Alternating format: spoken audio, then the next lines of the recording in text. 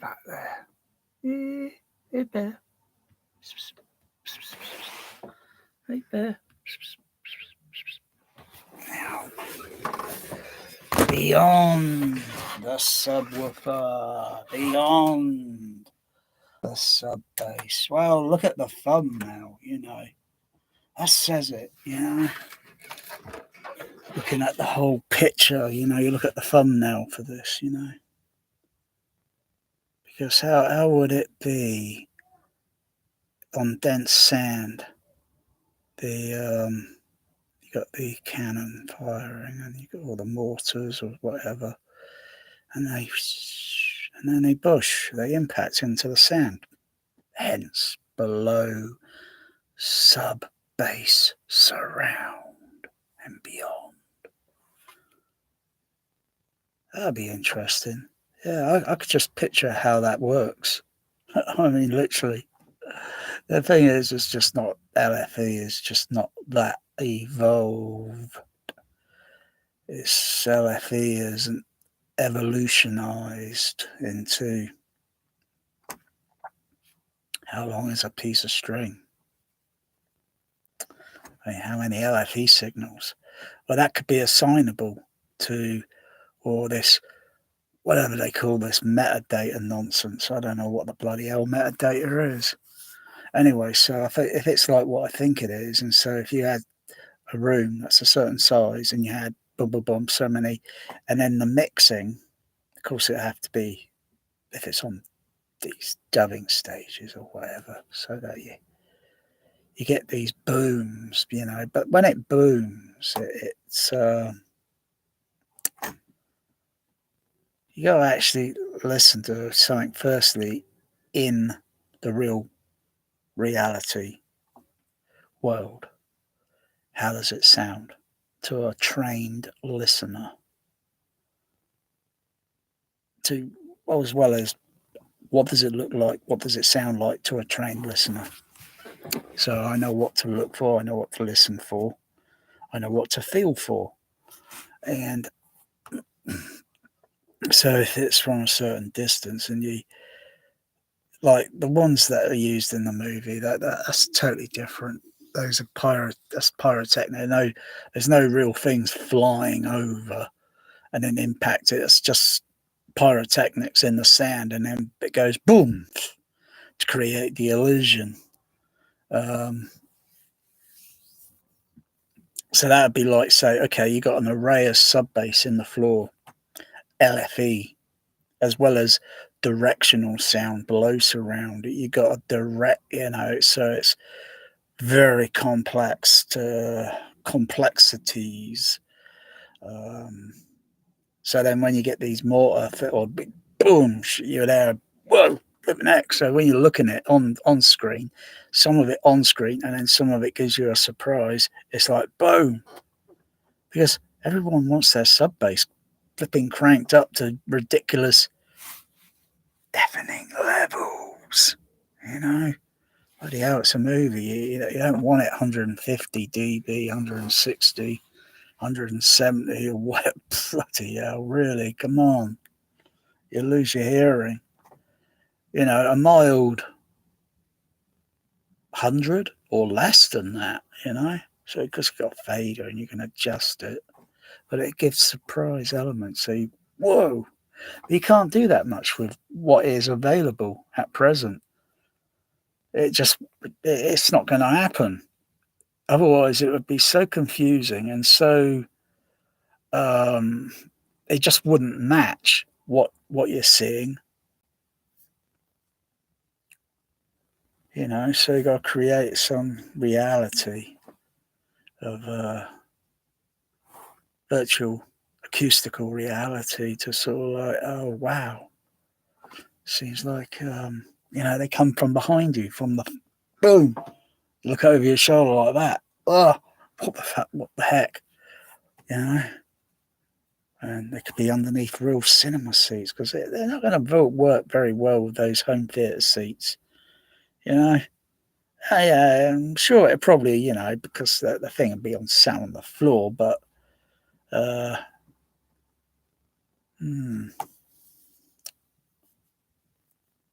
Uh, Otherwise, you hear all this boom, boom, boom. It's just occurring across the screen channel, or you might hear it in the surrounds, and they're located over to on the side of. They're located on the walls, so there's nothing really going on in between all that. It's just three-dimensional space that's got no sound for it. um, hmm. I wonder if I could do it something like that sensurround, or um, maybe something like yeah, sensurround. I mean, how did sensurround actually work? Because how I perceived it sounded like the sound was kind of in the low frequencies were kind of like um, there's the front and there's the back. They had this kind of motion sort of thing, like it was moving forward or backwards, or maybe in a sort of diamond shape circle, because there's sub at the front and two subs at the back. Maybe it was going in this sort of motion. I don't know. I've only seen the unit, sensurround unit, what it looks like. Very tiny little box, probably the size of this laptop that I got. Yeah, it's not a very big unit, but a complex circuitry. So when it's triggered with a signal, it's activated. Is it completely randomly just doing a sound? Does it repeat? Like lightning strikes twice. So if you see a movie today, it's got LFE that you think may be LFE, because it might be coming from the screen channel, because the bass really shouldn't be too much in the way of giving itself away in a cinema. The dB levels have got to be within a very tight dB tolerance of a few dB, even though the LFEs turn up. Yeah, it's set at a certain level, and then you got to turn the gain level up. So because the signal is recorded theoretically at a lower level to prevent distortion, and then on the playback it's turned up a little bit, so you shouldn't get any distortion. It's not a big deal. Um, Actually, you can do it the other. You can do it. You can do it the other way. You can leave the levels set where it is and just turn the amplifier levels down for the speakers for the bass channels on the screen, or turn down the surround levels a little bit. Yeah, there's several ways of doing it. You get the same result, but they got to be within a few dB. You can't have the LFE up here playing like that, and the other bass channels are playing like that. It just doesn't work. Then you've got a lousy home cinema. You just got you're showing off to your neighbour that your sub bass is all doing that in a basement at stupid SBO levels.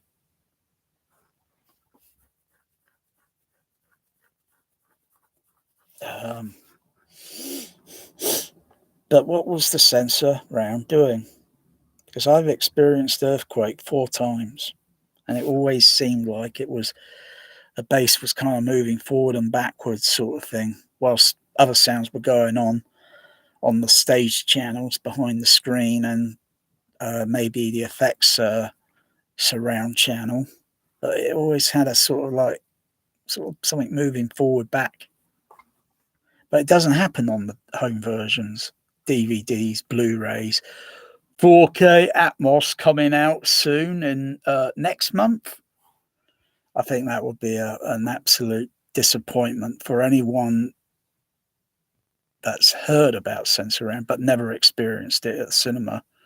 So for those that have experienced it, probably more than twice, or maybe they've seen the same movie, maybe they've seen each movie once.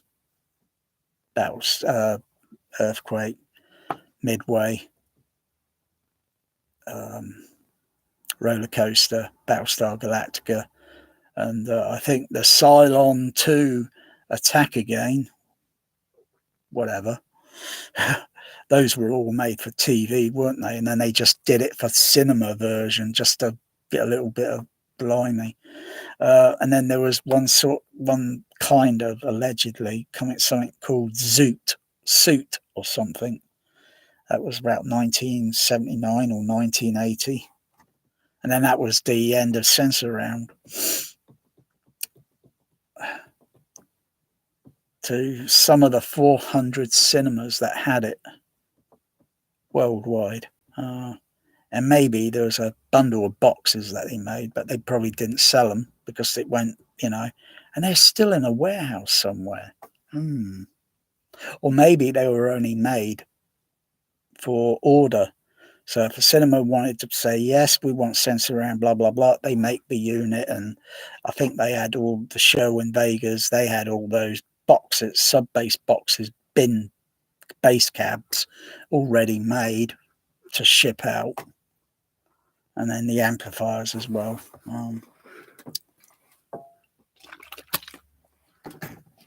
But you need the actual thing to do the actual, otherwise there's like the LFE, it doesn't sound like sensurround. I mean, probably add something onto the LFE signal because it's just a mono signal, and add something onto it to do something random. So it would just steer the signal or pitch shifting it. So it seems like it's kind of moving forward, back, but it's automatic. If I adjust variable phase and move it up and down, it sounds like similar. You can't do it with time delay because that changes the frequency response and where, but the variable phase kind of gives a kind of forward. But yeah, I think it's something a little bit more than that. There's quite a few things that you can buy PA world that, because I don't think a Trinov waveforming, could that do sensurround? I know a few people, if they're even watching this video now, you'd probably be in for a big disappointment. Well, I mean, I know what to listen for. And if I notice something that's like, or disappointing, damn, it doesn't do that effect. So there's something, yeah. If you get hold of the actual sensurround box, but they're extremely hard and rare. Do they show up often? No, they're more rare than a THX crossover monitor. Oh, yeah, quite surprised to see over the last 10 years or so THX crossover monitors popping up here and there, when those things were only exclusive for cinema back in their day.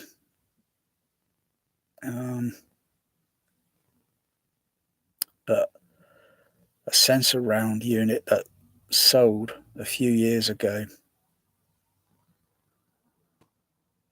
6, maybe 7 years ago, I think, $10,000. My goodness. Had all the cards and additional extra cards with it. Flipping that, 10 grand. I wasn't going to bid on that. That's way too much for a little button. Thinking, they probably got about maybe 1,000 units, but where the rest of them are, I don't know. No one's got a clue. But there's all the diagrams, the schematics, and you could probably think, I could build that with newer parts on it, and it'll be the same, only probably a little bit better than the original because of the components that were only presently available back then. There have been trial and errors to make those things, and people have ran into problems with it, the circuit cards overheating, and then the unit fails, and it's like, because you need the actual components. But yeah, it's possible to build a copycat version. I don't know why Universal doesn't have not limited editions, but maybe say don't not too greedily expensive, and just revamp it. Because an audio signal is an audio signal. If you get something to go into it, and then you got audio output signal, and then it would do the same sort of thing.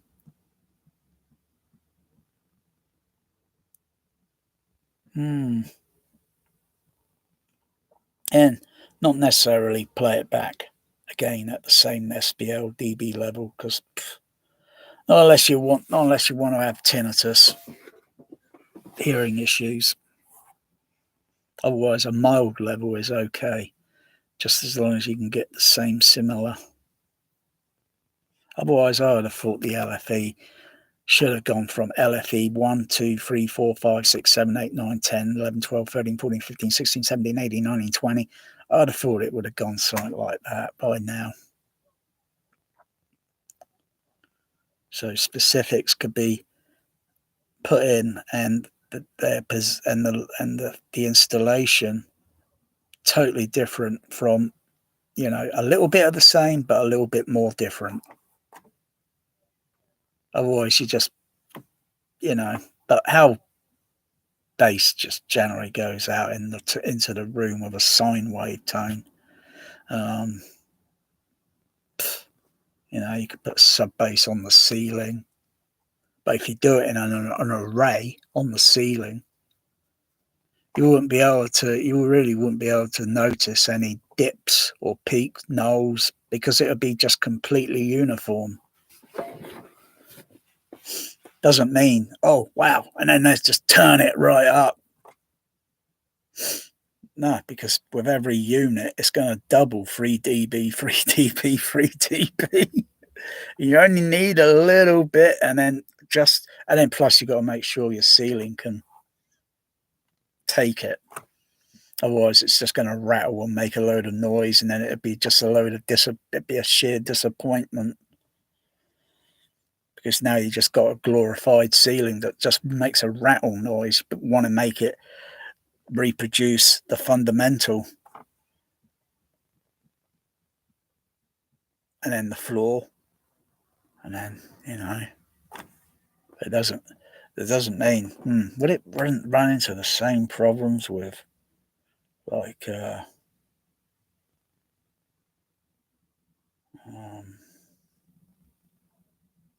just trying to think.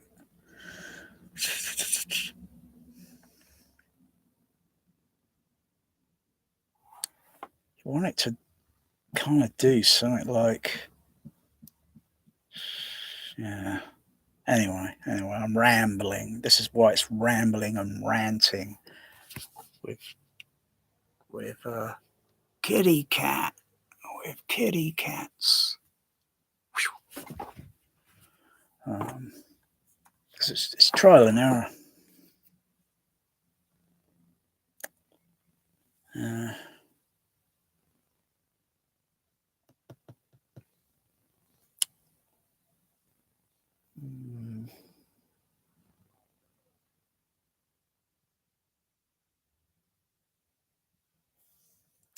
I was going to do some, maybe play around, because I'm bored. I'm bored with the sub bass, bored with the rings.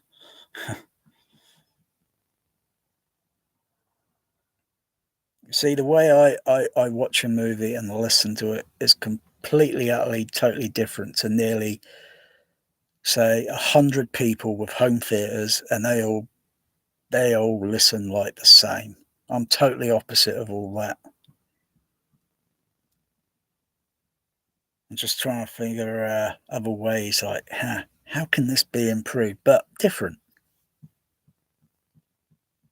And like I say, I just ramble and rant because I know there are things out there you can get hold of. You can grab it, and then you just put it together to see whether it does anything, you know, because it's like pseudo stereo. You put a mono signal in, and it sounds like stereo, but it's not. It's just a time delay on one side of the, you know, and it sounds like stereo, but you don't get panning effects. So you make a mono movie sound like stereo. But I could do that easy with behind the screen. Just set a long time delay on one of the channels, and it sounds like stereo, but it's not. You can do it with sub bass or LFE. The only difference is when you stop the playback, you just hear one sub delaying instant, and you hear the other one delaying by several milliseconds. But when you play it to someone, and they think, "Oh wow!" But yeah, you can have stereo sub bass, and that's just stereo from left and right channel. But you can't make LFE stereo sub bass on a receiver, not unless you've got two outputs or multiple out, and you set several of those outputs on one side with a long time delay, and then you get a stereo effect. But it's not. It's a mimicking effect,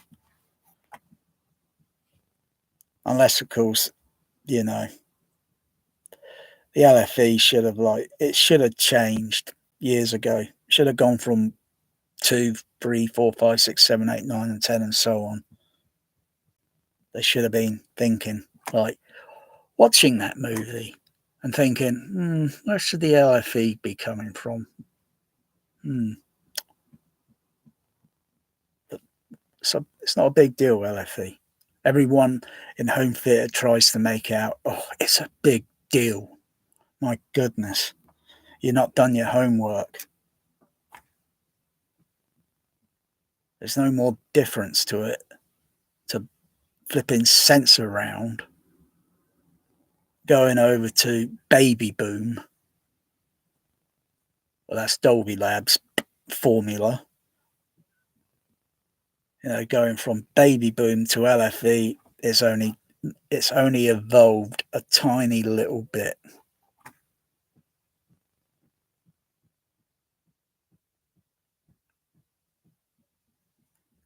You can you could put DSP crossover filters on all the other speakers and just like I don't know.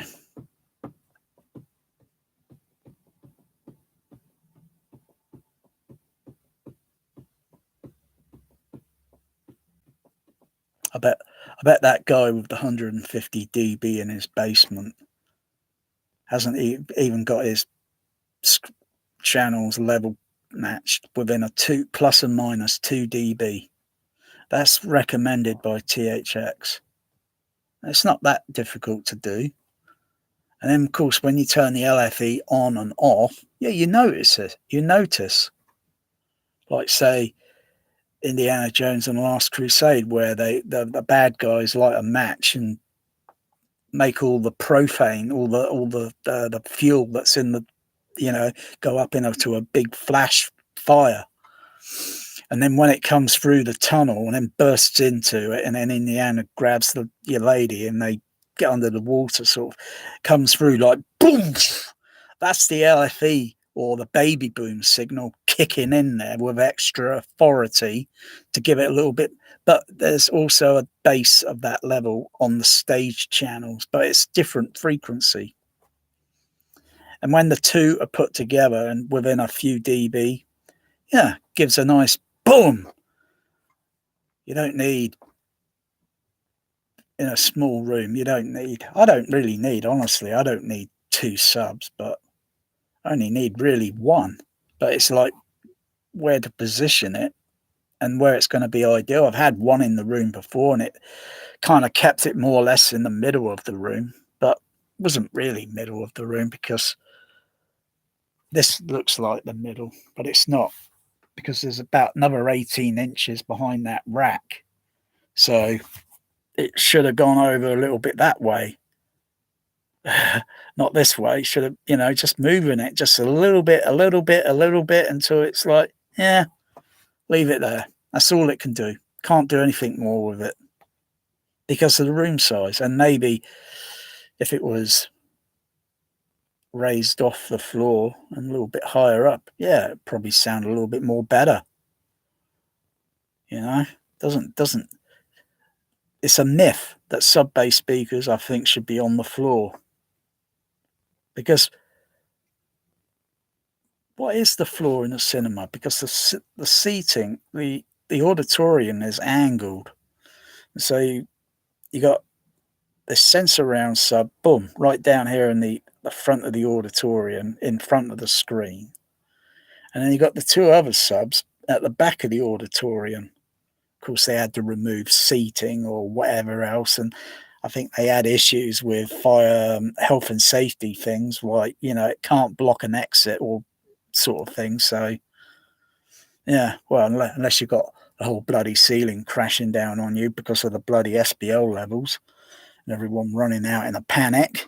No, you just look at those angles and hmm.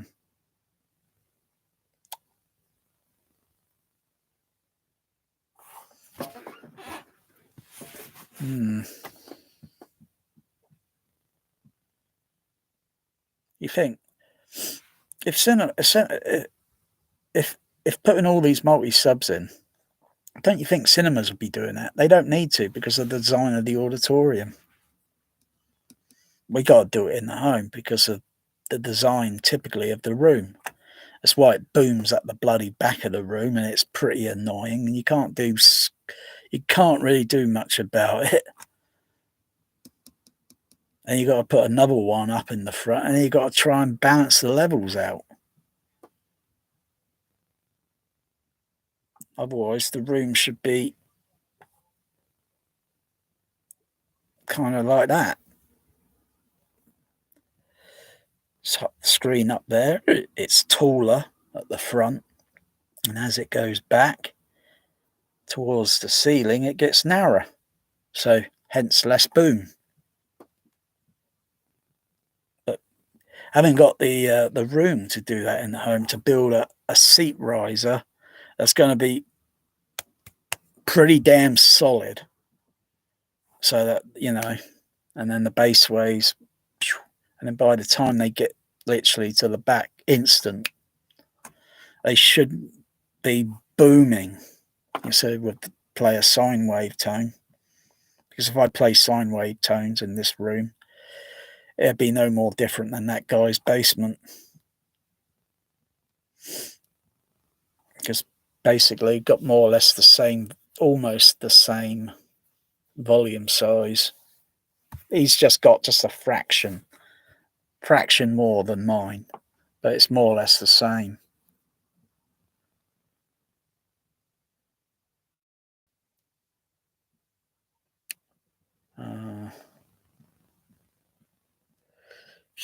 Yeah.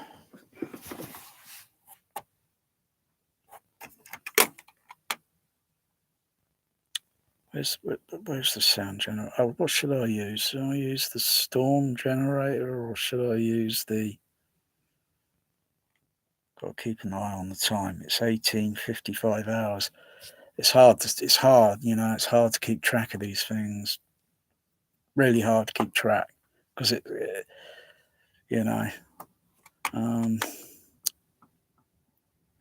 take my medication in a moment.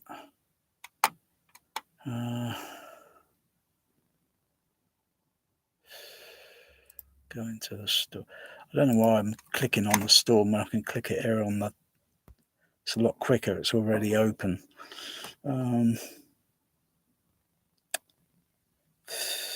Just doesn't matter what theatre mode I go on, because I'm just sending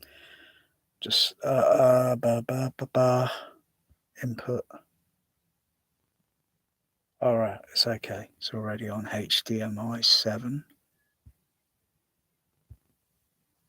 Okay. Okay.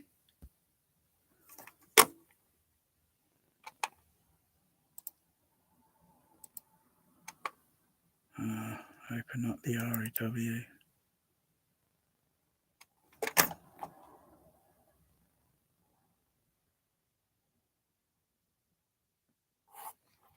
Turn off the stage channel. Mute the sub.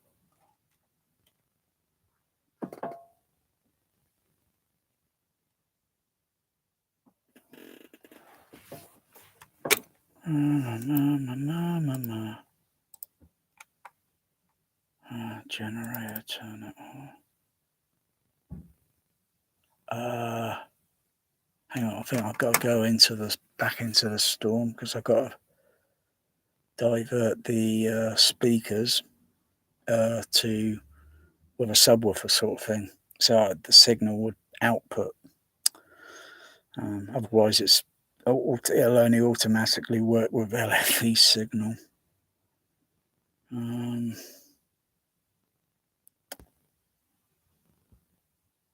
Set that one to there, that one there to. No, I don't need to do the center because the signal's only going mono, left and right. So add that one there. Large and sub, save it. Okay. Oh, why is this thing going? Something weird with this computer at the moment. Go to sound settings. Wait. Now it's turned on. Okay. I don't know why it's overriding and turning off the sound output. Okay. Something to do with the REW and the storm. Does it work? Oh, crikey, pain in the ass processor.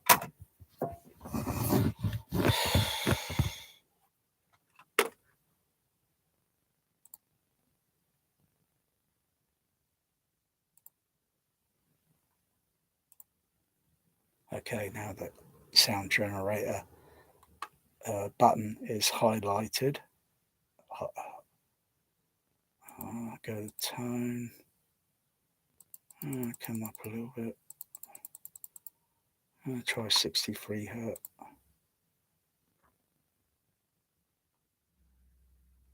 Okay, here a tone. Where's it going? Just make sure.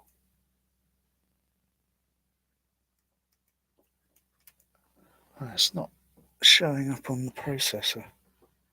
It's only showing on left and right channel. Should have.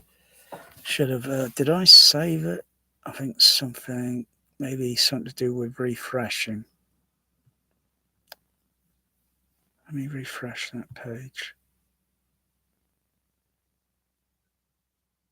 Alright, nothing changing. Maybe something to do with the crossover frequency here. Maybe if I put my goggles on, I can see a bit clearer.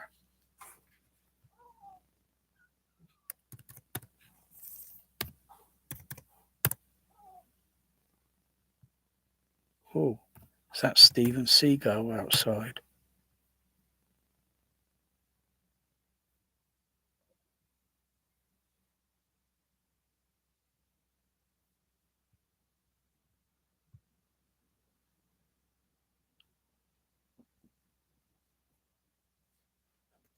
Oh, did you hear that, Bear? Plus, I've got to turn that down on the OLED. Can you hear Steven Seagal outside? Let's have a look. Steven Seagal.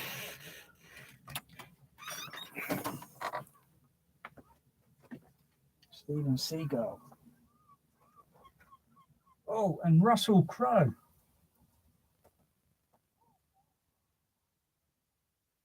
Oh, they're coming down for those fries. Yeah, they got an eyeball. Got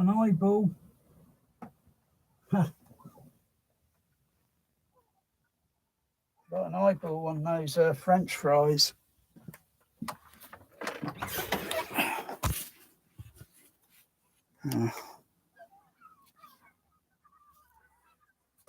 Oh, they're really flocking down out there now, aren't they, Bear? You have a look out the window. Look at them. See, Steven Seagull. Steven Seagull. Oh, bloody hell, there must be look at the size of them. There's got to be about 20. My goodness. My goodness, there's got to be about 20 Steven Seagulls outside.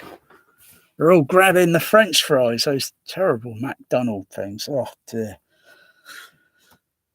Oh, terrible. I buy an order for blooming McDonald's. Shameful. And it gave me very bad tummy or very bad indigestion since last night and into early hours today. I don't know why the order got messed up, but I got 3 more double Mac with cheese thing, but I am not going to cook. I am not heating those up. I'm going to throw them out the window when it gets dark. That'll be when the foxes start roaming. They'll have that, or maybe the badger will. I just hope that they don't have an upset tummy, but usually they've probably got a better immune system. I just don't. I just can't handle those things anymore. I thought I was dying today. I thought I was going to die. Flipping that. It's just terrible.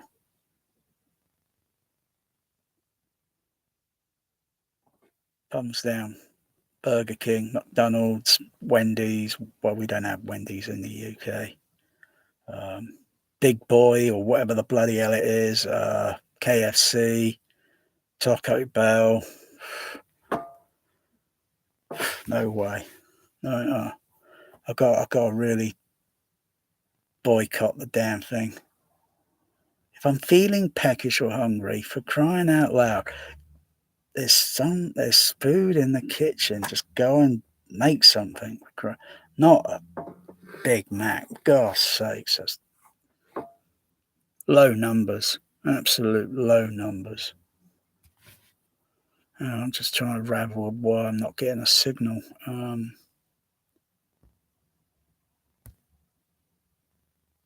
Turn on the sat. Unmute that. Oh yeah, I can see the signal on there. Okay, turn it off. That's on the storm generator, right? All right, there's a signal going in into the processor from the storm, from the REW, but the okay, maybe I need to set it to there and there. Save it. No, that's not doing it. Okay, go back to there and there.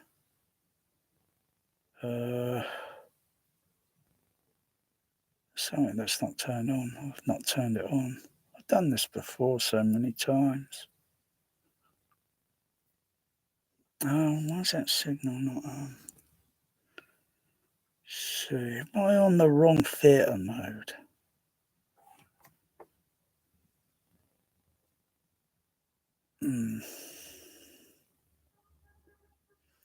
Maybe it's the center I gotta do it with. No.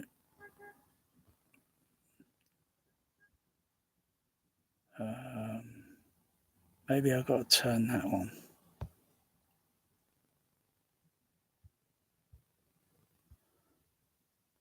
I know it's LFE, but no, it doesn't do anything. Right, turn it back to no, it's none on.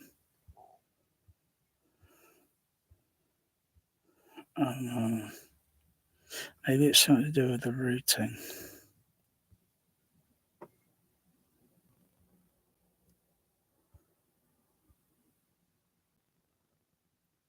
No, it's not doing it. Oh, crikey. I've done this before, but I can't remember. Okay, alright, I'm going to come out of this theatre mode. I'll go to the other theatre mode. Sign up right there. Maybe try multi-stereo mode. Go onto there. Right. Have I got a signal there? It's on channel. The signal should be on channel 1, 2, 3. It should be on channel 4. But it's not showing. Okay, set that out there to large. And that one there, large and sub. It's still not.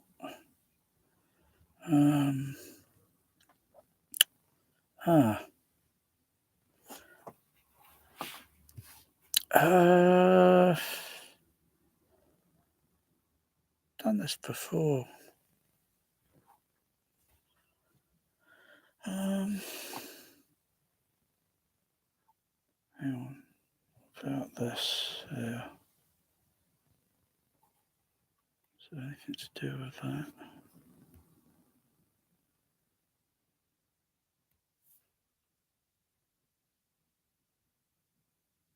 No. Okay.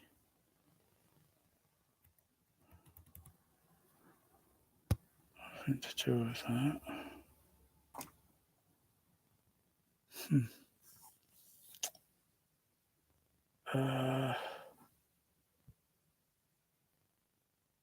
This multi-signal doesn't really, hang on, have, yeah.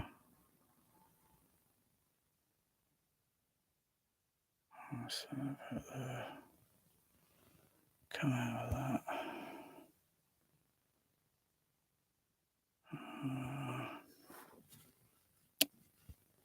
Preset.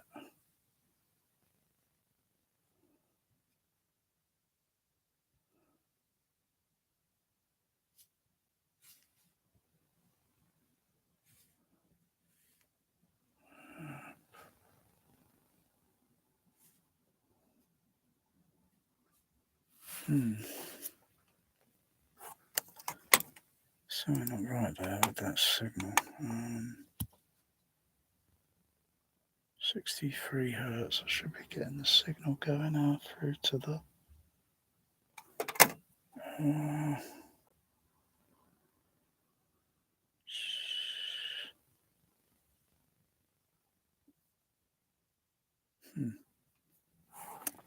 Okay, probably got to use the till I can figure it out.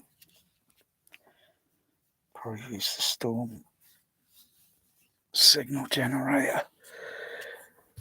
I don't want to use the storm signal generator.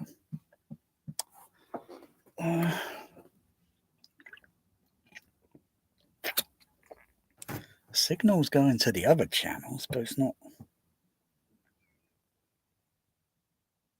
So why can't I route it? Why is it? Should be straightforward.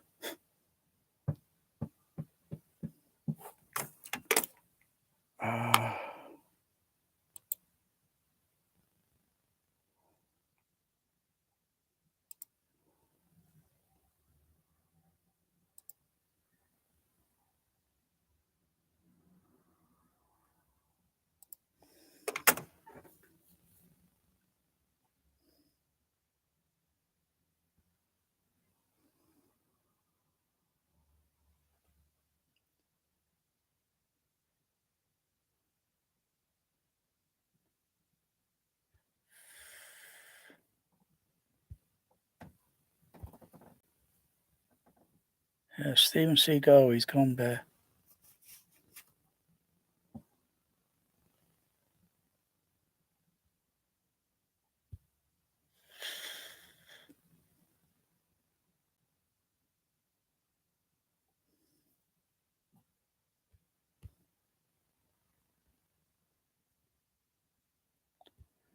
Oh, this has got me baffled.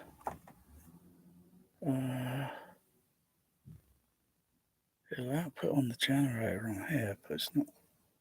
Signal's going in, and I should be. You usually get 2-channel input on left and right. And if I set the sub across the thing on the left and right, it should divert, and the signal should come up. Hmm.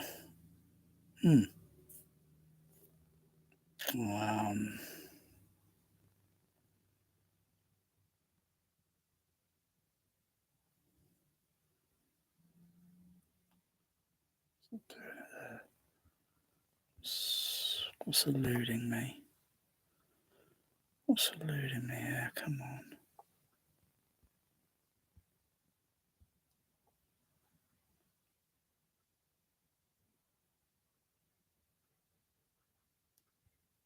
What's eluding me here?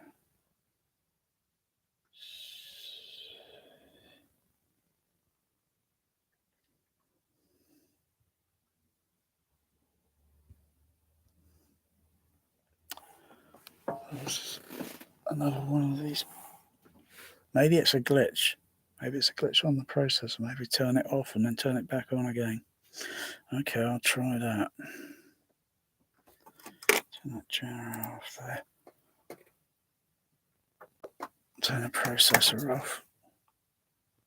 Maybe it's some sort of glitch.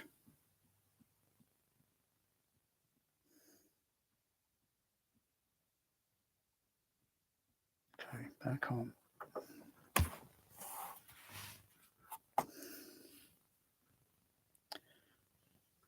So if I add large and sub, but it should be sending the signal to the SW.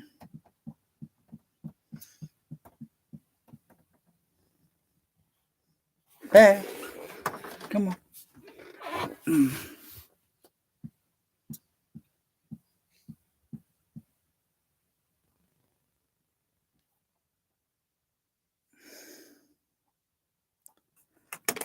Try again.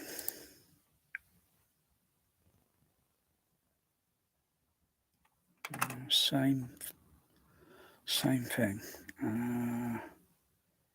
There's got to be something on there. It's just not checked.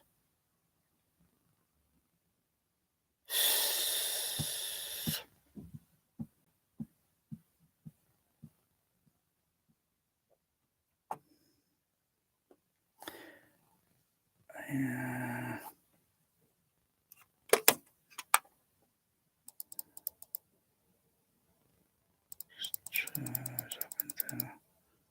No, it's nothing to do with that.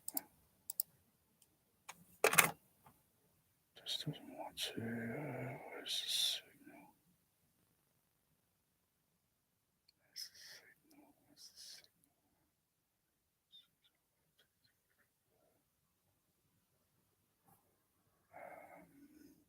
Hang on.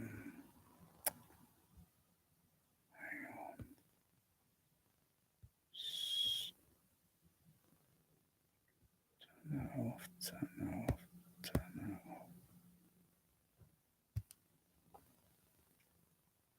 No. Turn that back on. Save it.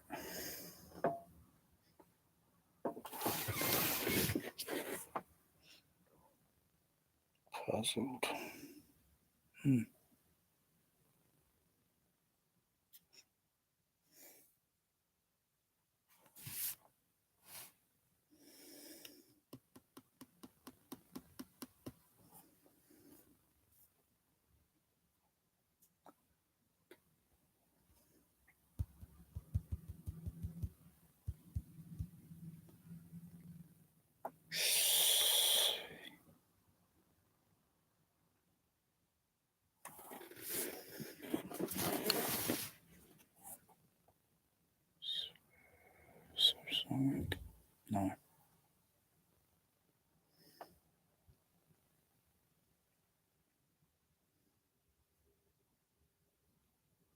hang on, what was that? I saw a little something going there. Yeah, saw a little flicker, but right.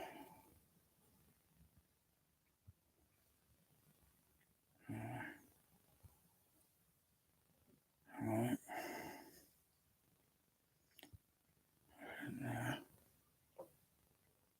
that's weird. See a little, but no signal strong coming out. Being outputted.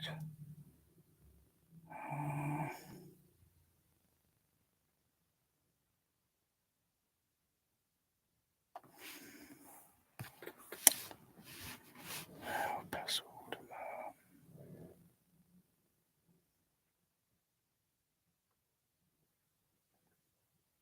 Just check.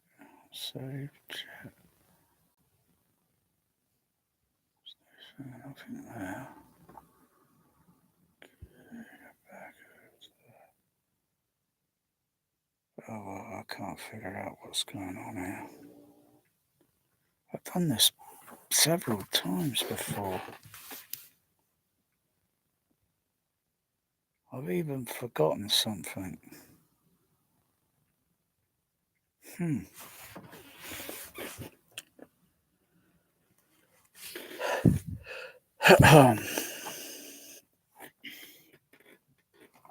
Oh.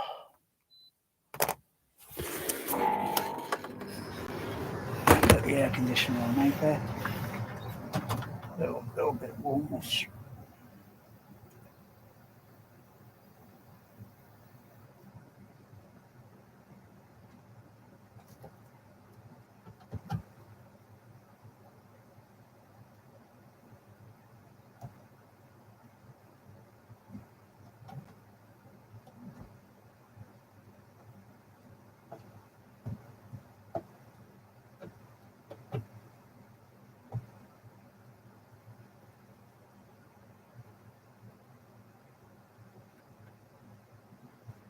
You got any clue, Bear?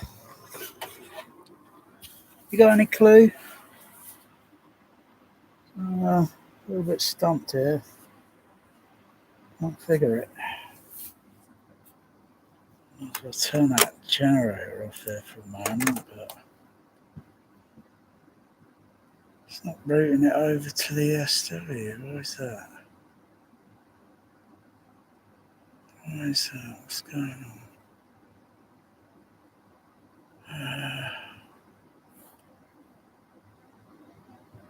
Let's try that. No, that doesn't make any difference. That's at full output, 200 hertz.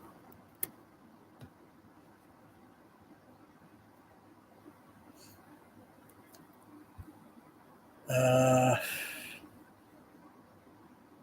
let's try this. I don't know why it's not doing that. Try with that. Try that. I'm still not getting a signal through. I'll try that. That. Still not getting a signal. 200. Low.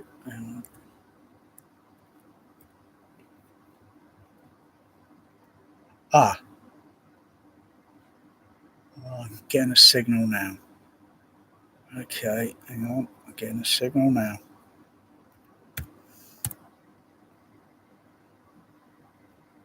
Oh, hang on. What's going on with that? That's weird. So hang on.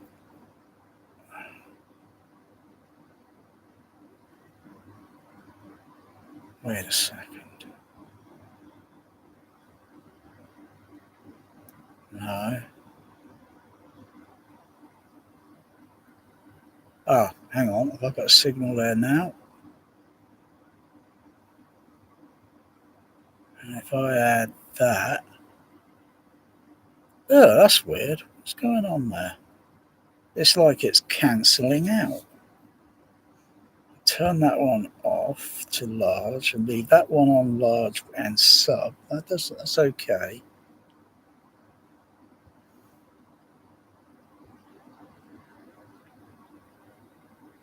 Okay, now I see the signal. Right, turn that air conditioner off. So why the heck was it in cancelling out when I should be seeing the signal summing up? Should have been multiplying, summing and summing. What's going on there? Why is the signal still a little bit low there? It should be a little bit higher. Hang on, let's try that.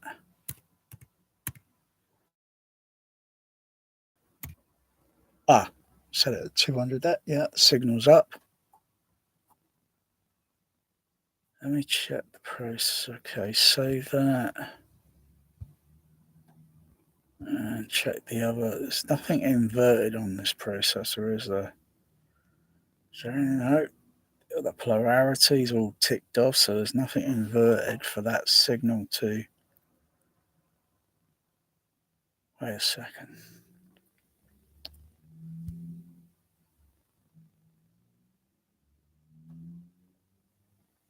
No, there's nothing turned on. The base delay, there's nothing turned on there for it to cause a reason for it to cancel out. Anyway, I've got a signal there now, so turn on the SAR. Hey, that was a bit fiddly, wasn't it, there? These things usually are.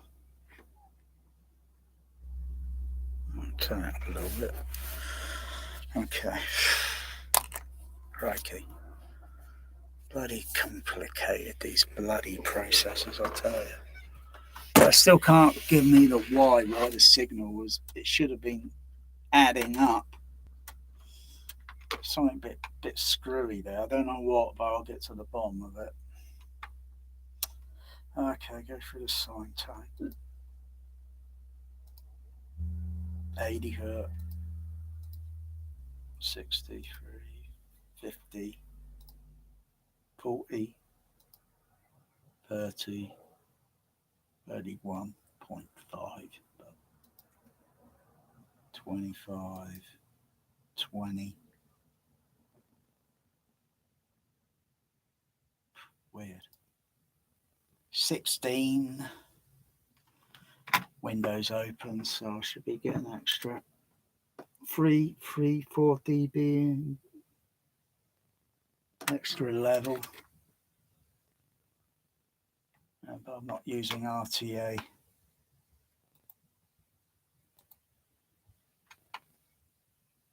And then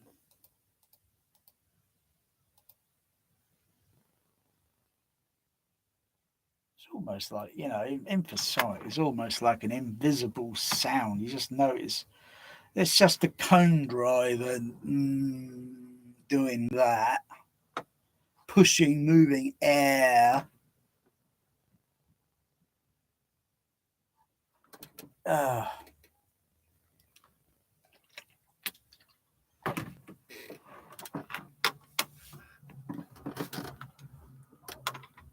So if I go to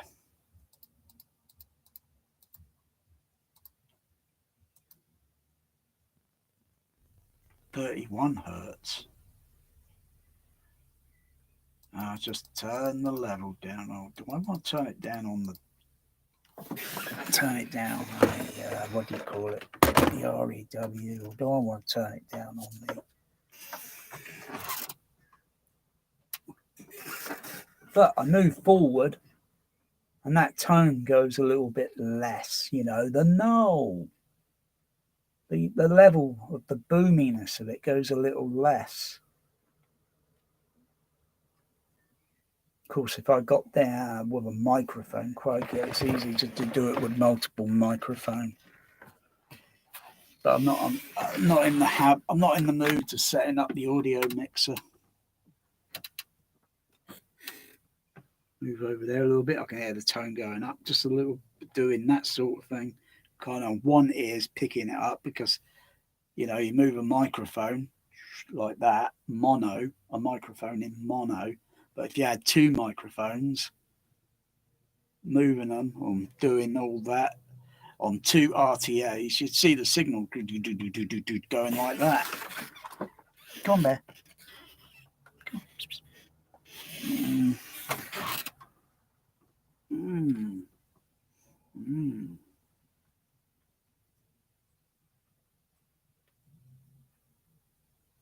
Mm. Can you hear the tone there? Yeah, the tone. Go up there. Wow.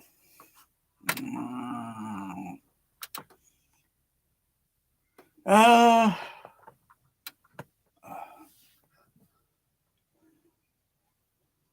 so I could put a microphone on the floor, a microphone up there, a microphone right up at the top of the ceiling,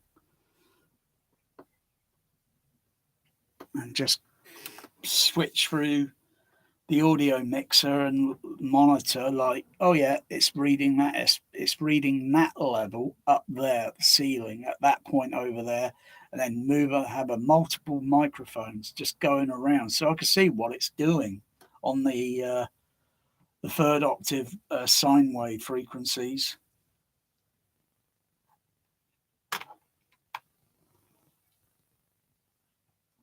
Like turn the level down, play 31 hertz, 31.5, or just dial it down to literally come down a few decimal, down to 30. At a very low level. Seems like it's doing this. Kind of whoom, whoom, whoom, whoom. What's it? Well, if it's doing that, now I should be able to see it on the SBL meter.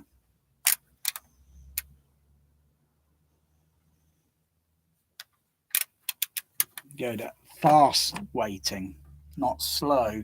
You go to fast.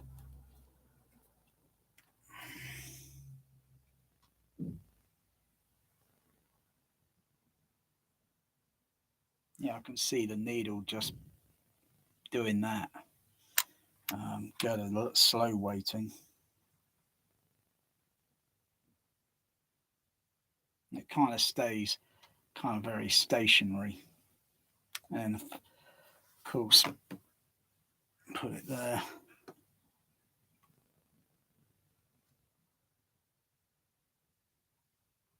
Just mute that. Put it back on. Turn the level up a little bit.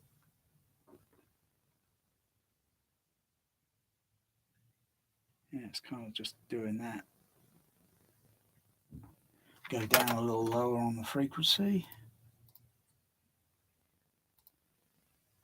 16 hertz, turn it up a bit. And the needle,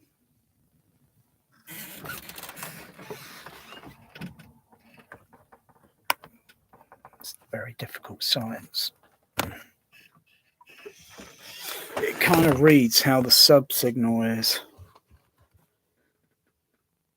Hold it steady. It's kind of like tremoring, like that. Of course, when you put it on slow,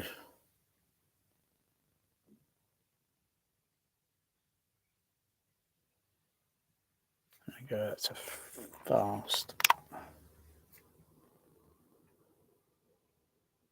Because that's more or less how the cone is moving on the sub. It's kind of. And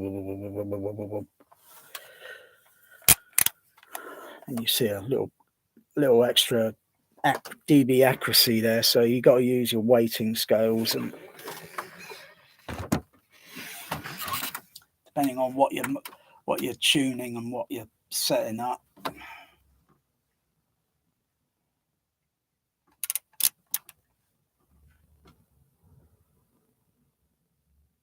Of course, that goes right over the level of the.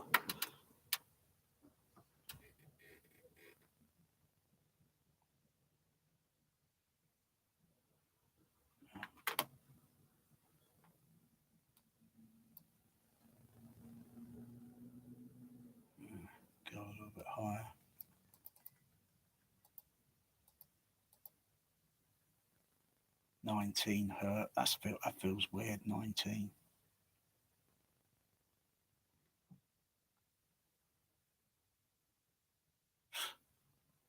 Can't really tell where the bloody hell it's coming from. I know it's coming from down there.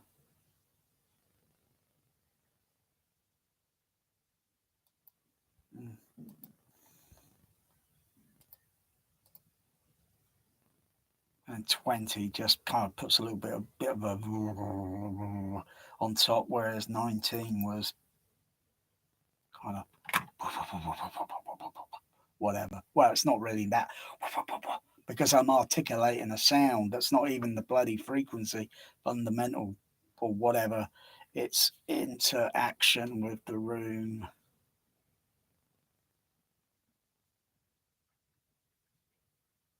Of course, I close the window. It changes a little bit. Yeah.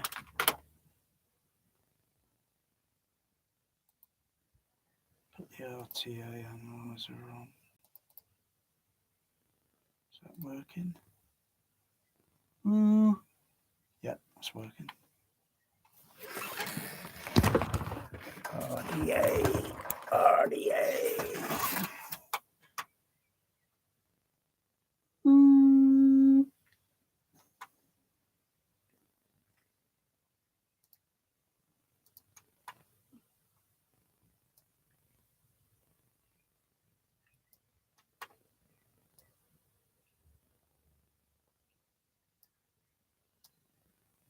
I can see the needle moving, kind of tremoring, fluctuating.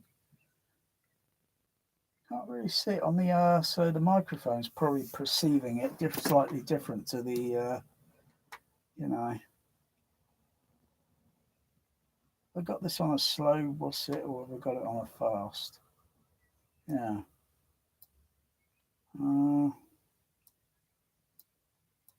Where is it? It's up there, isn't it? Average. There we go. Set it to about 2 on the average. And it's kind of moving, bobbing up and down there. Very, very tiny.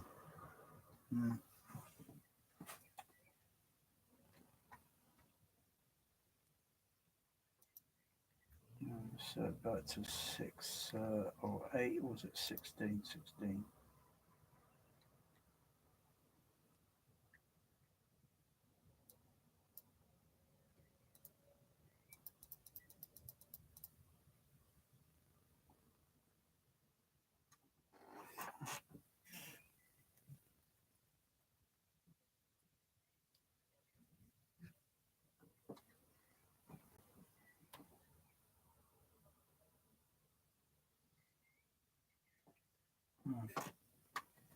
Yeah, the site's still site else. So hang on, let's go to that. Still site. Oh, so I think it's in the settings on. I should be able to add left and right signal. Sorry. I should be able to, because it just sums up the signal and just doubles it by 3 dB, but it's not doing that.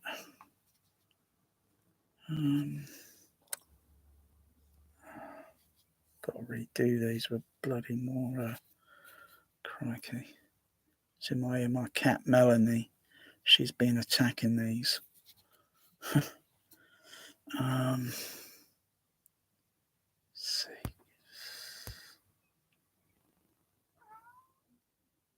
You want to go out, Bear? All right.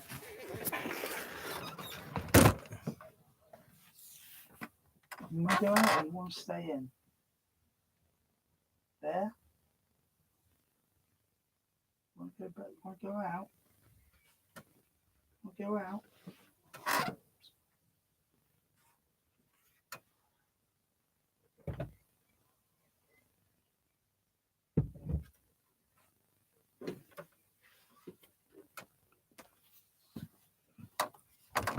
Let's see.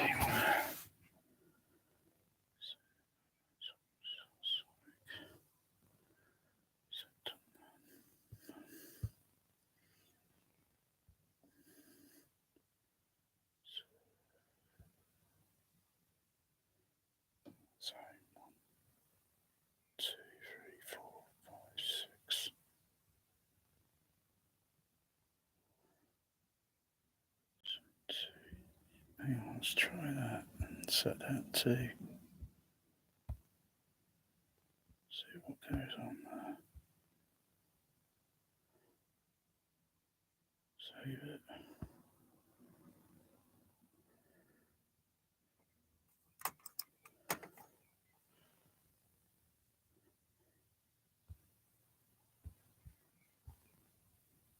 Ah, I'll just double check.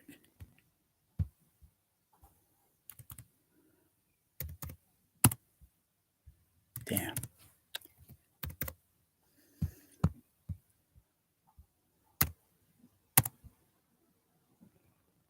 No, that doesn't do squat. That's cancelling the signal out.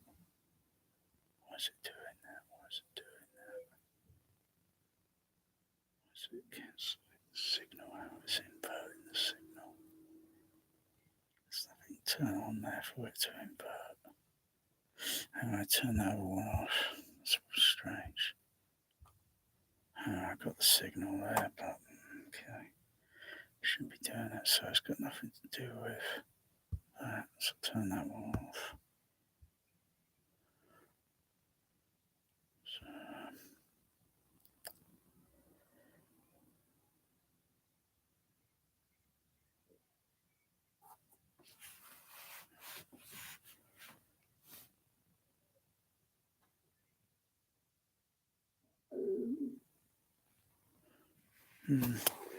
and also monitoring for harmonic. So I don't want harmonics. They'll be there always. It doesn't matter, but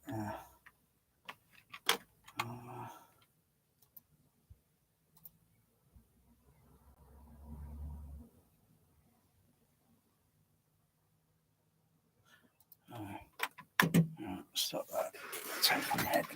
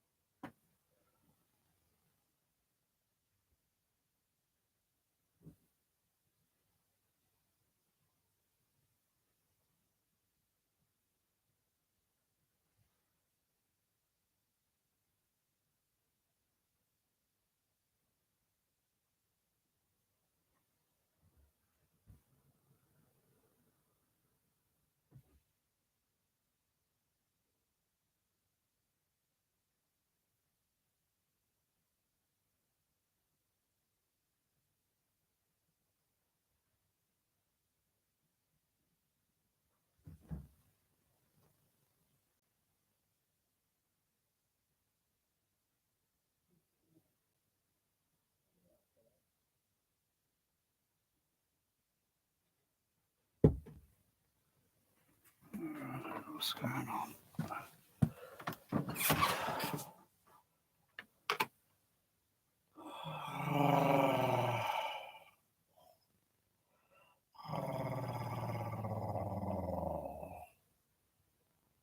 Hertz, that's all it can do. Pink noise. Pink noise.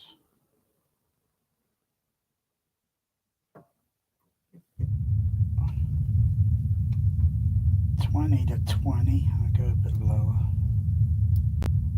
20 to 10 to 20, come down a bit lower on the high cut end. 200 hertz. Gets a little bit louder.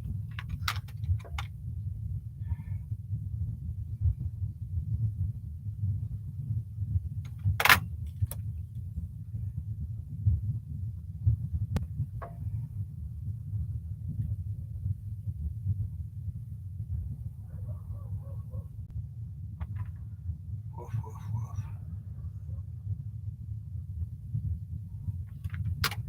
B8, BU2, BU8.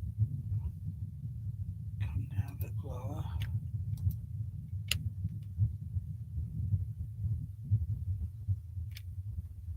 Ooh, 89 hertz. Warm, a bit lower. Boom, boom, boom, boom, boom, boom, boom, boom.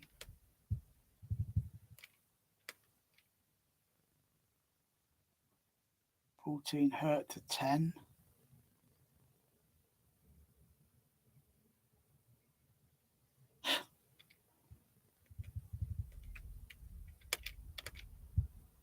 10 to 36, 10 to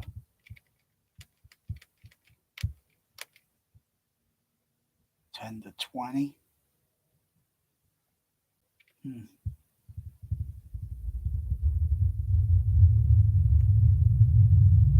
That's interesting. I'm going through that.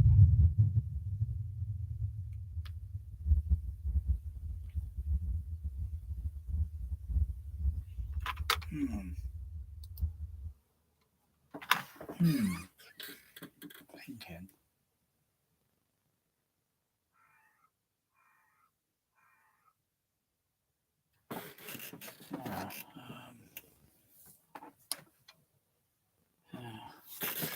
interesting how that shifts the, because it's just like a crossover.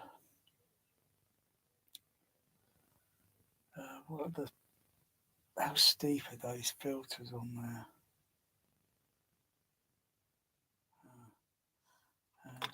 It's the filters on the, there should be 200 hertz on the, should be 200 hertz on the DCX.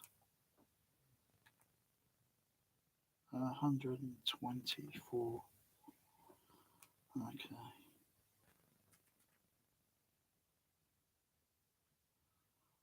So that's at 200.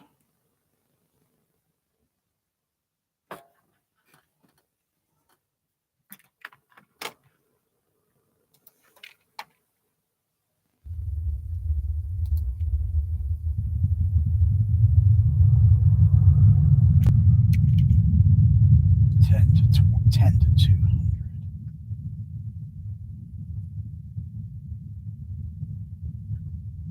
That frequency there sounds kind of, that's about 100,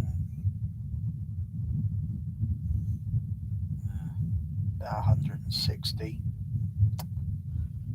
180, maybe about 80. 160 down to 200, 200 plus.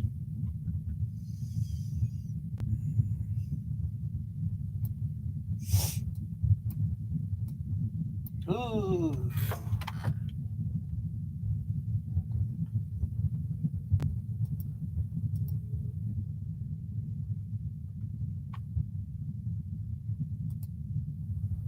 I'll turn that generator off. Could be a little taxing on the ears, and that's a very low SPL level, and it's not very high. You imagine that, 150 dB? Oh god, flipping that. You'll lose your hearing. Nothing clever or smart to lose your hearing over something like ego. Ooh, I got sub bass. It's biggest, it's the loudest ever. Oh dear. That's why everyone was running away from the bloody volcano, the deafening roar, and oh gosh, we don't want to get covered in flipping what do they call it? Plus plastic bloody cloud of flipping that. Flipping that. Start running, run for it.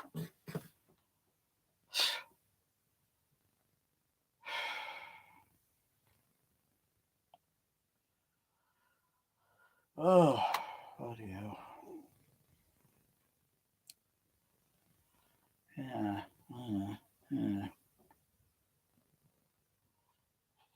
Volcano can reach up to a very high SPL. I think one was recorded long ago. Ridiculous SPL level.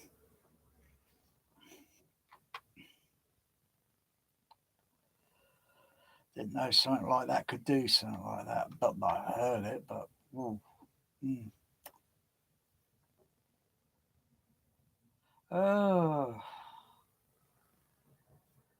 what do I generate? Tone on the processor or the yeah. Okay.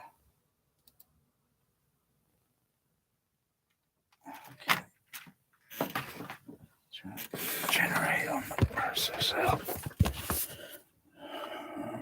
Where is it? There. Turn that fade level down a bit. Let's turn the generator on. What's it look like on the RTA? Yeah, okay.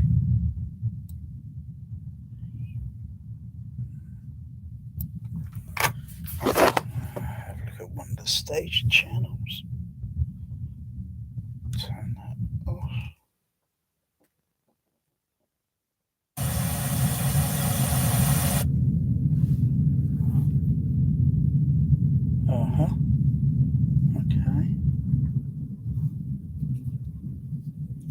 the levels.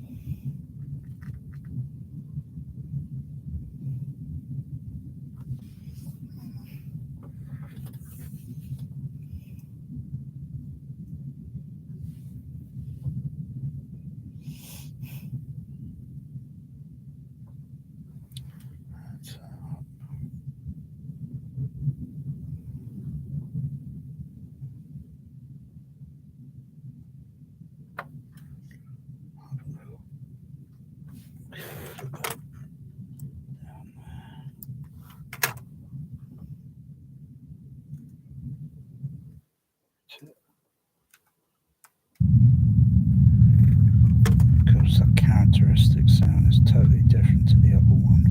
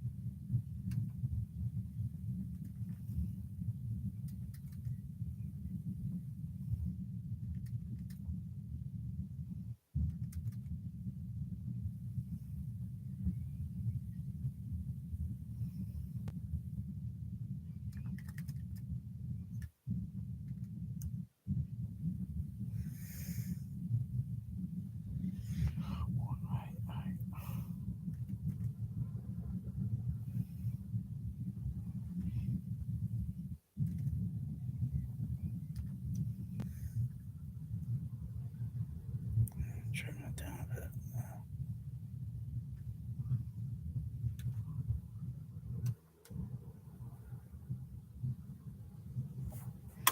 Point there. Wonder if it's legit.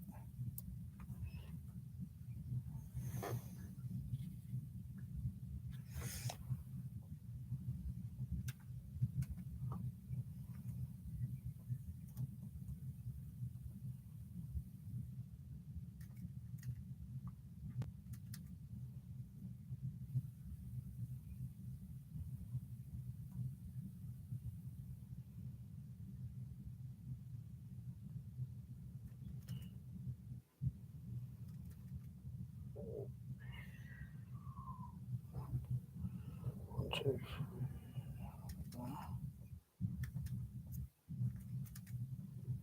shift it over to 161.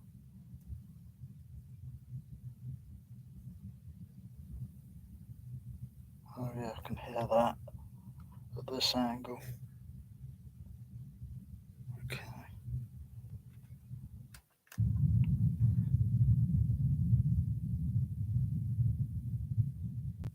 There's up at that level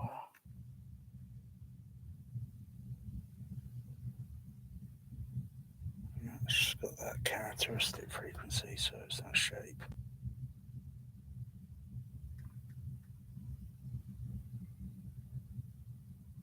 That one there.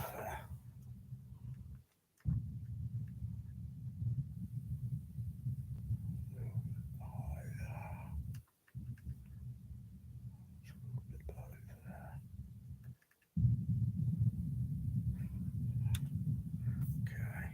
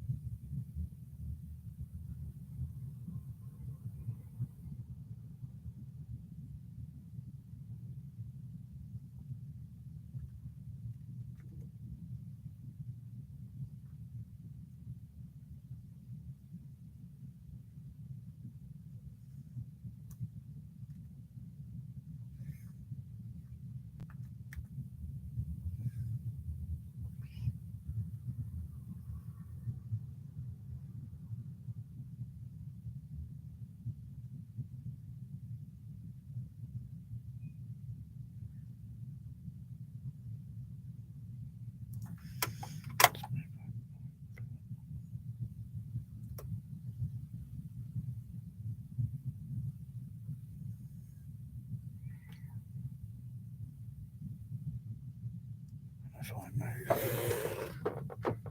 I hear it. So yeah.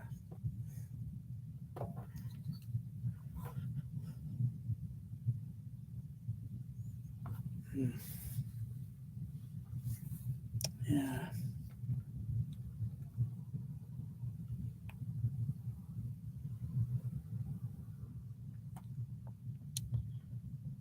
Just want stacks of microphones just going literally across the room. I've only got 15 microphones. 15's quite enough. Wouldn't mind 24. And then just have them spread apart a little bit here and there, and just put an array, microphone array, just lining across one part of the front of the room over the seating. And of course, if I had another stack of them, but it's for the back, and maybe a little bit more, maybe 100 microphones, because you really can't be in the same position twice. It's just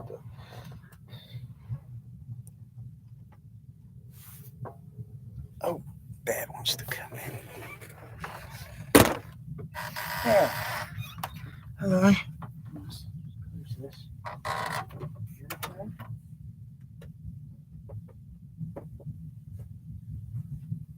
Okay there? Okay.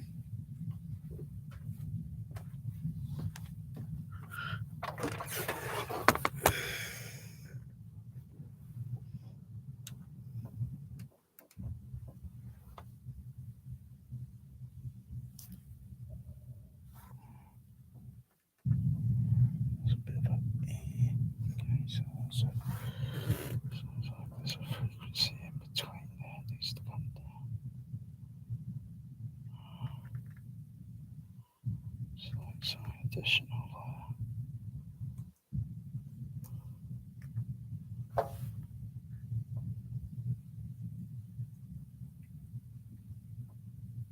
there's a frequency. Okay, it's a little bit higher up, huh?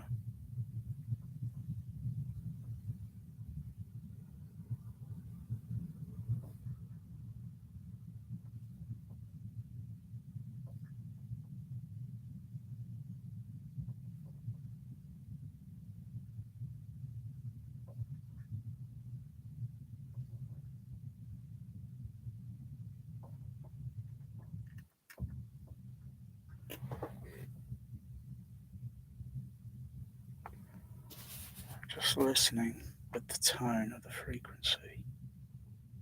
One sub over there and the other one. And just switching on the DCX, monitor that one, and then turn that off, monitor the other one, monitor, so if I put my finger in there, and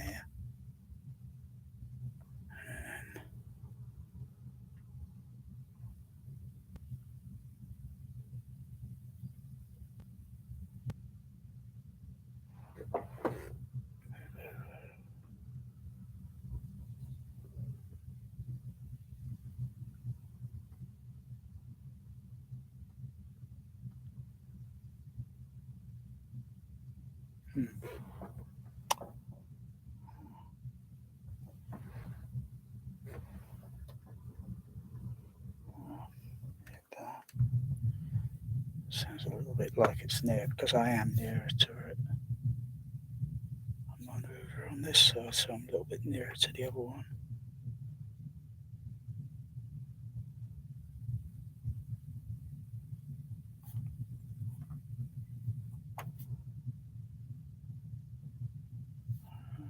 Range there.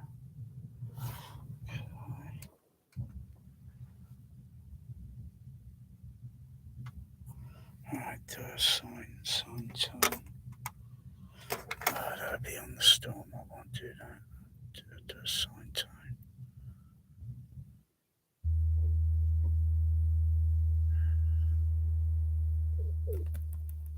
Come down low.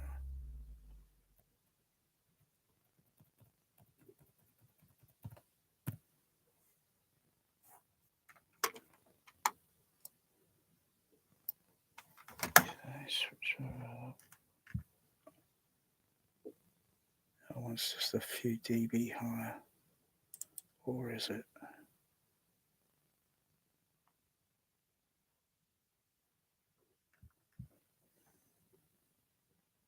Could be. Cabinets, different closure. Drivers are just a fraction different. So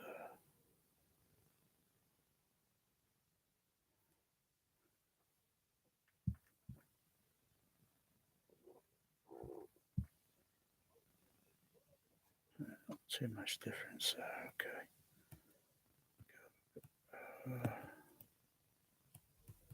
40 hertz.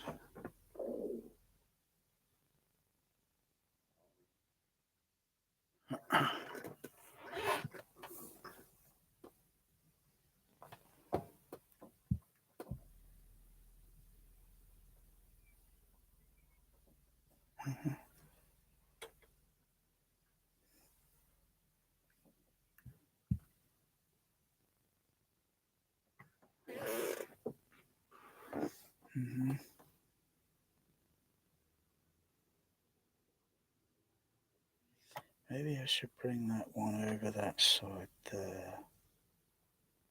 A little bit in, but I can't. It's got those TCB in the way. Anyway, that's okay. That's okay. That's okay. Oh, what am I trying to turn this on? It's on there. Turn off. Set that back to what's there?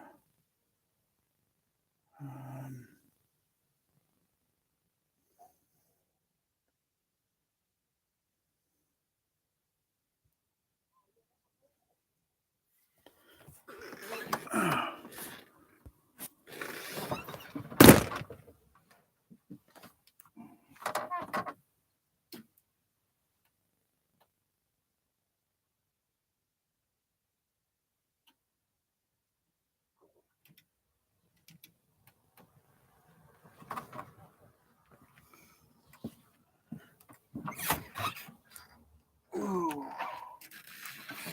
Oh.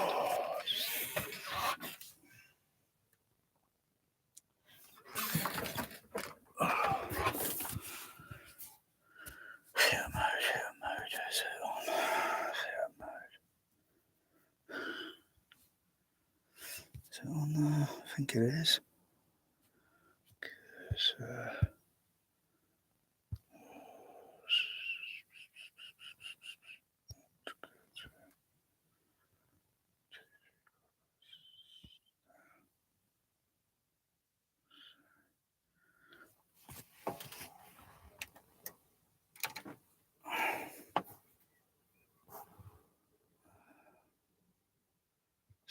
Number two.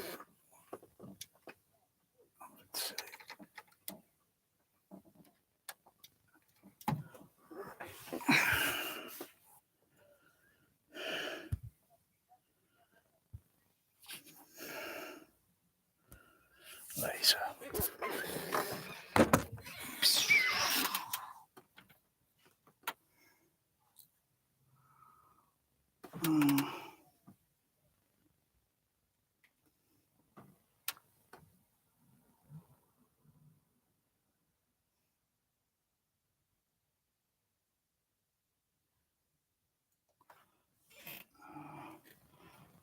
This is on the wrong input there.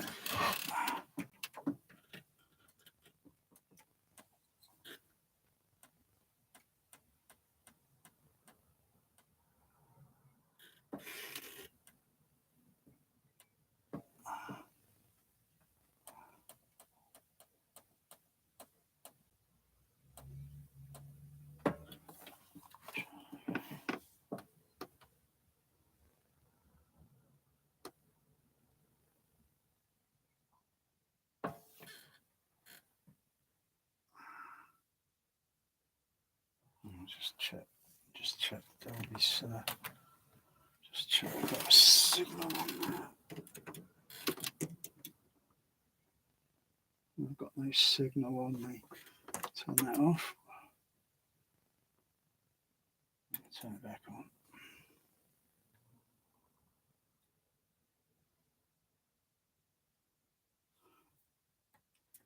Oh yeah, forgot. So auxiliary number 2. Okay.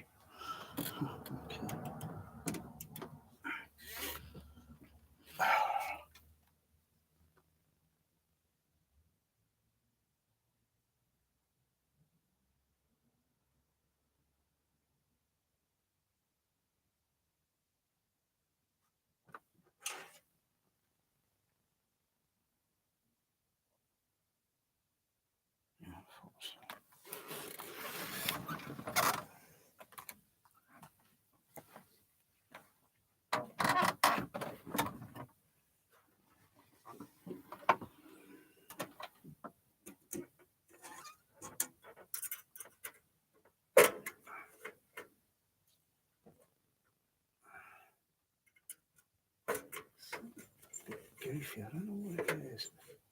It's that card or it's there it goes. Signals up.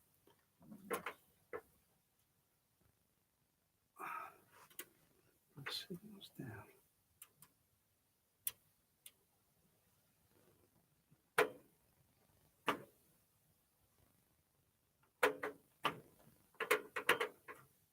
Yeah, doesn't do squat. It's like do. It's like sight. Giving out.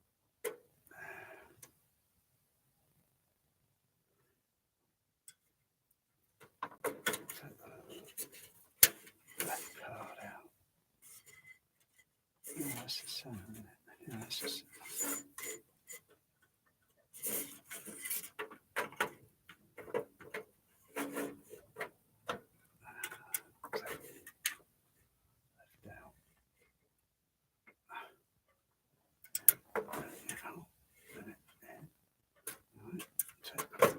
Right one in.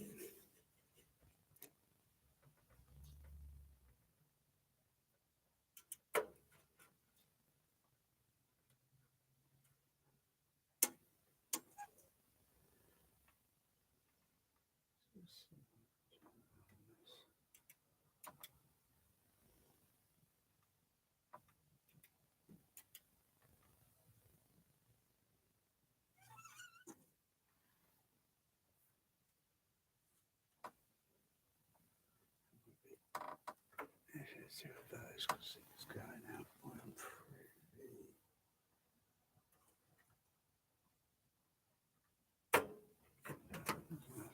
Because that's the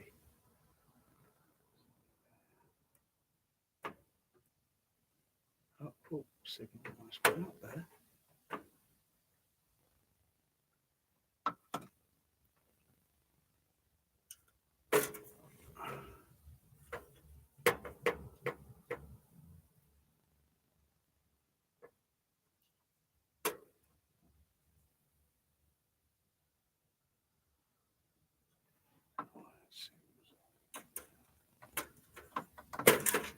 Site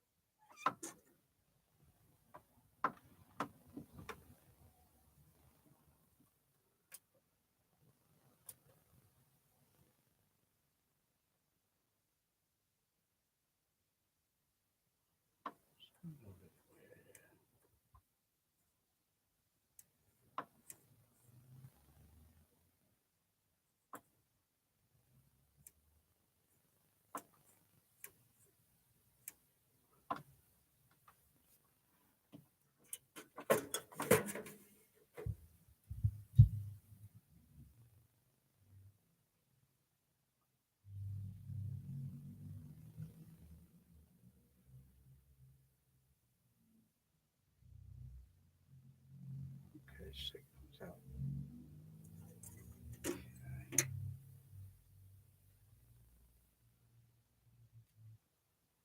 Signals up. Okay. So it's strange with that. Maybe my friend with the other CP200 could sort of give some idea. Okay.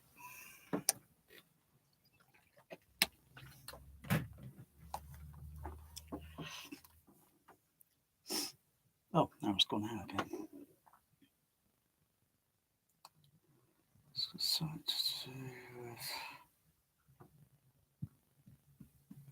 connection. I'm taking out the A-type card and pushing it back in, and then it kind of bumps. Boom. Signal goes back to normal.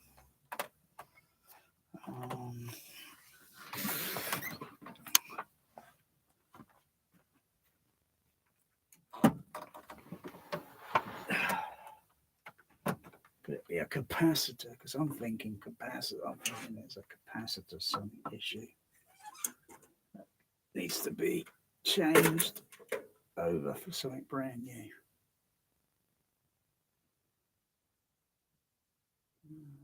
Looks a bit low there.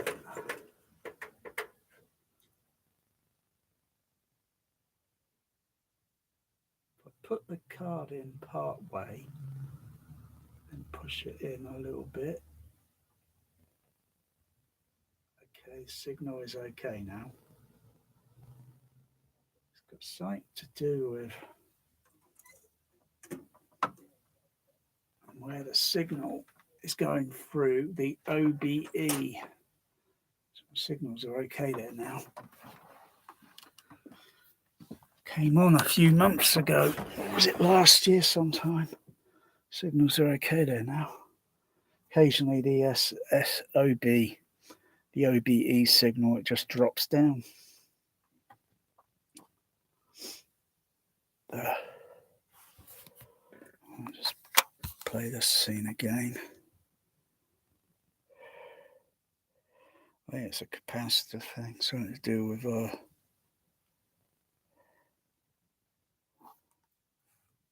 so its signal now's gone down a bit, I think.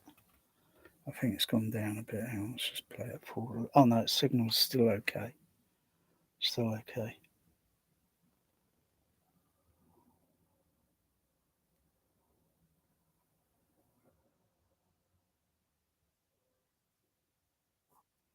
Oh, okay. Oh, I need my evening dose of Dolby Stereo. Give me the whip. Adios, senor. Dun, dun, dun, dun, dun. Oh,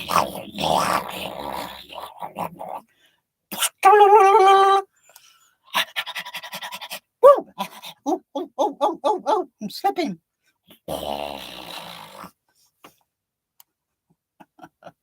Dun, dun, dun, dun, dun.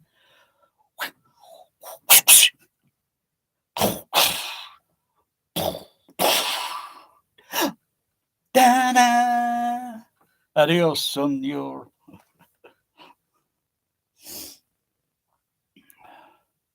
Dun, dun, dun, dun, dun.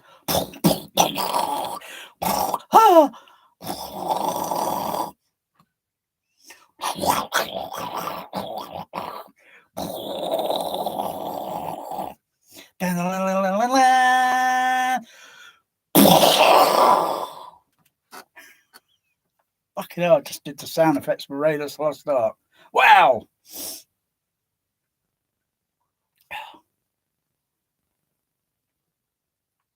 I'll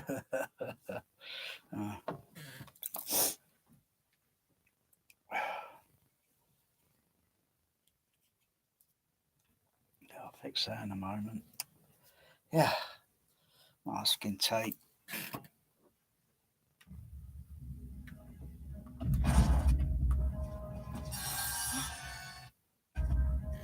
Oh yeah, got to turn on the boost because I'm about 14 dB, a little bit too low.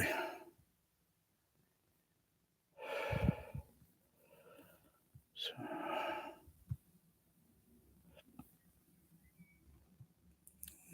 turn that up. +6. I think +6 would be okay. Turn the fader up. Whoa!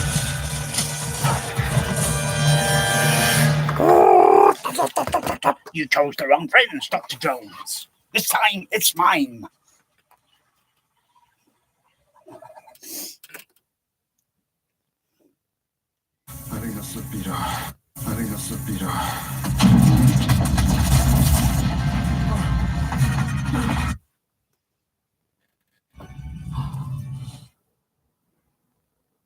That signal's dropped down again. Oh, I'm pretty sure it's a capacitor. Yeah, but where on me? Where on here? It's got to be something to do on.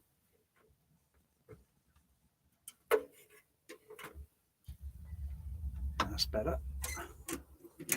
It's got to be something. I think maybe on the back panel. I think it's on the back panel. There's a set of capacitors. Which one is connected onto the SWOBE or the baby boom?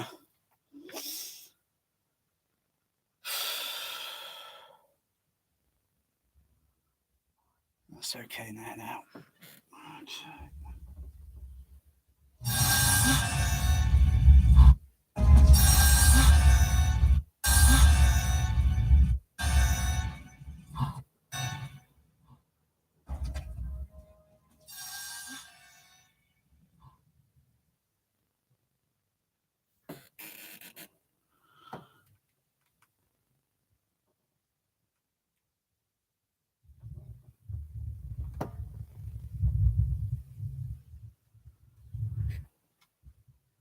Let's drop that again. Oh, that's problematic.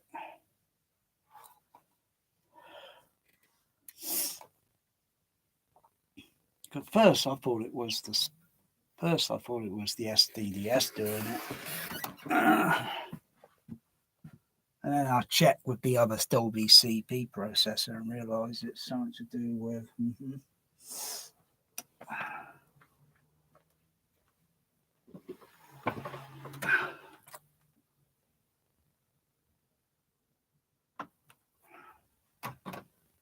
Oh, now it looks like it's gone back to normal before I even did anything.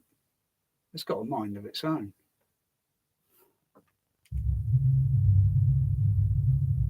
It's okay there now. Huh. Weird.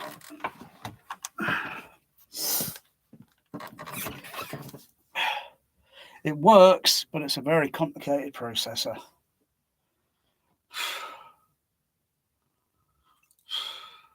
Oh, let's turn that limiting thing off. Wow.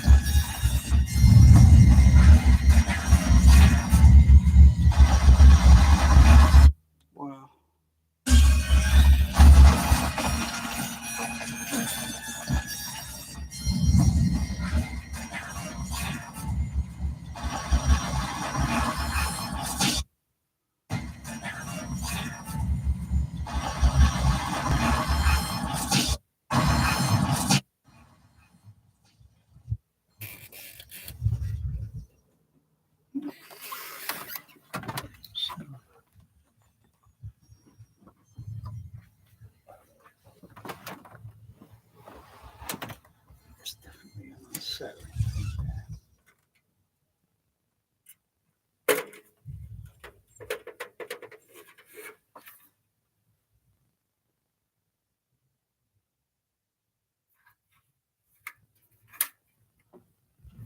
if I switch the A card around? Switch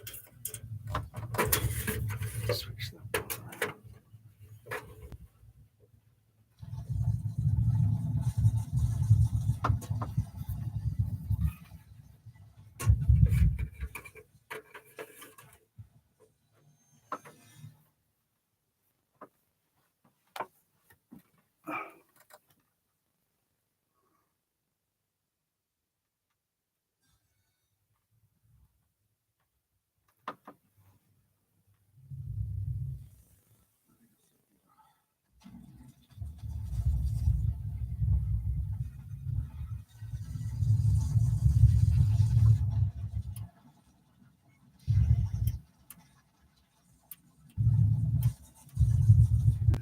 Functions are normal there.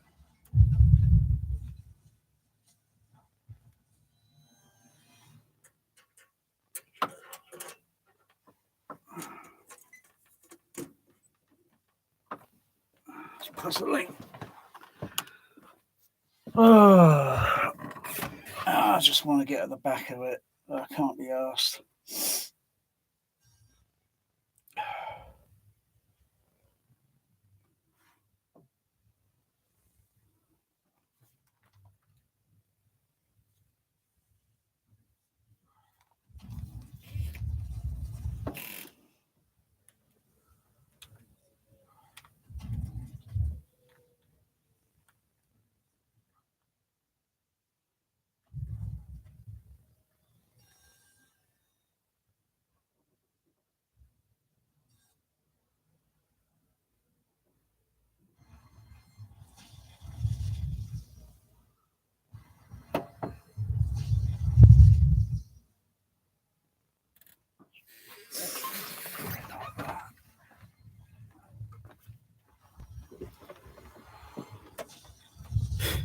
Bit more schematic diagram manual on this bit. Bloody hell. It's a dinosaur, this processor.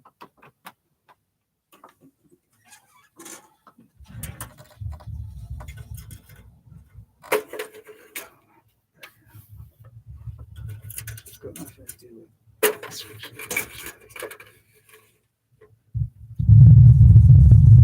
Level's gone up. Whoa, turn it down. Whoa.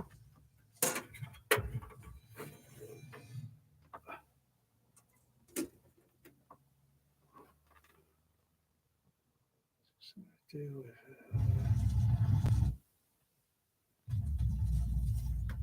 level's okay there now.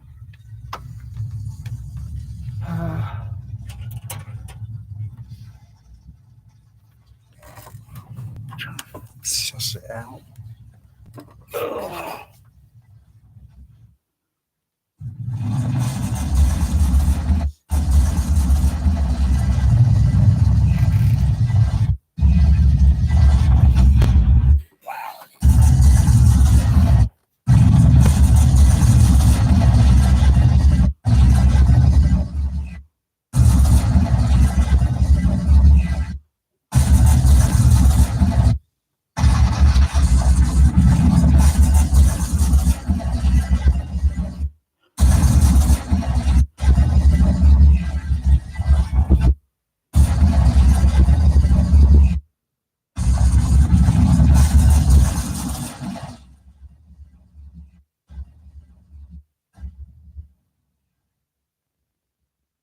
Yeah, looks okay now. Will it hold? Okay, go to another chapter. 5 or 6, is it? Chapter 4. Yeah, the truck.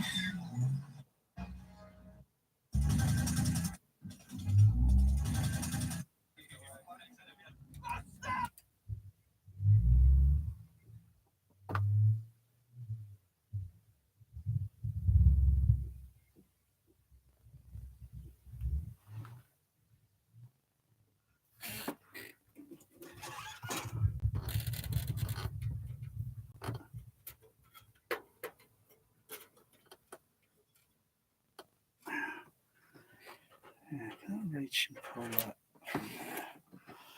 Probably not a good idea. Oh. Let's have a look at the back. Let's have a look.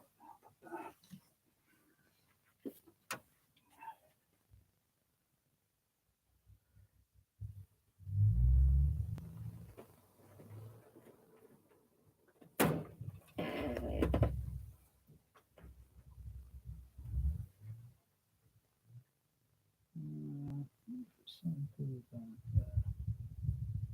There's a capacitor.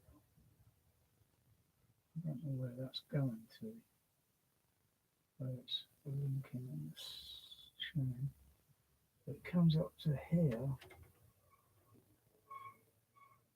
on the processor, on the accessory. Is that the accessory? That's the accessory. That's the. That's it. So it comes up here.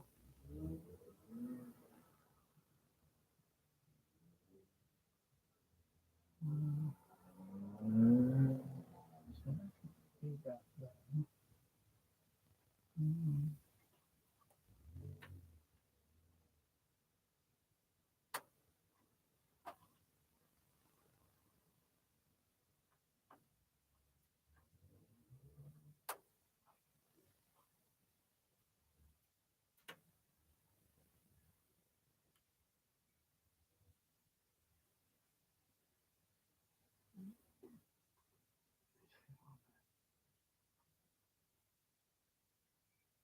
What's the relay there for? That relay there and that relay, there's two capacitors there. Come down to this. These switcher things here.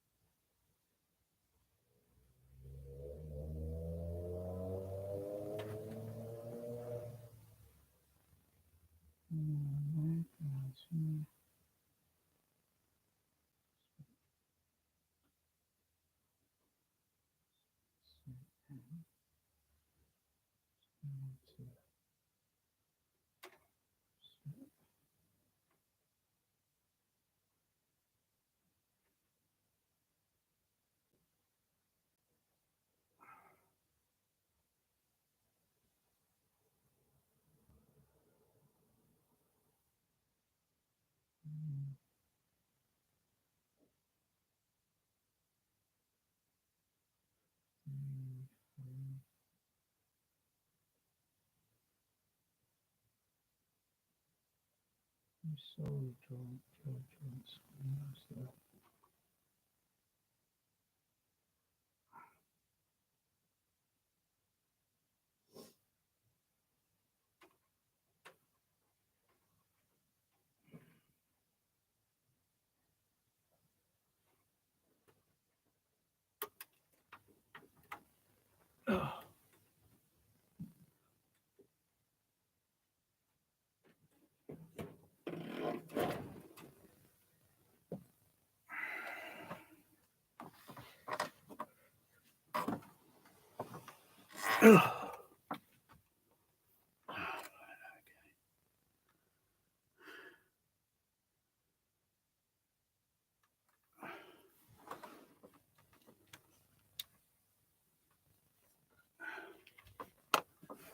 It's just down.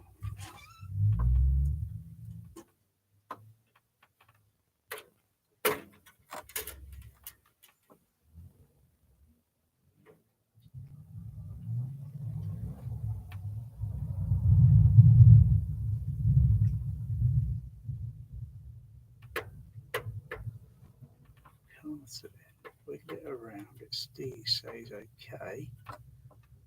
So when pushing it in, and it just pushes the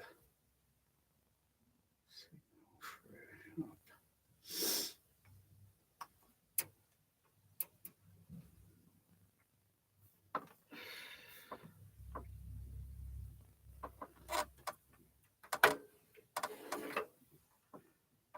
And that's a brand new card, that.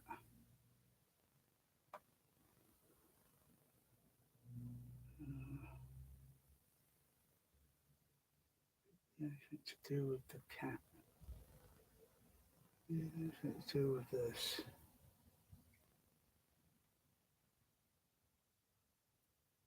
Connections look okay.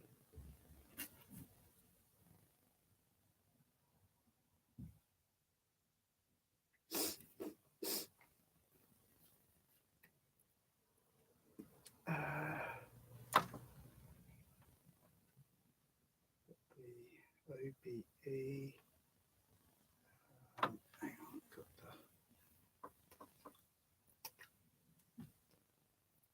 up to that position.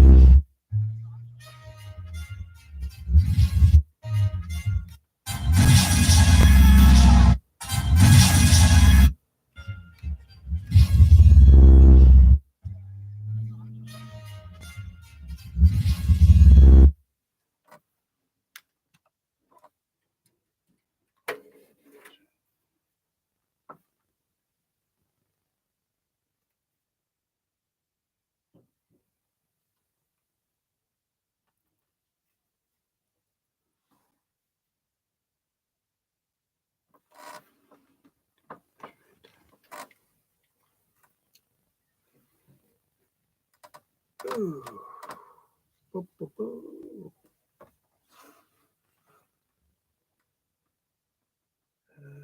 VGM, VCA, voltage, in.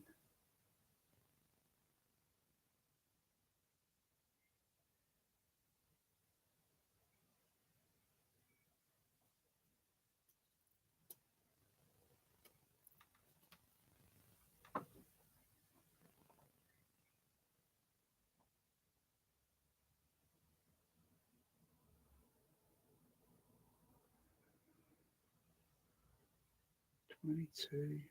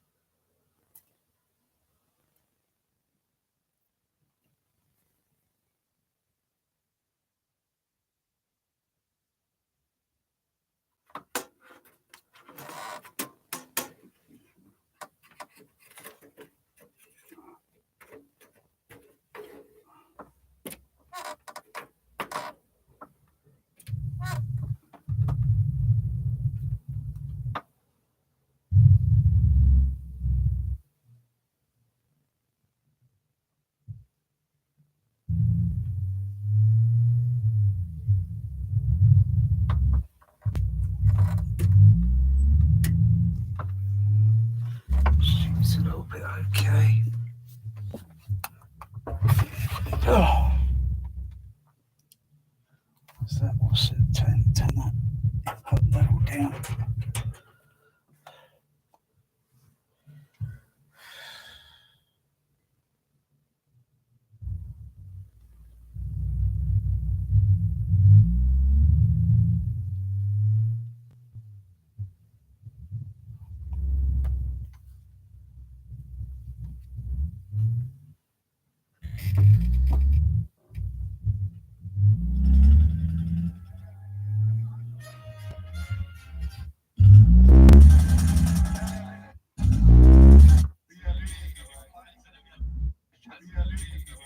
What bloody engine have they got in that bloody truck, for crying out loud? Flipping that.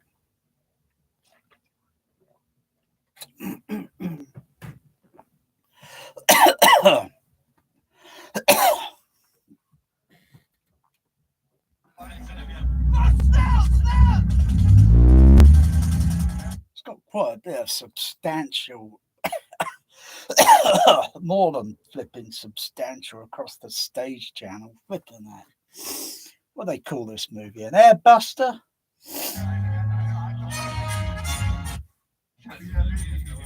It's more like Raiders of the Lost blooming sensurround. Oh, let's take a peek inside. Oh, our sub-bass faces are melting away. Oh, what a wicked world.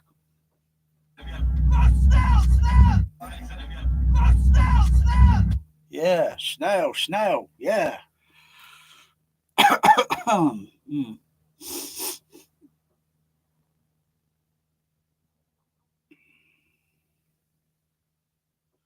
Look at that.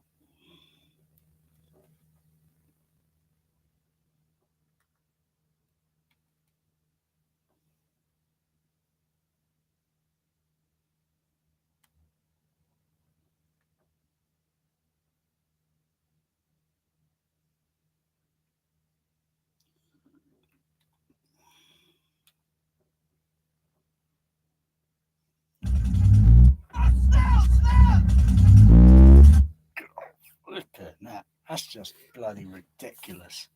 I don't hear vehicles going down the road. Boom! Engines, boom! Pressing against my body. Bullshit. Oh.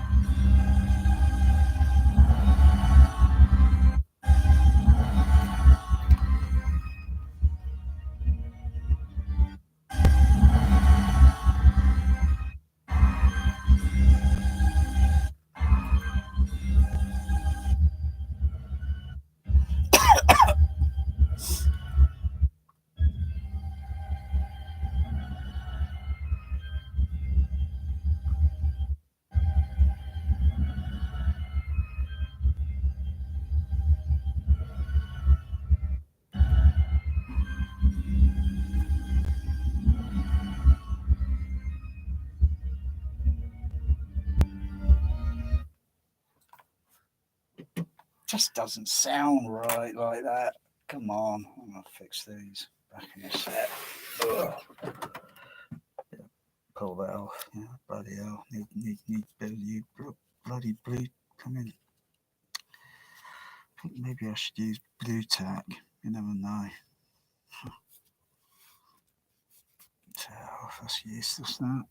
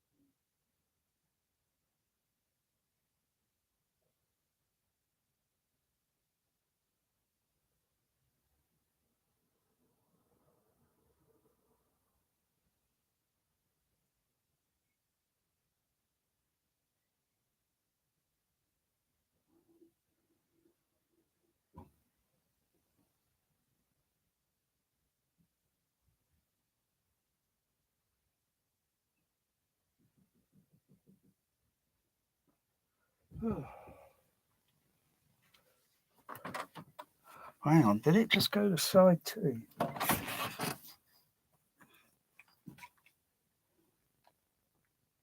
it's just probably skip a little bit, it would. Let's go back side 1. Got to do manual change here because it's got still a bit slippy.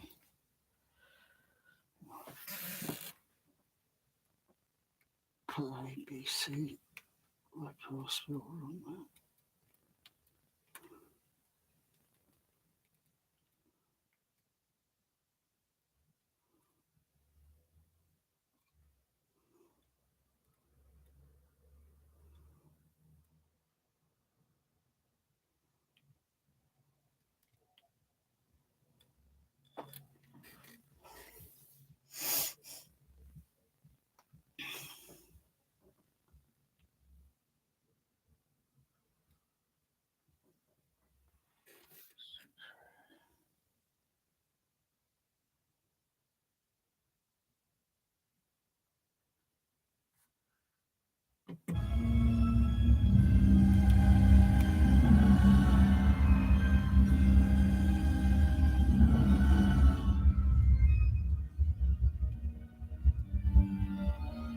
Yeah, that seems a bit better.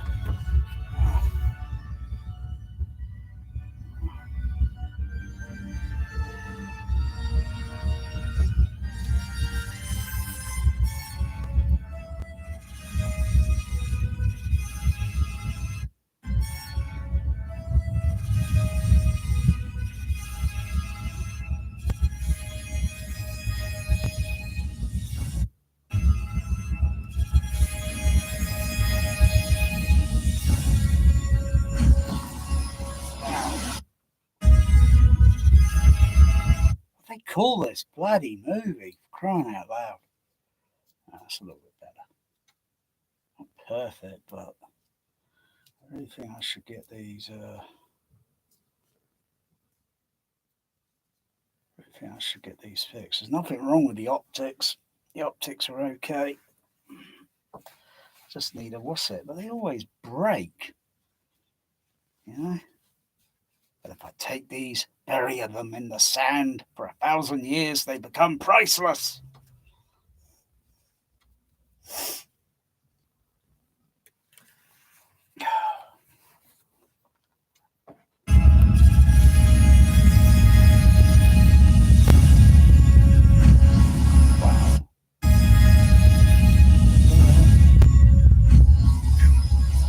When the beam of light comes out the star, there's an extra bit of boom.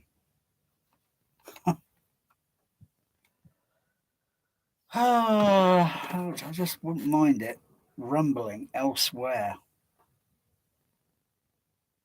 So, where should that rumble come from? I mean, really, is it just bullshit? Does the staff create that rumble? Is it something mythical, mystical? Is it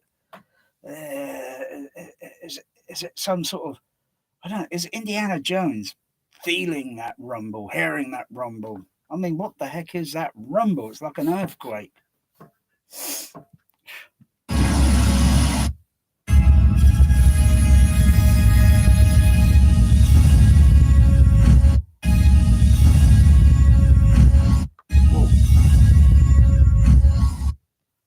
Kind of hair feel there and there. Boom, boom. Like two signals. Or because the way the bass signal. So if I were to theoretically stop the movie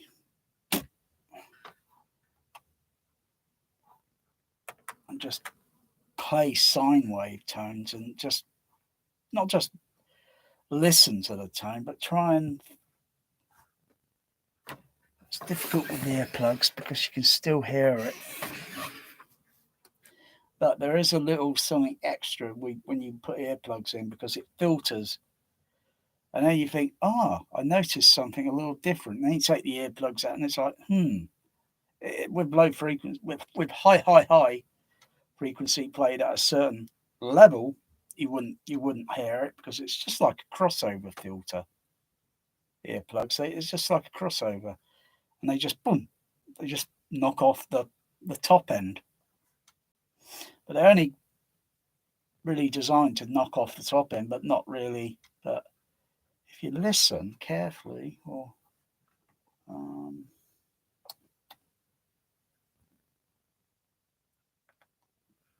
back to the PC. Oh yeah, I've got to switch switch it over to no, I think I'll use the storm generator. Still, so I think there's something that's turned off on here.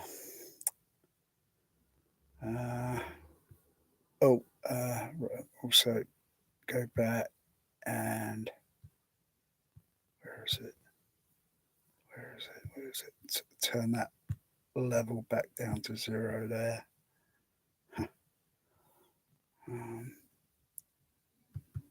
Turn the fade level down a bit.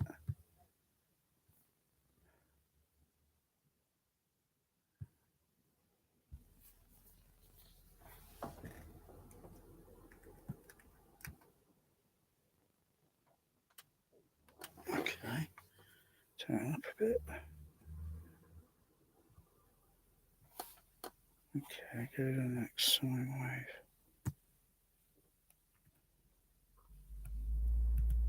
Okay, listen to that one. Okay, put the earplugs in.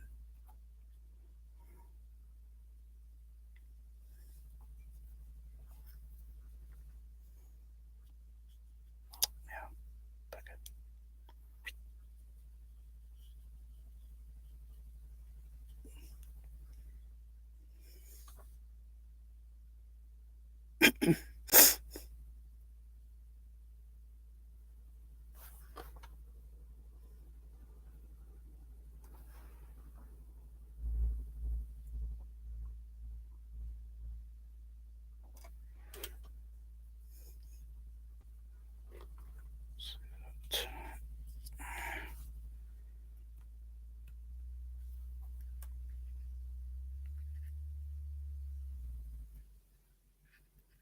It's very difficult with single sine wave tone because a soundtrack is completely different because there's random bass signals all playing,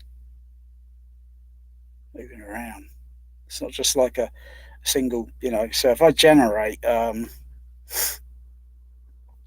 it was through REW and generate uh, two signals, so I open up two REWs, A and B, and then those pretty difficult. I'm not an octopus uh, because I need to be adjusting the signals up and down. Or I could play something that's maybe I'll go back to how can't see the computer. I'm on computer. Oh yeah, just open the. It's gone to sleep. Oh, there it is. Oop. Okay, signal's still okay. It didn't time out. So I open two REWs.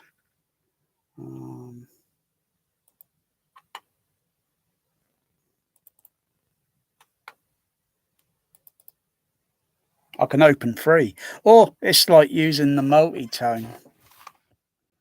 Use the multi-tone generator, which generates two tones at the same time, or multi one, which generates a series. But let's see, generator.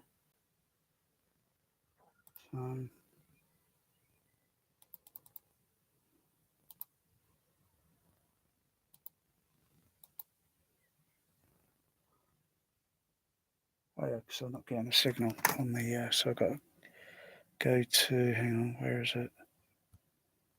There. Set that to. What's it? Now I've got a tone output in. I still can't understand why I add the other. So I've got left front, large and sub. But when I add the right, the signal should go up. Signal is dropping. As if something's inverting. Something's inverting here, I can't figure it.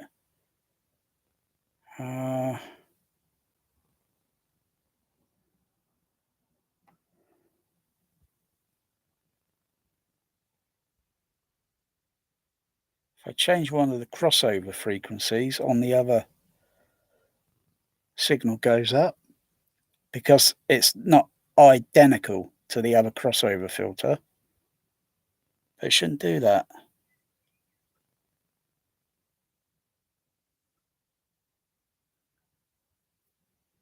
Something's not. But on the sound generator, on the processors generator, it's okay. Weird, I can't figure it.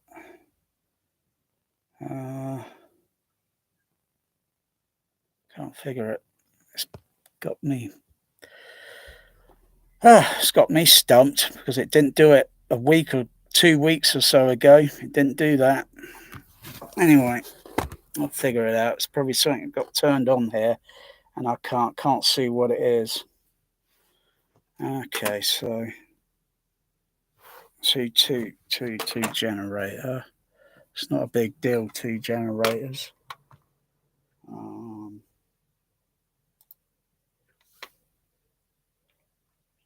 Move that over there.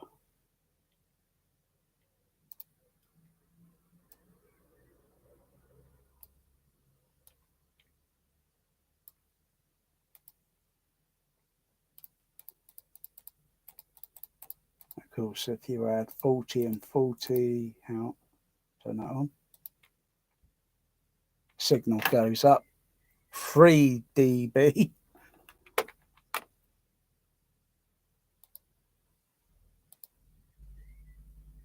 If I go back, hang on, 40. I'll take the earplugs out, so it's technical.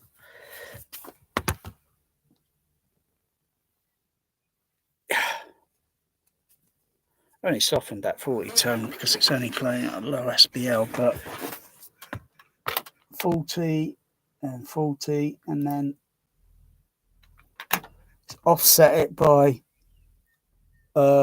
so one side is 40 and one side is 40.5, and the signal's going like whoom, whoom, whoom, whoom. Almost sounds like that sound generator thing, or that power generator in the movie The Black Hole. There's enough instant power down there to power all of Earth. And it's kind of going whoom, whoom, whoom. It's kind of like that. Probably on the where it is. Where is it? The LTA. Probably over here somewhere.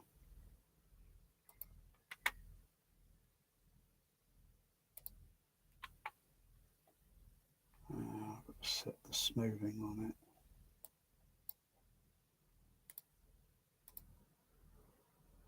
Smoothing.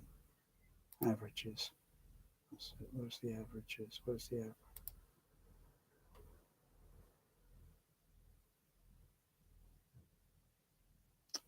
Move that over the way. Averages, there they are. Set that to 2. There, you can see the signal bobbing up and down.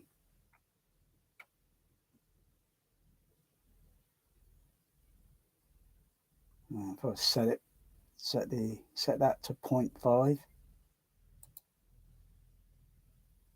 it stays stable because it's in sync. It's in sync with the other signal. And drop it down. Go down a bit lower. 39.5.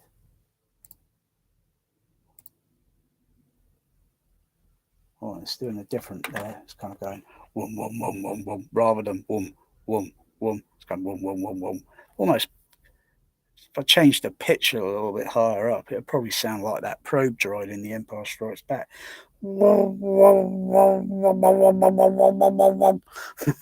Something like that, I guess. You can't do you can't go into zero, tiny decimal. It goes only in 5 dB in 0.5 dB steps until you go up a little bit higher in frequency, and then it goes in very small decimal points. But I guess down lower. Otherwise,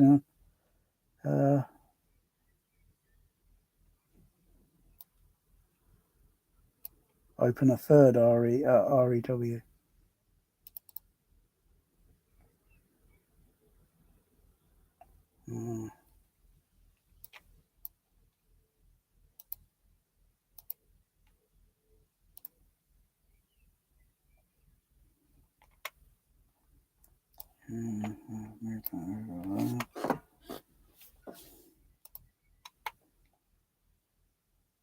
Turn that on.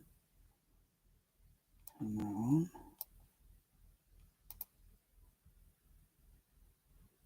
And go a little bit higher up.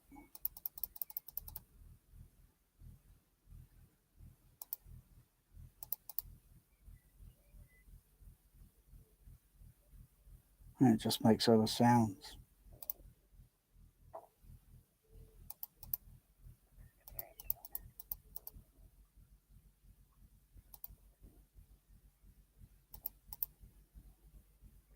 Wham, wham, wham, wham, wham, wham, wham, wham. Go a bit lower. So, one at 16 hertz and the other, what's it? It's getting a little bit tricky there with 2. And then of course there's the CPU on the computer, how many REWs you can open until it says haven't got enough RAM or such anything left to, you can't, otherwise use the multi-tone. Turn that off. There's another one.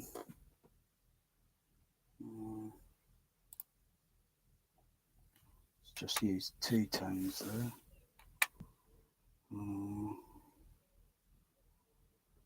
Where is it? Turn that off. Just a single one.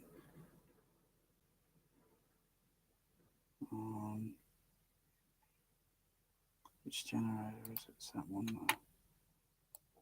And then go turn it off. Go to multi-tone. Got dual tone.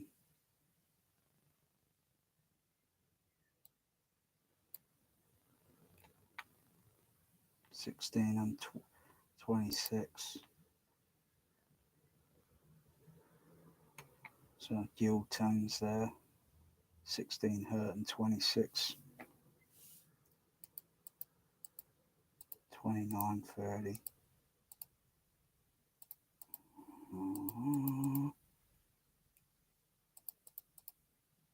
Of course, I can't really notice the other frequency because it's infrasonic. It's there, but it's infrasonic to our ear. Boring, isn't it? It's like watching paint dry. Go multi-tone, multi.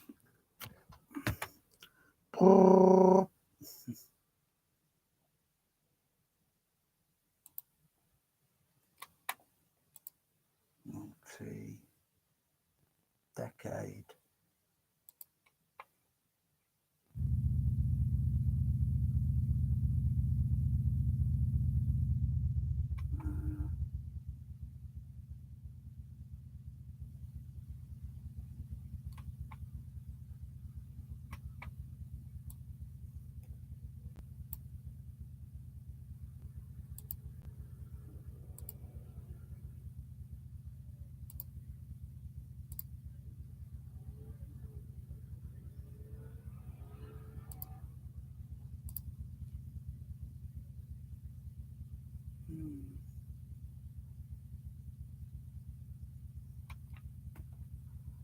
Let's see here. I'll turn it off and put octave.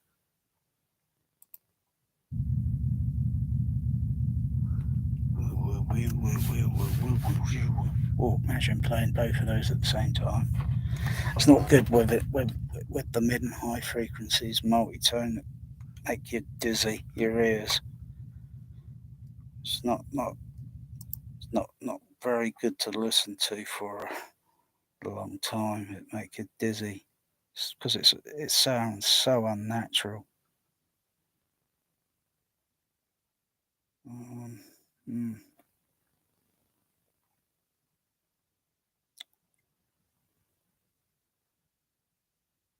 Turn that off.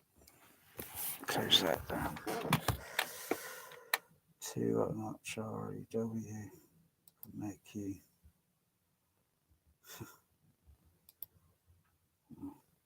One is enough for the mo.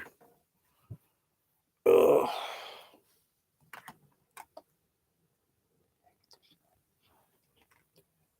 Temperature 24 grade.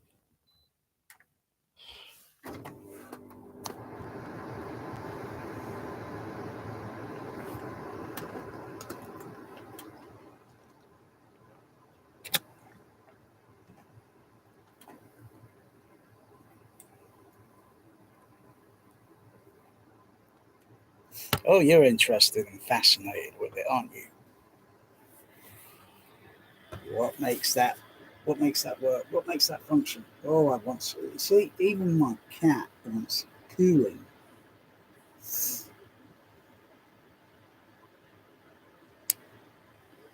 Needs to be a cool cat. Oh.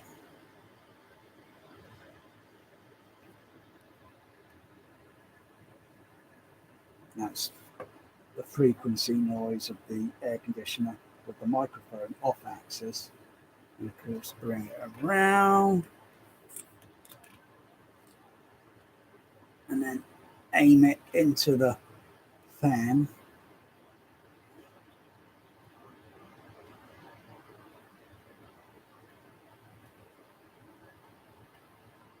level goes up.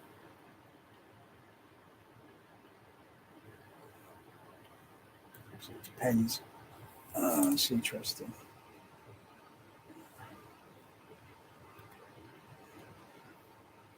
Interesting.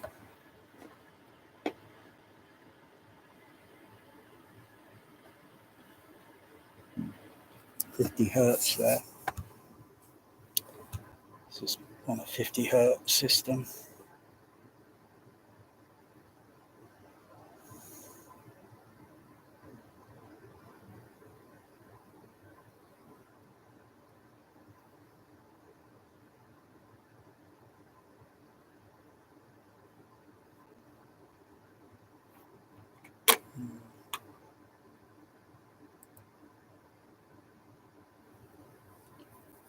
Ooh.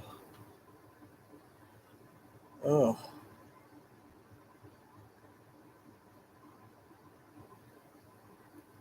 Huh.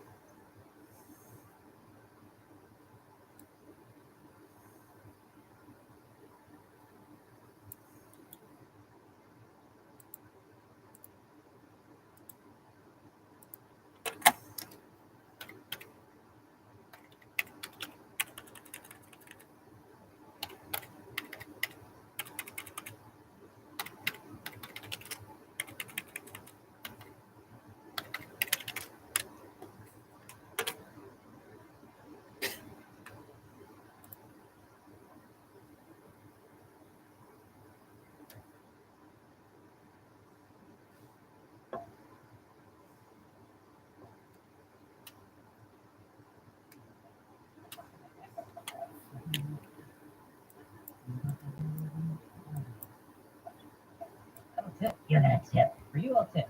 But I usually don't tip. I'm gonna fucking die. I won't fucking die. Lose the tough guy. Please hold me. You're a fucking setup. There are cops all over. Who's the rat? Maybe he's the fucking rat. Back the fuck off. Stop playing rough. You're a fucking psycho. You gonna bark all day, little bunny? Look what I got. I don't know what fucking happened. There's one in your setup. I like to torture cops. I'm a cop. I walk in the town with the weed, and there's 4 sheriffs and a German shepherd. Oh, I'm fucking deformed. That's you, I'm dying. What happened? It's the orange and the rat. Oh, I'm a cop.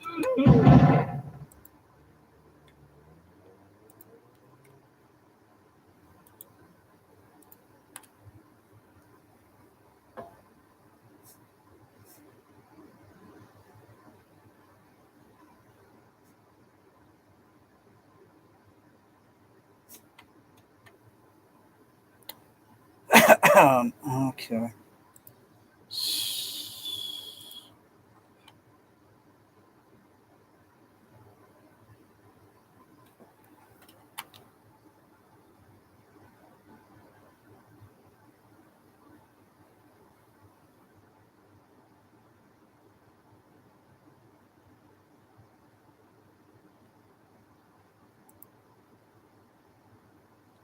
Set that back to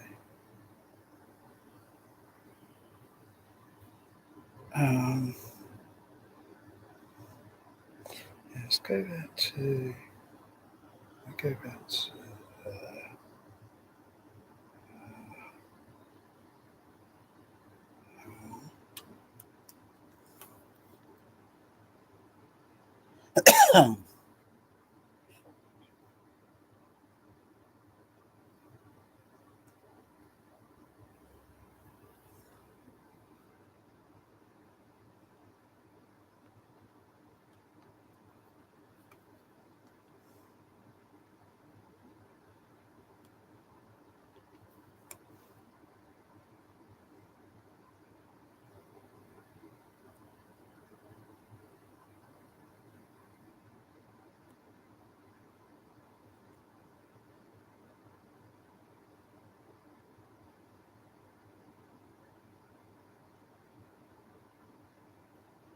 Signal's still okay on that.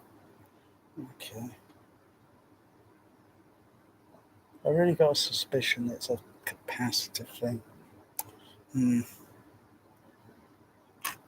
Um.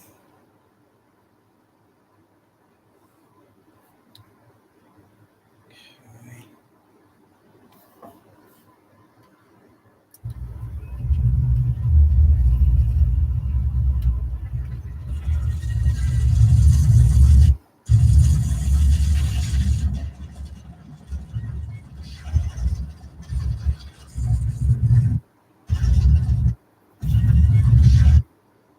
Okay. Go to compute. Divert the signal. No, that's monitor. Just the input.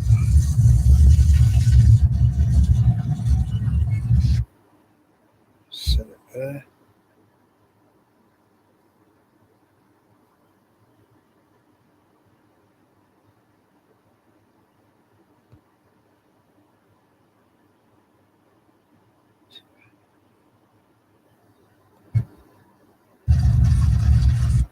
Okay.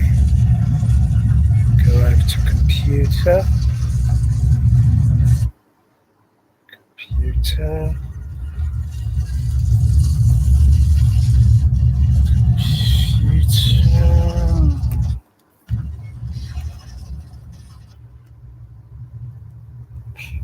It's pretty boring listening on just OB sub bass.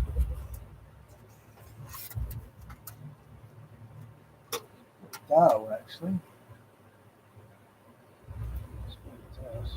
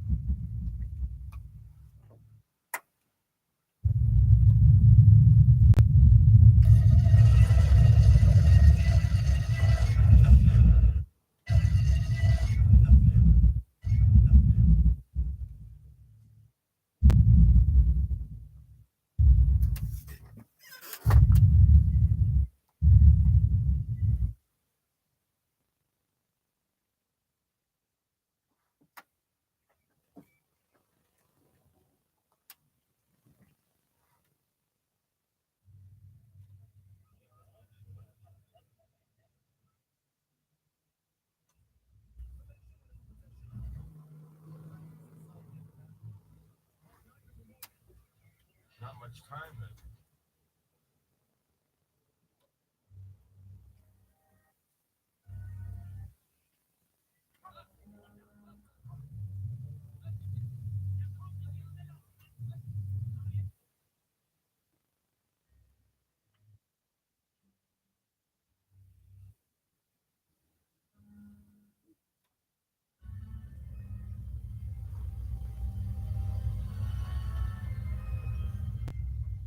It's interesting.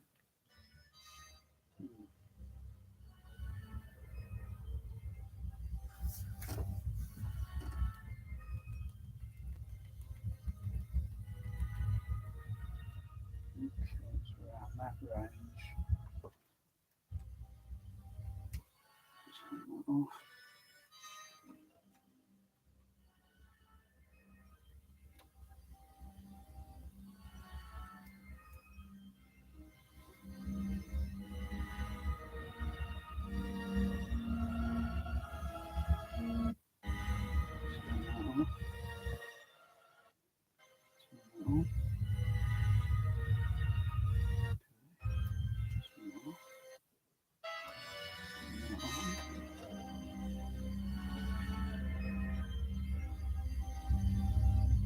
That sums up the signal.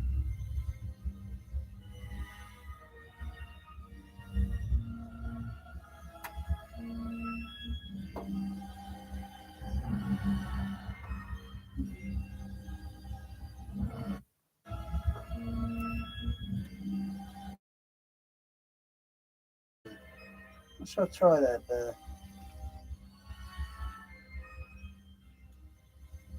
I know exactly what I'm thinking.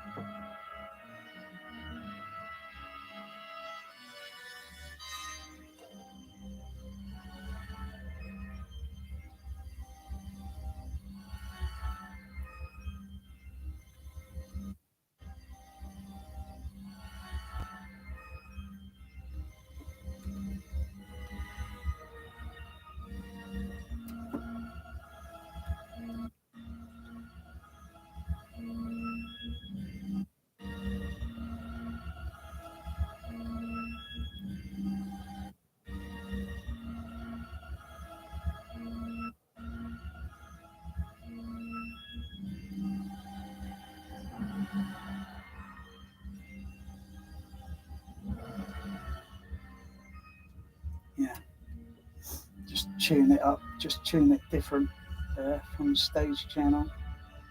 Change the crossover on the OBE.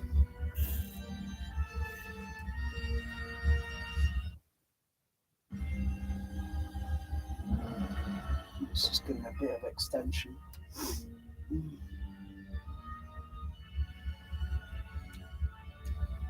Turn it off.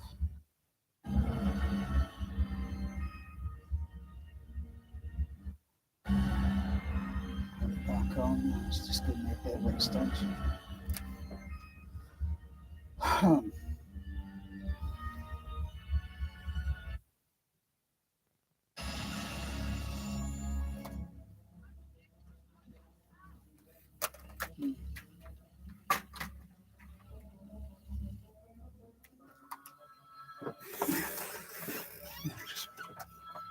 Just put a bit of extension on it.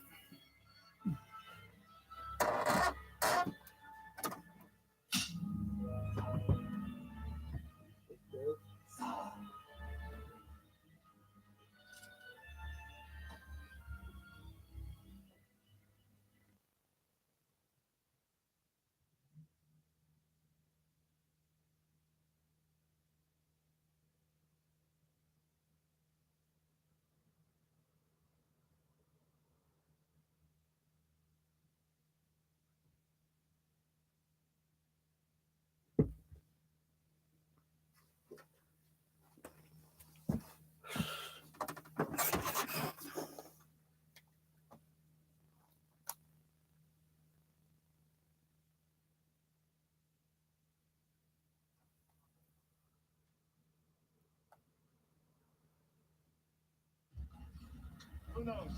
Perhaps the arc.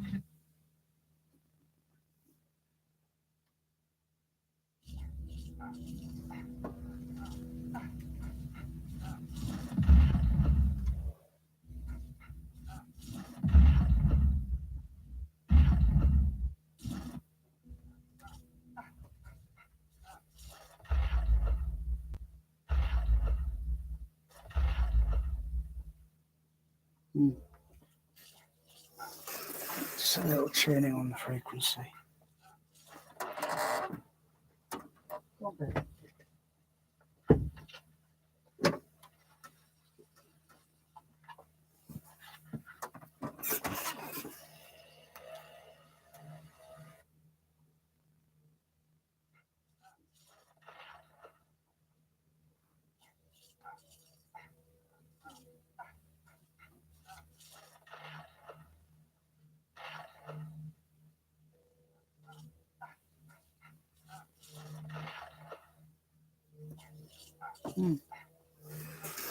Yeah. Move it down a bit lower.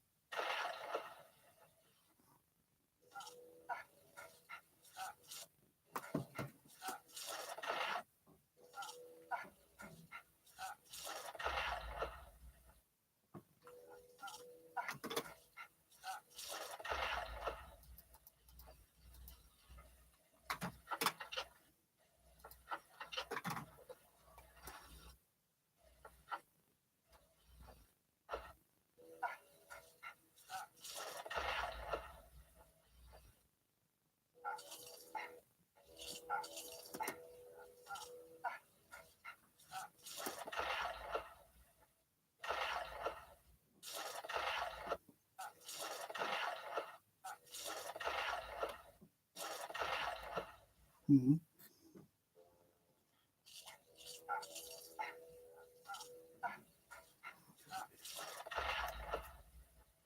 Right, it's peaking now.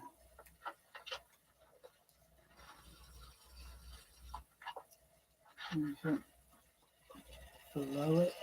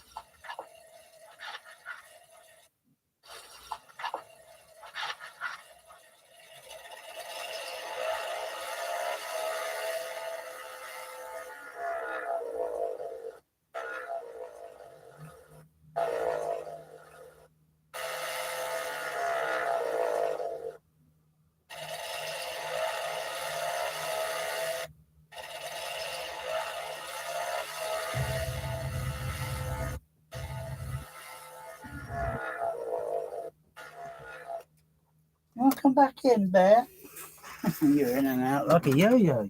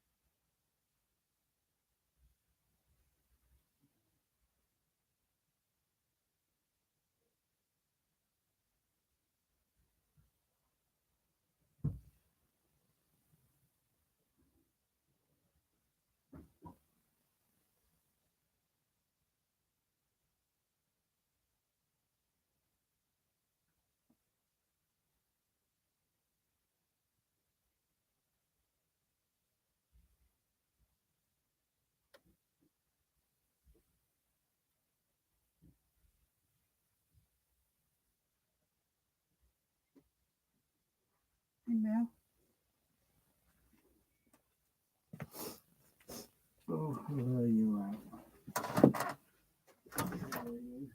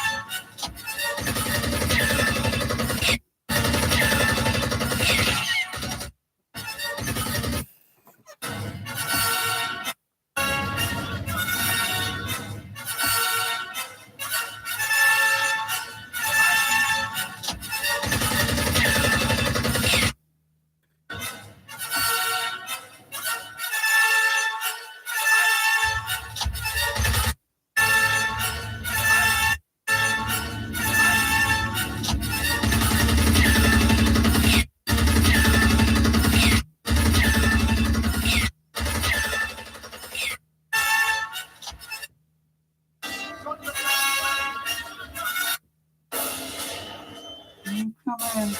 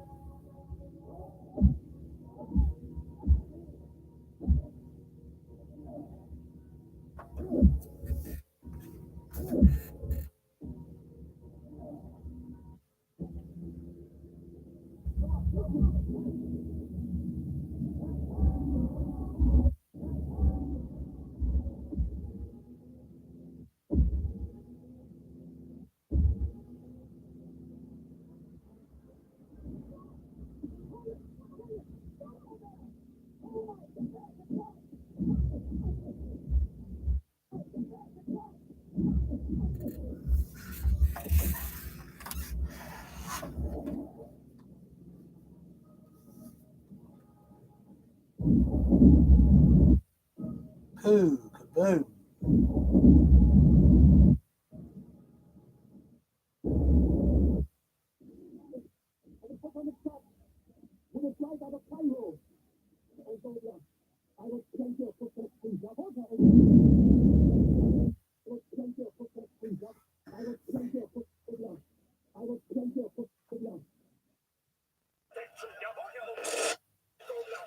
I want plenty of protection. Jawohl, Herr Ober.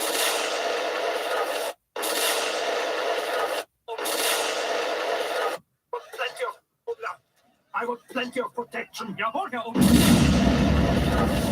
Plenty of protection. Jawohl, Herr Ober. Herr Ober.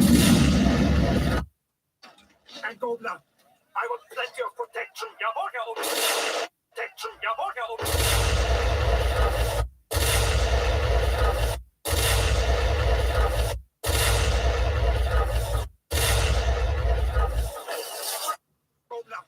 I want plenty of protection. Jawohl, Herr Ober.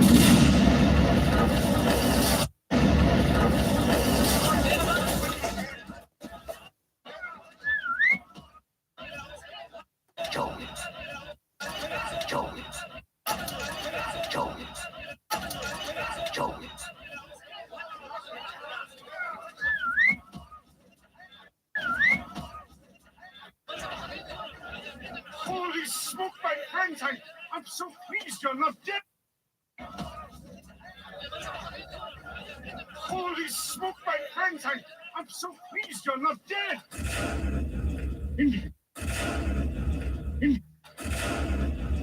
Dead. Billy, we have no time. Billy, we have no time. We still want the Ark. It is being loaded onto a truck for Cairo. Loaded onto a truck for Cairo. Loaded onto a truck. It is being loaded onto a truck for Cairo. It onto a truck for Cairo. Loaded onto a truck for Cairo. Truck? What? What truck? What? What truck? Truck? Truck? What truck? Being loaded onto a truck for Cairo. Get back to Cairo. Get us some truck.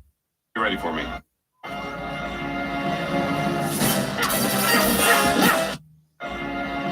Oh. I don't know. I'm making this up as I go. I don't know. I'm making this up as I go. Oh. Oh. I don't know. I'm making this. I don't know. I'm making this up as I go. I don't know. I'm making this up as I go. I don't know. I'm making this up as I go.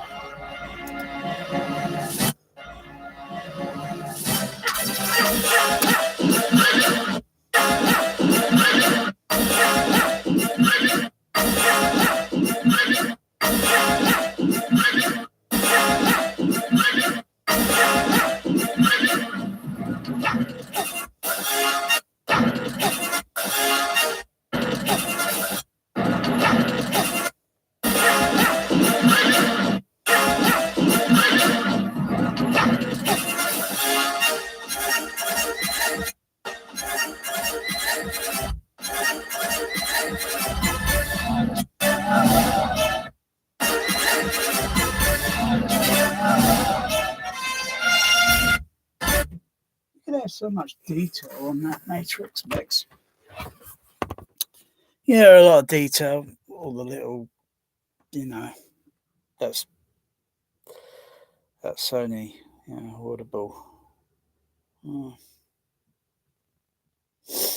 Yeah, so I was doing a little kind of fun thing there. Kind of like monitor the HF horn levels and seeing where their levels are at, and then just turn those off. Look at where the bass cabs, stage channel bass cabs levels are at.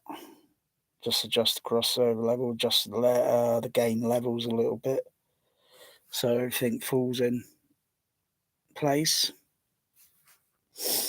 And then turn the bass cabs off, have the HF on, put the OBs, sub OBE on, look at the levels on that, frequency and the level, maybe change the crossover frequency, just so it goes down a little bit lower.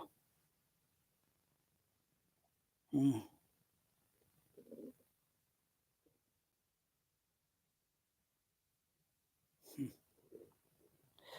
You know, this movie Raiders is, or the what's that movie? Oh, it's terrible. Almost. It's got that blooming actor from the what's it? The Titanic. Billy Zane. That's it. Billy Zane now. Yeah, it's called The Phantom. And there's a scene in the movie that is an absolute cliche to Raiders of the Lost Ark. Oh, where you see punches, you know, and then kind of being thrown out the truck, that sort of thing. Oh, and then you a studio, and it's is it the same? I think it's the same studio, Paramount Pictures. I suppose that the filmmakers are probably hoping that everyone's got what, insomnia or dementia and don't notice the cliche, because it is kind of like, you know, it's grabbing like some sort of sacred thing, like grabbing the idol in the movie, or it's like the Ark and it gives power. And oh crikey, what a terrible rip off. It'd have been better just to show the movie Raiders again. But you know, all through the 80s, it just got shown over and over and over again, Raiders, because it was something that's like, oh, pop film culture, blah blah, popular. Wow, I tell you, it's so better on Laserdisc. Even though the DVD is not too bad, you know, with the discrete 6-channel mix on the. Um, if THX sound system was around in 1981, then wow, optical soundtracks would be really, really like bloody hell. Would you call this an airbuster? It'd be really great. But, you know, 70mm would be like a little step up. But then you put 70mm with when, you know, because they probably had re-release prints that might have shown in like, well, then George Lucas, he could play it because he's got his own stag theatre, hasn't he?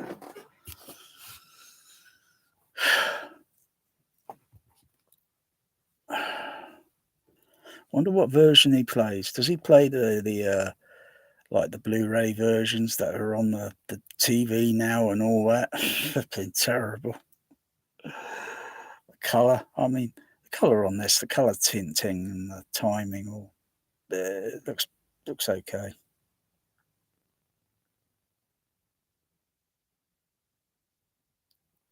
Too bad they didn't do an AC3 Laserdisc pressing on this. At least 6 years or so before the Laserdisc format would retire.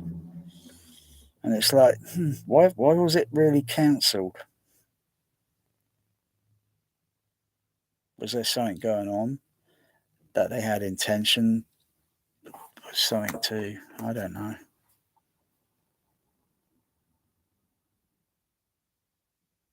I think it's the same sort of thing with the DVDs. That there was the George Lucas thing saying he didn't want to release them because he wanted the technical standards or something to be just a little bit to his liking.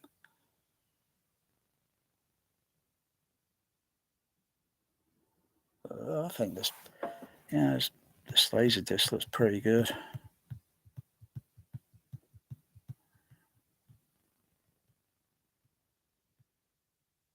It's just getting the interlacing sort of thing, or the what do you call it, the HDMI sort of conversion sort of thing, just a little bit spot on, so it doesn't now and then produce any visible interlacing lines on the screen. It's just getting the thing set, and then it just looks, wow, looks great. It's just setting the settings, and wow.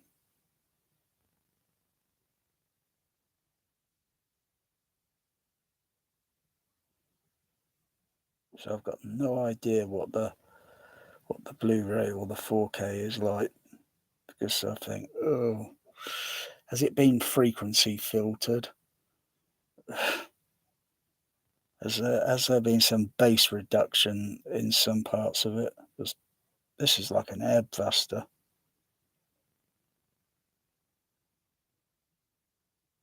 And when they got that storm brewing with the lightning, and they're about to get in, open the well of the souls, flipping that. So a little bit extra, more flipping that. What are they trying to do? Bust our ears out, the filmmakers, for crying out loud.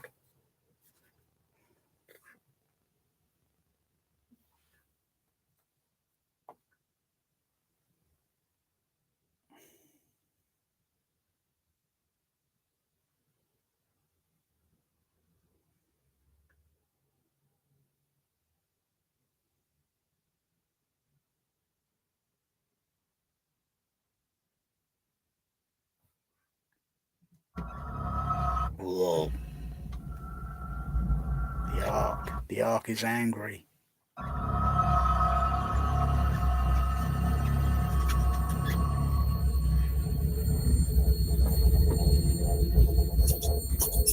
It's making my door. I've got to fix that over there. I shouldn't be hearing that door. Either open the door a little bit, because then that changes the pressure in the room, just in the frequency just a little bit, or just get something to sort it so it doesn't, because it's acting like a diaphragm, the door. So it's very, on what it's made of, and it's acting like a diaphragm.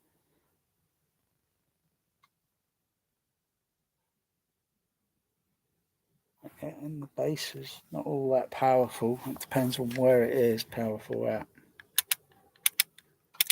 It would be a different level here. It'd be a different level, a little bit more closer to the screen. It'd be a little different level there at the back. It'd be a little bit more different level getting into the corner near the door, because it's near a corner. It'd be a little bit more over in that corner, and up in the top corner, and well, as you go from the corner and then work your way down to the floor with multiple microphones in place, so you can see what's going on in the frequency. So if I wanted to reduce some level going into the corners, not much point over there near the door, because there's really not a whole lot there I could do with that I can sort out with over in that corner. Yeah. But foam bass traps, nah. The bass levels are just going to pass through it. It's only going to reduce a little bit of level at a tiny amount, which is not enough. It's got to do it a little bit substantial. But I was thinking maybe loads and loads of layers of thick, dense material, MDF, get it all cut to size, and put a frame down the side of the walls, a bit of wood, and then fit in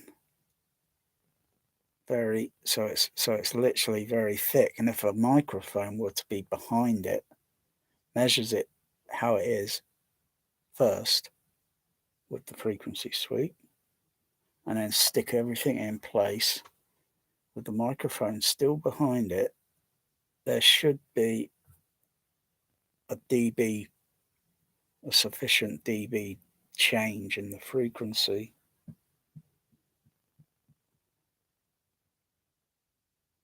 because it'll take quite a bit of to you have to turn the level up a little bit more, but then you think, oh, that's just too much. It's reducing it, and it should push the frequency just a little bit from going. It should push it back this way a little bit. But what frequencies? That's why it's all got to be. But I don't see myself doing that. Ugh.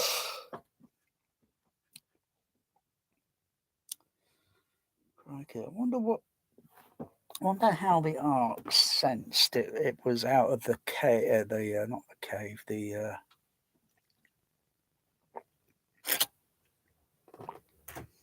How it sensed some sort of something maybe alien. It's not of this world. It's not of this earth. So it's something alien. Maybe it's connected with that Indiana Jones and the what do you call it? Oh, what was that thing called? Bloody no, not Dial of Destiny. Oh, crikey. Skull Kingdom. Yeah. Yeah, maybe it was something to do with that. Because you see the arc in that movie.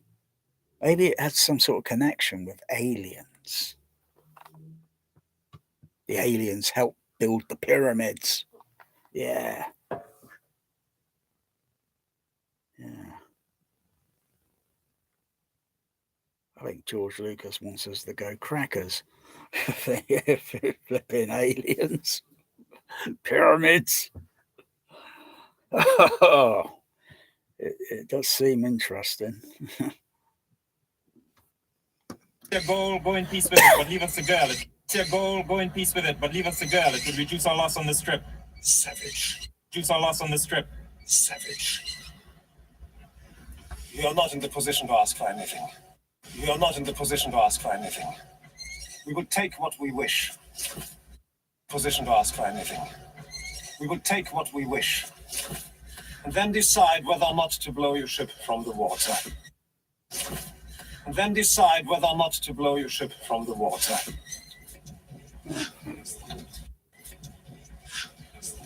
The girl does from the water.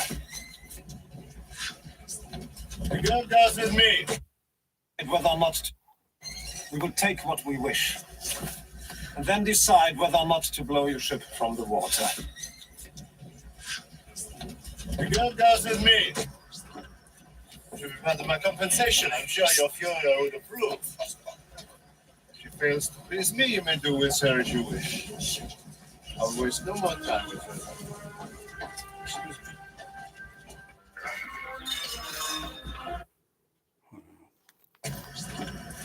If you've had my compensation, I'm sure your Fury would approve. If she fails to please me, you may do with her as you wish.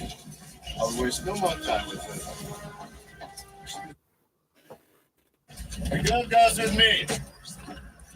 If you've had my compensation, I'm sure your Fury would approve. Blow your ship. Then decide whether or not to blow your ship from the water. The girl does with me. If you've had my compensation, if you've had my compensation, to blow your ship from the water. The girl blow your ship from the water. The girl does ship from the water. To blow your ship from. Then decide whether or not to blow your ship from the water.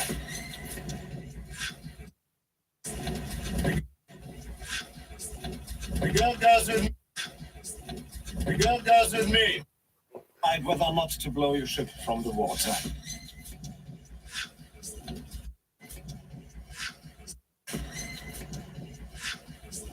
The girl does with me. Decide whether or not to blow your ship from the water. Not to blow your ship from the water. Whether or not to blow your ship from the water.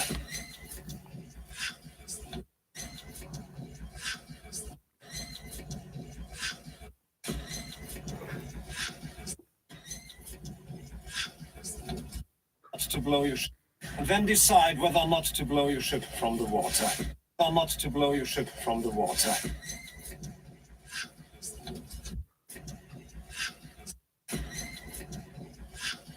Decide whether or not to blow your ship from the water. Blow your ship from the water. Again, ship from the water. You can hear in kind of stereo, though can be just a little, you know, with just one ear. You know, when Indiana Jones is in the funnel thing on the ship, what do you call those things? It's probably got a certain name, but I don't know what the name is. And you just hear a kind of on the left side. But it's a little bit in the center as well, so it's a bit of a left half pan sound. Because where it is on screen, it is kind of more middle. It's not fully over to one side. It's kind of like, you know,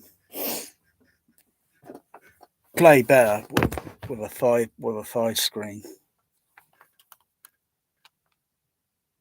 So then the sound kind of goes to the left center.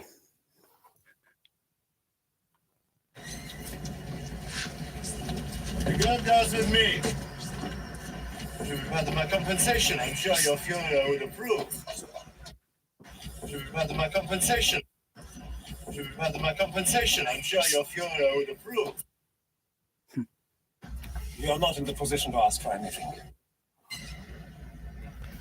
We are not in the position. Savage. We are not in the position to ask for anything.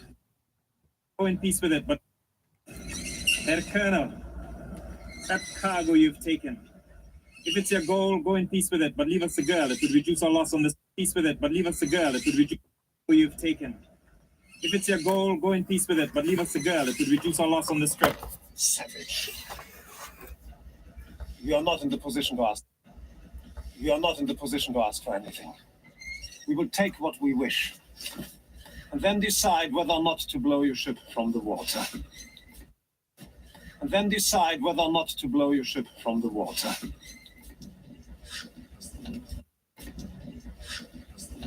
You got guys with me. If you've had my compensation, I'm sure. If you've had my compensation, I'm sure your Fuhrer would approve. If she fails to please me, you may do with her as you wish. To blow your ship from the water. You got guys with me. You got guys with me.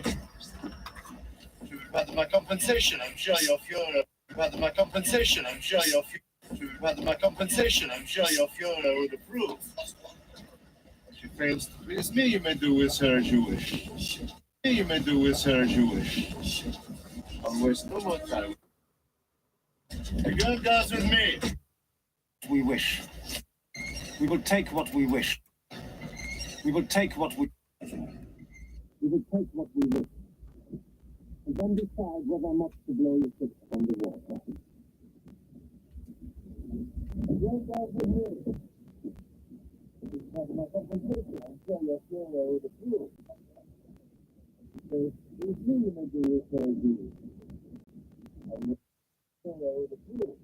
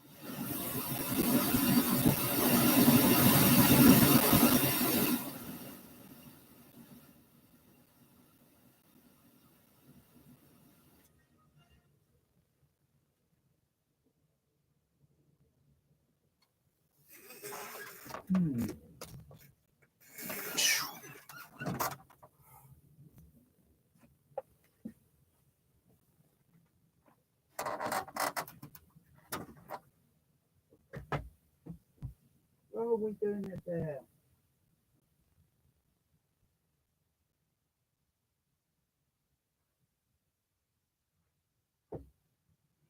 Moving things around.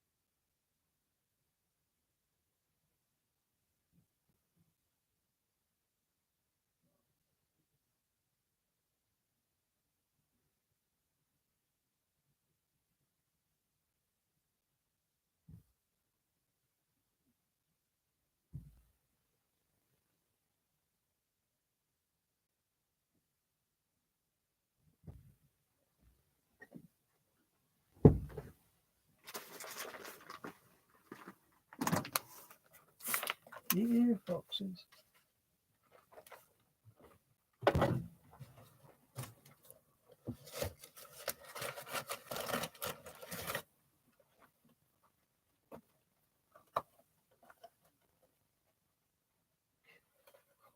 Fine saucer.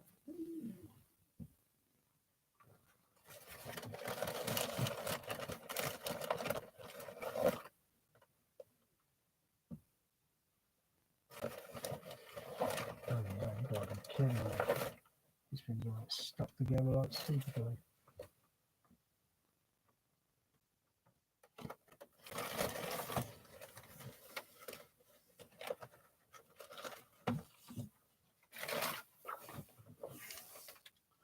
Foxes will get a hint of that later. Whoa, that thing. Whoa. Hey, mate. Check this nail out. Whoa, no.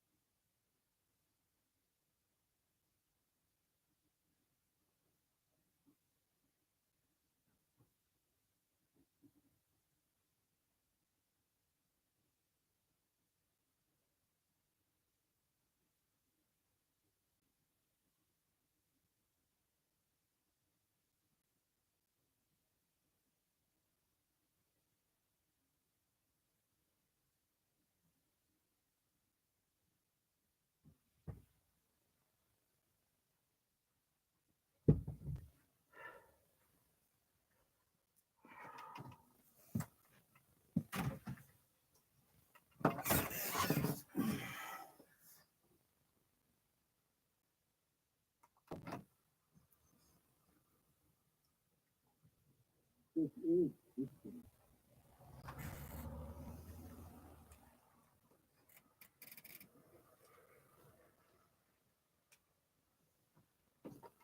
as you will.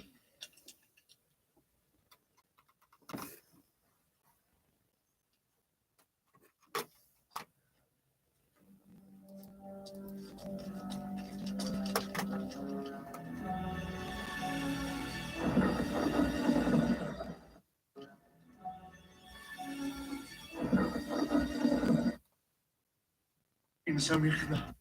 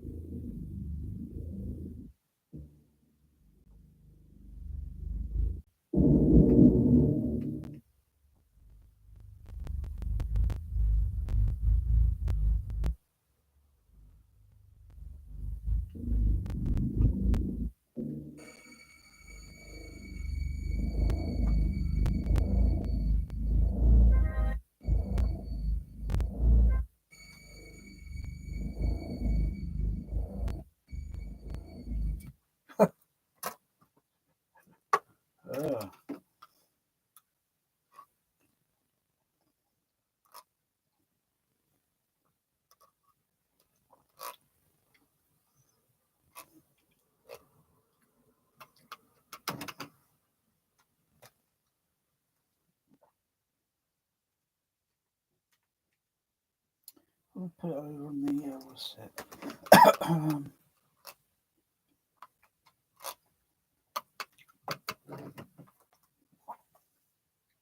Should be turned on that. So.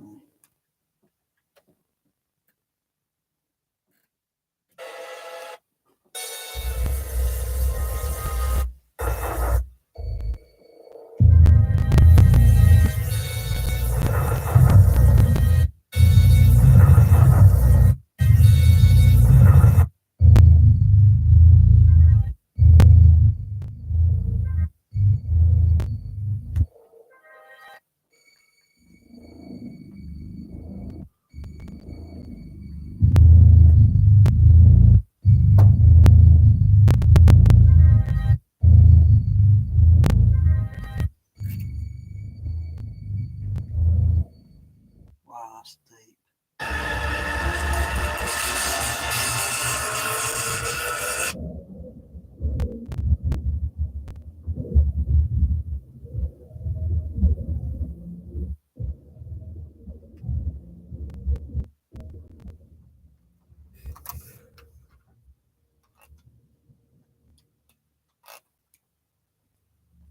It's like a cat purring.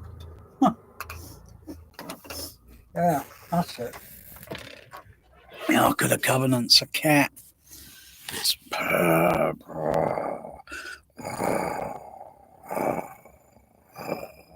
It's purring. Purring. Oh no! Don't pet it. Oh no! That's what it is.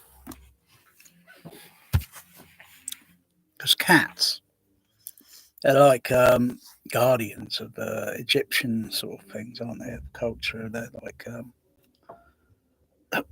so it makes sense. Maybe the aliens communed with the cats.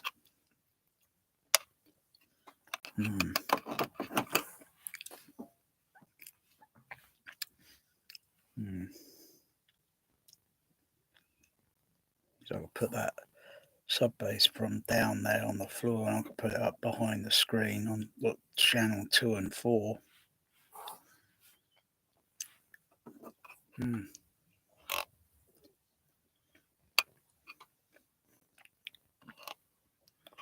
Yeah.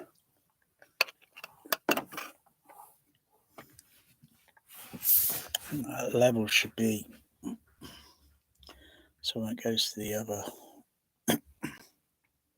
should be connected with the, I think, the MDX.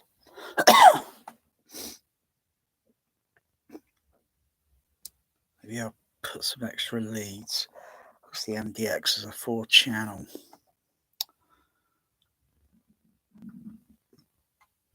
Or just, it's just a single signal going to the 2 and 4. That's the baby boom.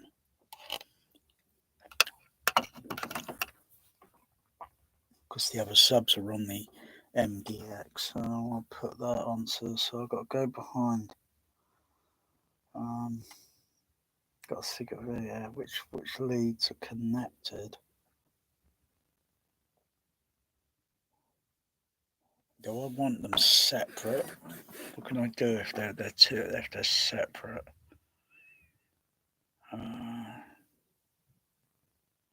So put another signal through it. Do something.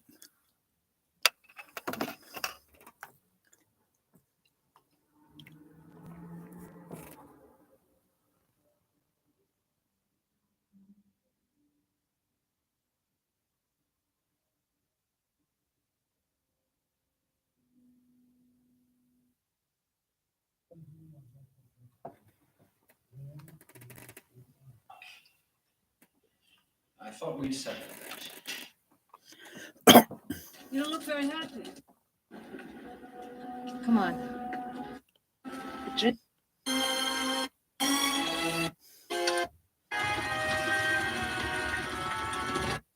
Music almost sounds like a cat.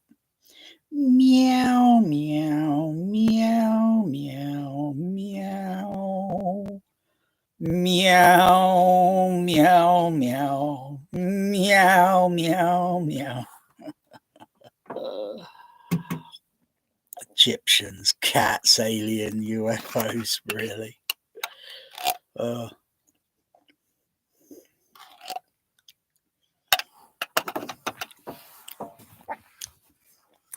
right.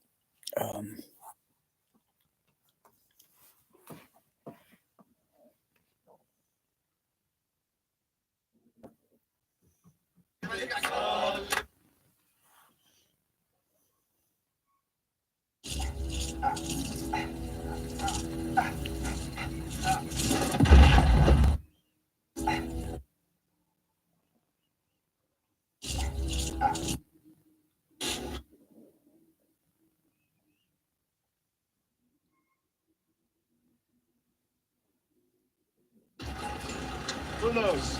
Perhaps the Ark is still waiting in some antechamber for...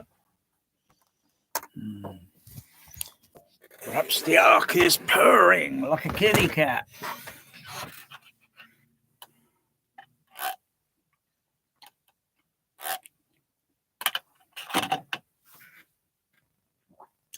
Wants to be fed. Fed what? Oh dear.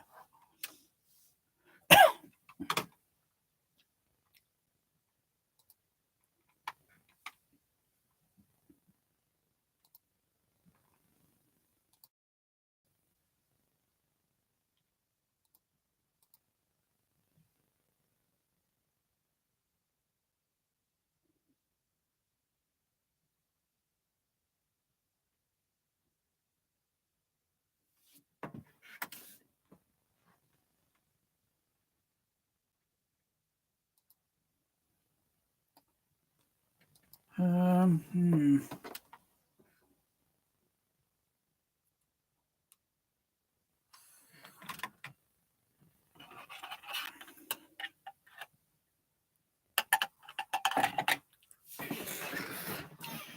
So in-floor subs, you get a resident, you'll get you'll get extra feel vibrations. They'll all be different. Maybe they're repeatable.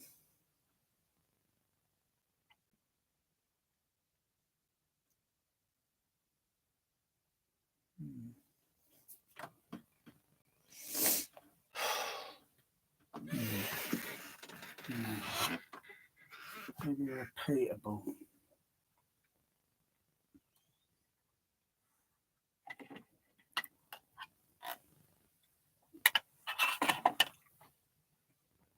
So the volume's set comfortable at the same level all the time. It would be the same unless something's adjusted.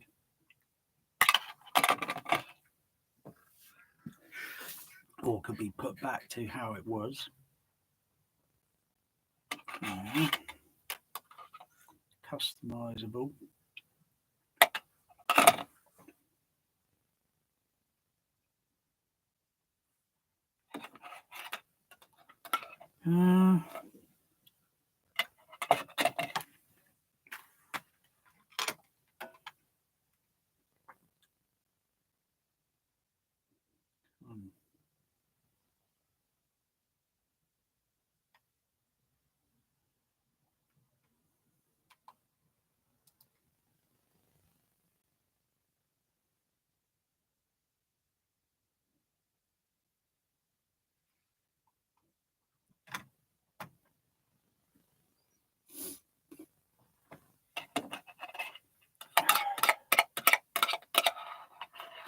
Really.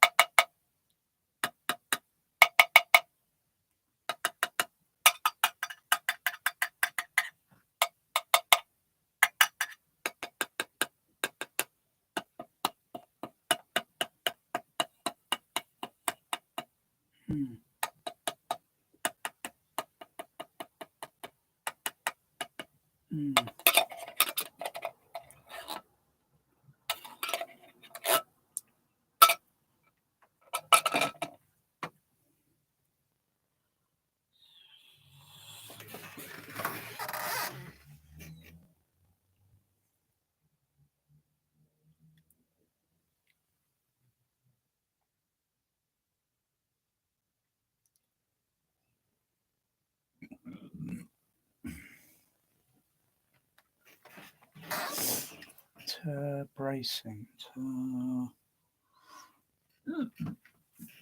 Turn up bracings.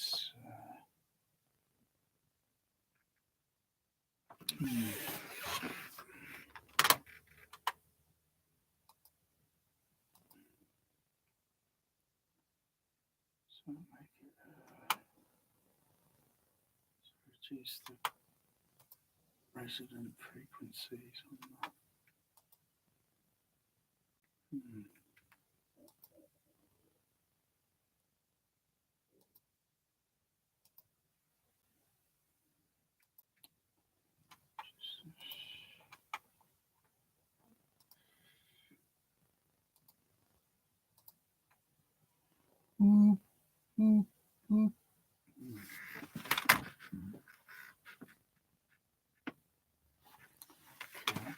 Put the where is it? Generator.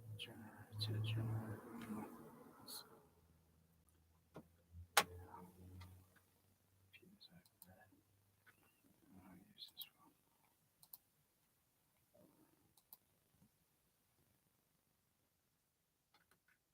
I wonder if it's got something to do with that. There's something that was turned on and it's overriding. I can't still figure it. It shouldn't do that.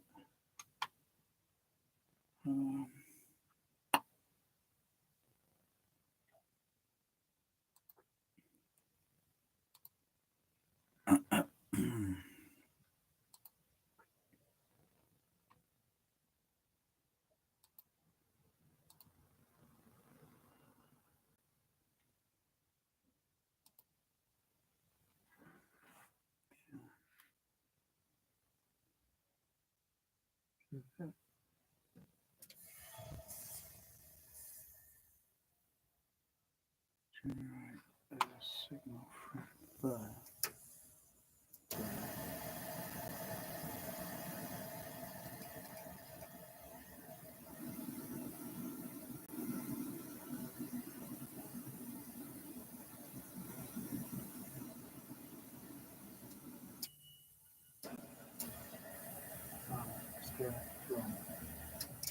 It's not passing through, that goes on the outside.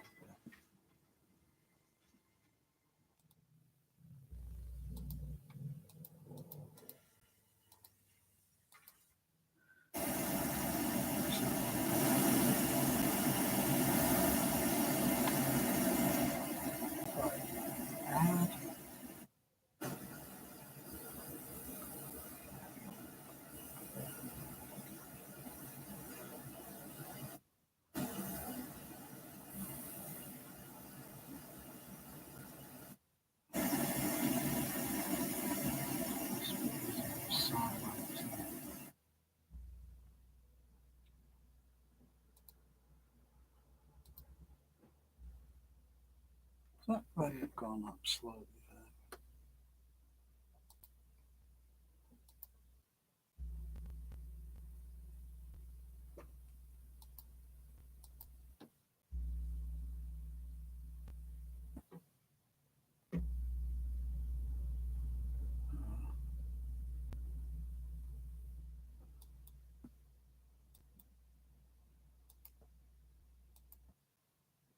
Turn those off.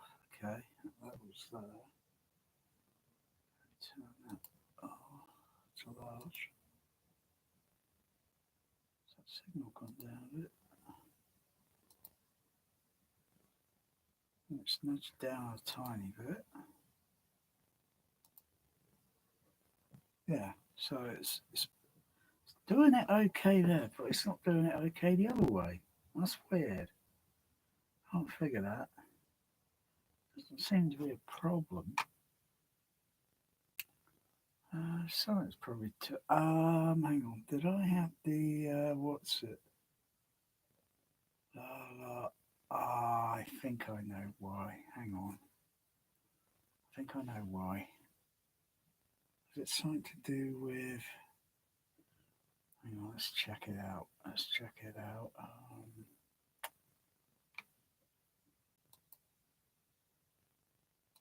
So, chat onto your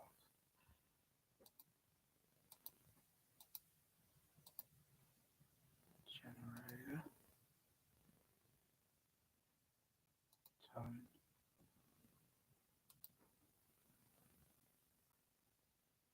Okay. See the tones there now. Turn that off. No. It's still there. Where's that coming from? It's not coming from the. Oh, it's still on there. Turn that off. Okay, turn that on.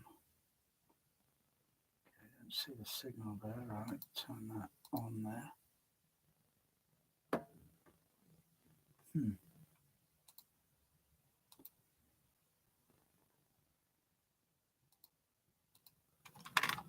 Where's the remote?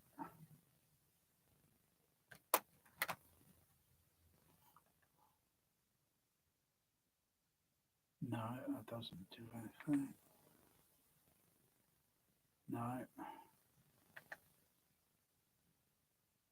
No. So what is off? See, still not showing there.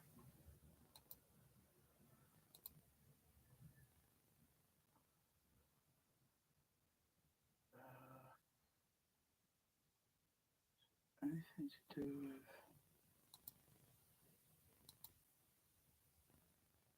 It's nothing to do with that.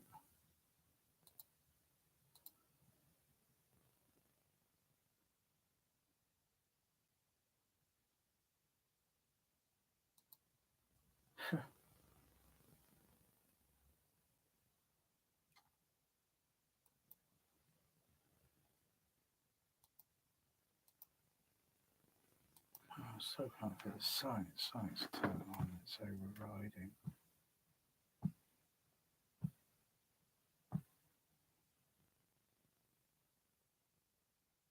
Yeah, turn that back to there.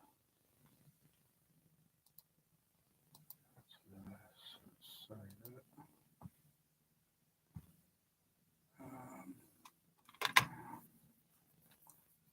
I'll figure it.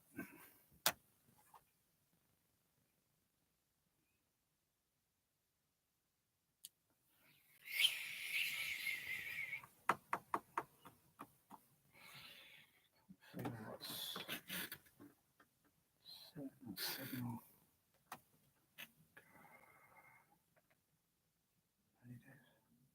Oh, hang on. I'll try stereo. Stereo THX.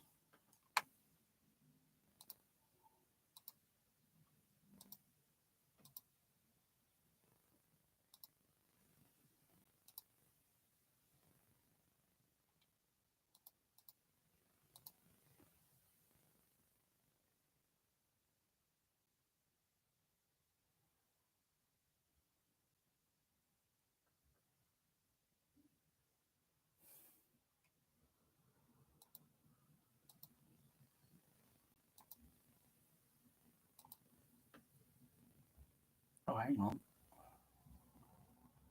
Let's see the signal go up a little bit. We're turning that off. Turn that back on. And turn that off.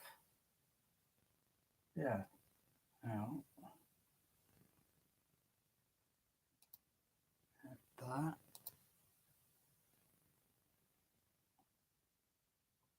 Signal go up a bit. It didn't look like it subtracted or anti-phased or.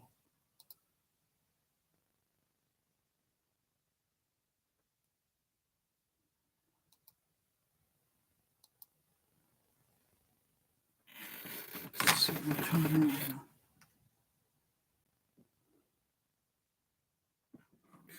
it there.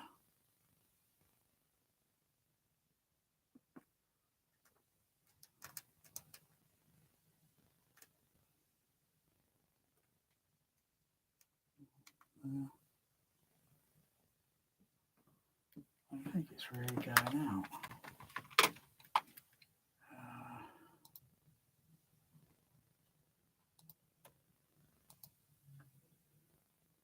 No, I think it's something else there.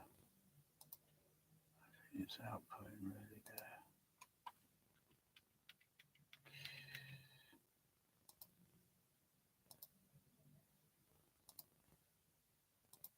Right.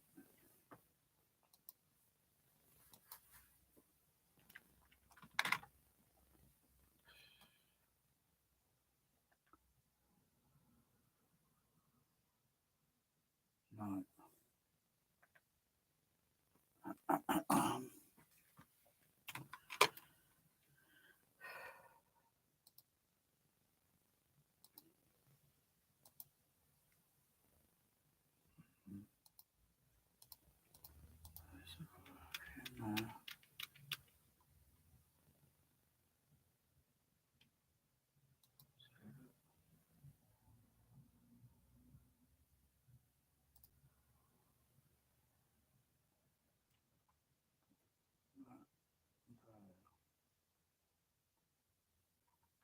Turn that off.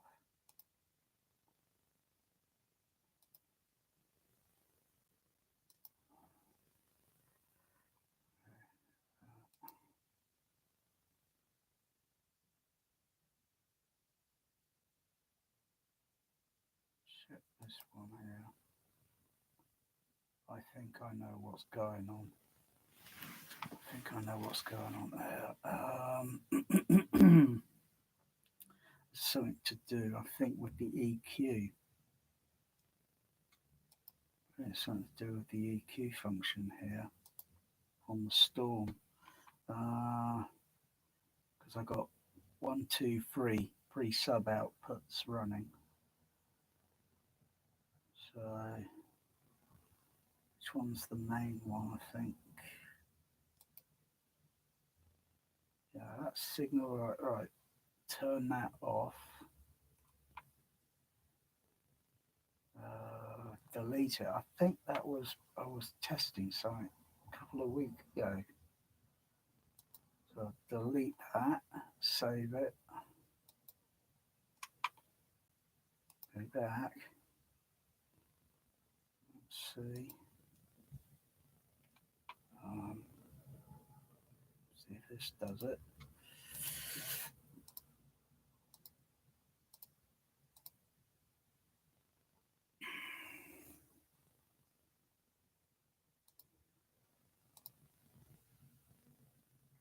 We're seeing a signal going up. Is it doing it or is it not doing it?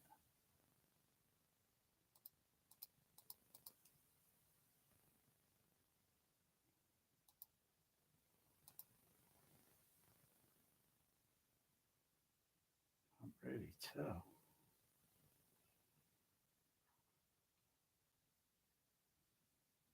Turn that level up on the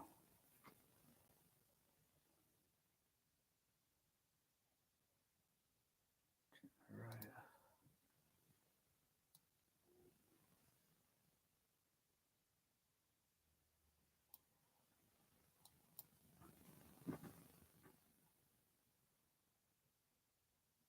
No, it's not doing anything with anything there.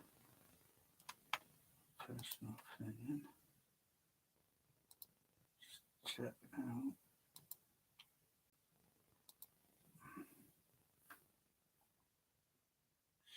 It's on. Oh, hang on. It's on HD. It's not on HD7. Hang on. Yeah, signal. Okay, I hear it there now. Right.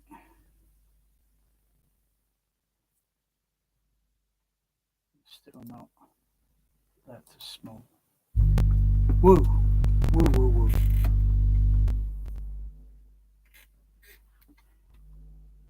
got nothing to do with that EQ.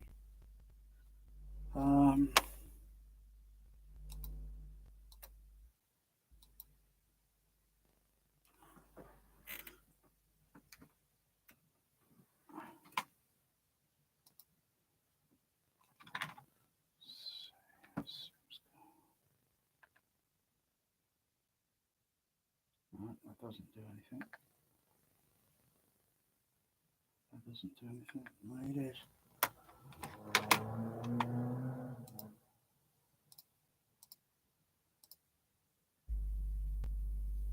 That there, that goes on now.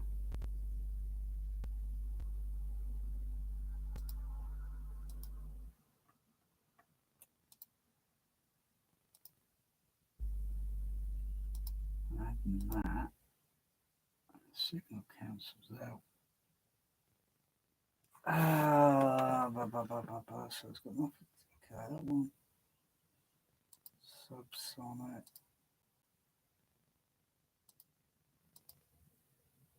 Nothing to do with those. So, what if I change the delay?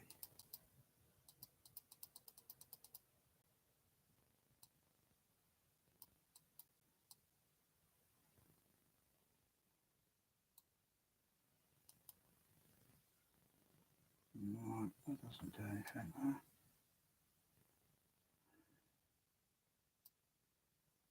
Change the delay on, how was it?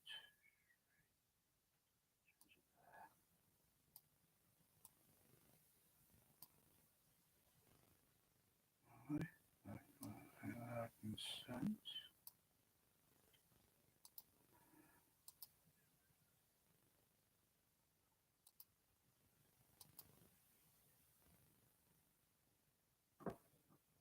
Oh, that's not doing anything there.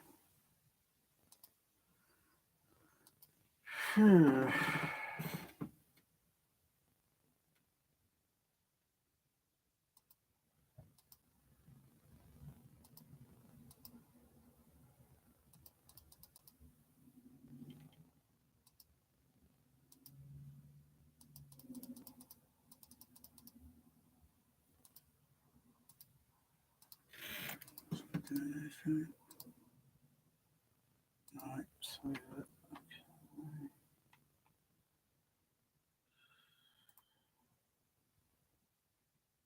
Nothing, there's nothing there. Check that.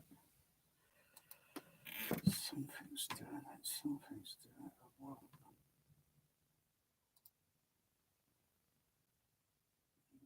It's okay.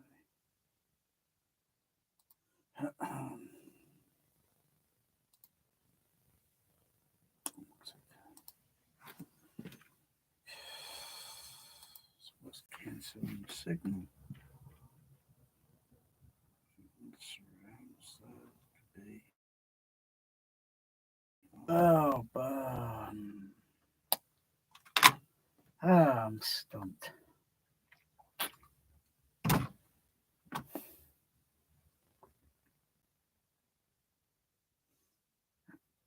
Signal should be going through.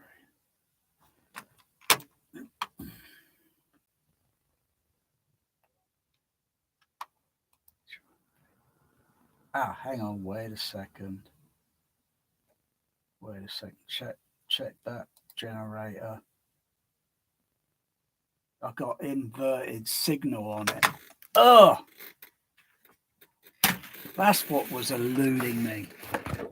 I had to think and think and think. Why doesn't, when adding, because you can do anything with the Storm audio, and you can add the left channel on stereo, because there's only two signals going into the processor at present. It's only two signals, mono. They are coming from the REW. Again, because I forgot, because I was doing that other test about a week ago using two REWs, with one with forward polarity, one with reverse polarity, and bam, down there it's ticked. So if I turn that to positive, I get the signals on the for the sub-bass testing. Boom. God, I was beginning really to think the processor is fucked up.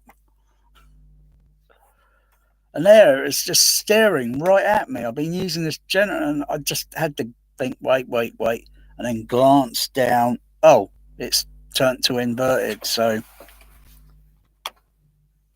I've got one one left and right added. And if I go to the next one, it's up here. Oh, both of them are on. So if I turn one off, signal level goes down a little bit, but it doesn't invert or reverse, because I was getting really confused why the signal was inverting. You know, the signal's up there and suddenly add the other speaker output and bam, it goes like, what the bloody hell's going on?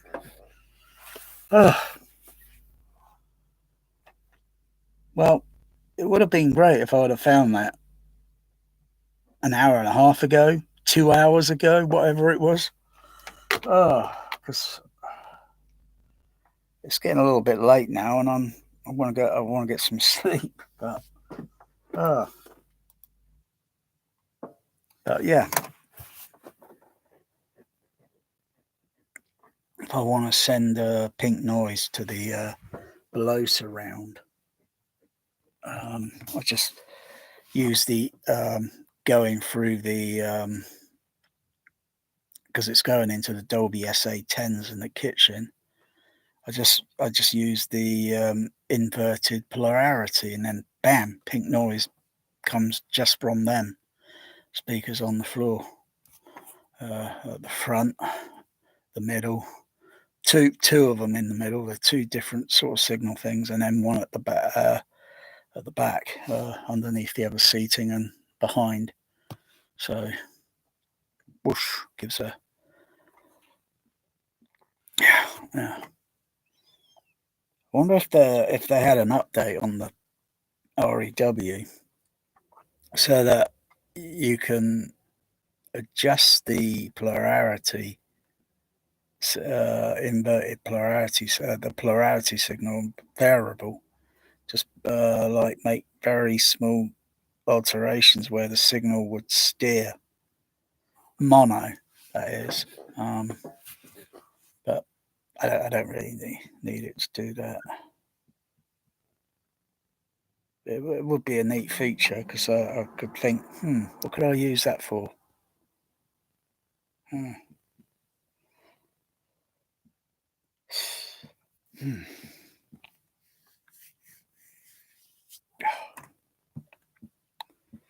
Yeah, so it was staring at me all the time.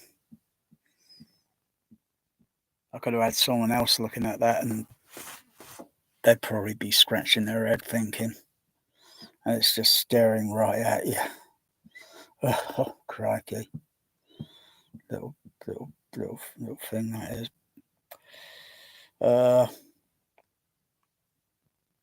Wonder what it looks like on the oscilloscope.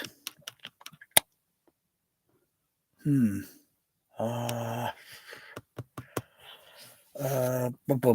the waveform would be the tone with a sine wave. It you get these waveforms, and if you'd see, rather than seeing a hump going there, it should go kind of like down there and then go up, and then because it'd be the opposite way.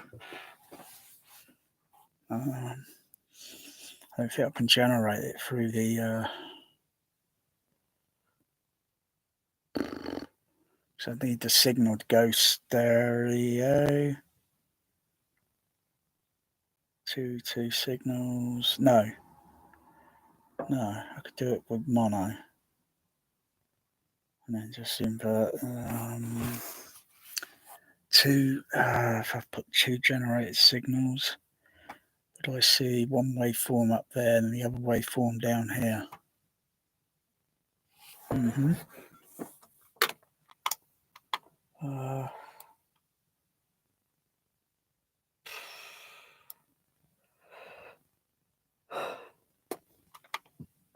do I generate that? How do I do that?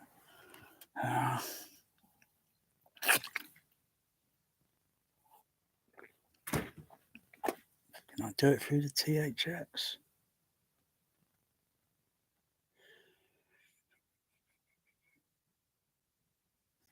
Give it a try. Give it a try.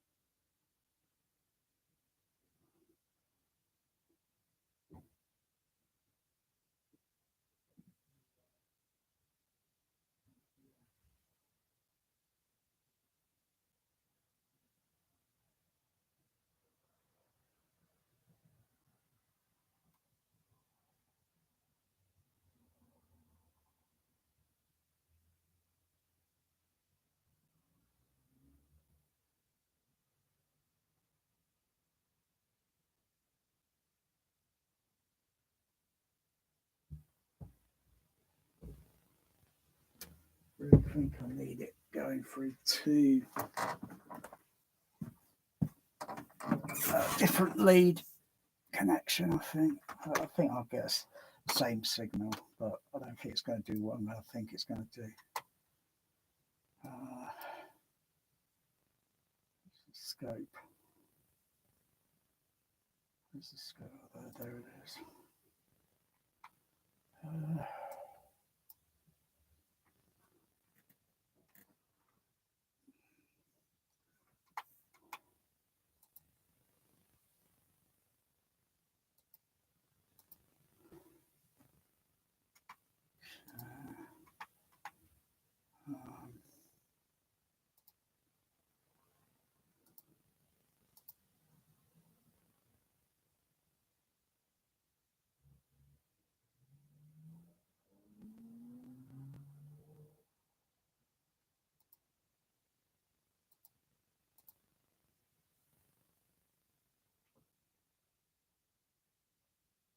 Where's the input signal gone?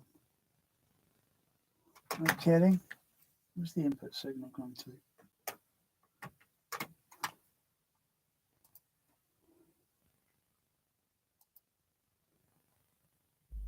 Oh, there it is.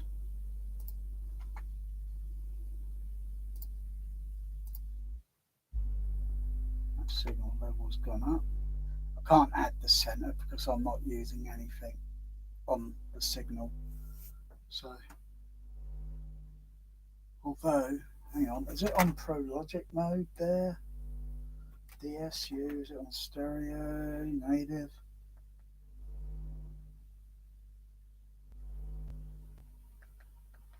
It's on native.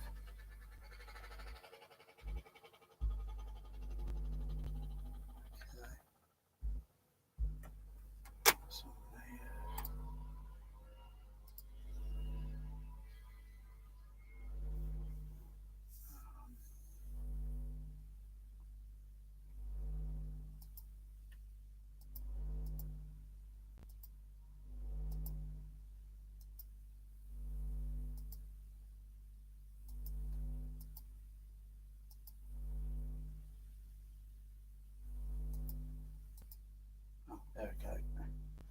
Oh,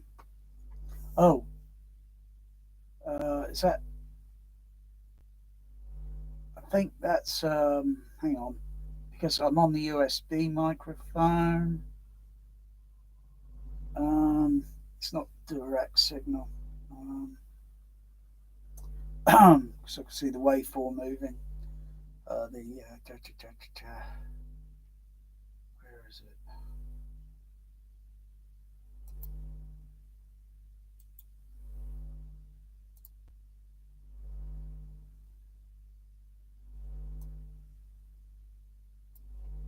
USB. Yeah, I'm going to switch it to there. It's still on there. Okay, so I'll turn that off, turn it on. Where's the signal coming in? Oh, yeah, because I'm on the LC, I'm on the mix input. I'll switch it over to the USB again. Ooh, it's a bit boomy there.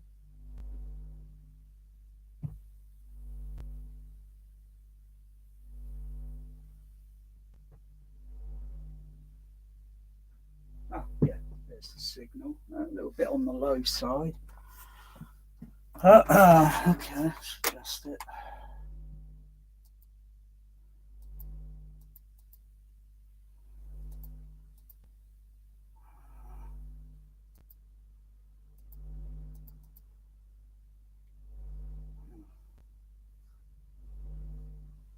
So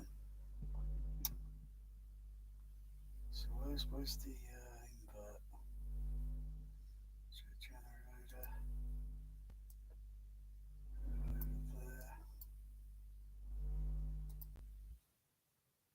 There. Invert the signal and it goes out.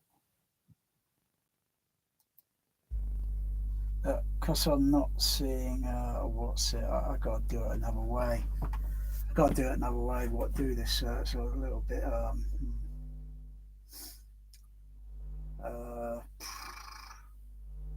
do that again. So the signal goes out on the process through the processor. The signal goes out, but if it were going some other way round, hang on. Go back to put it that way. Go to the Behringer DCX.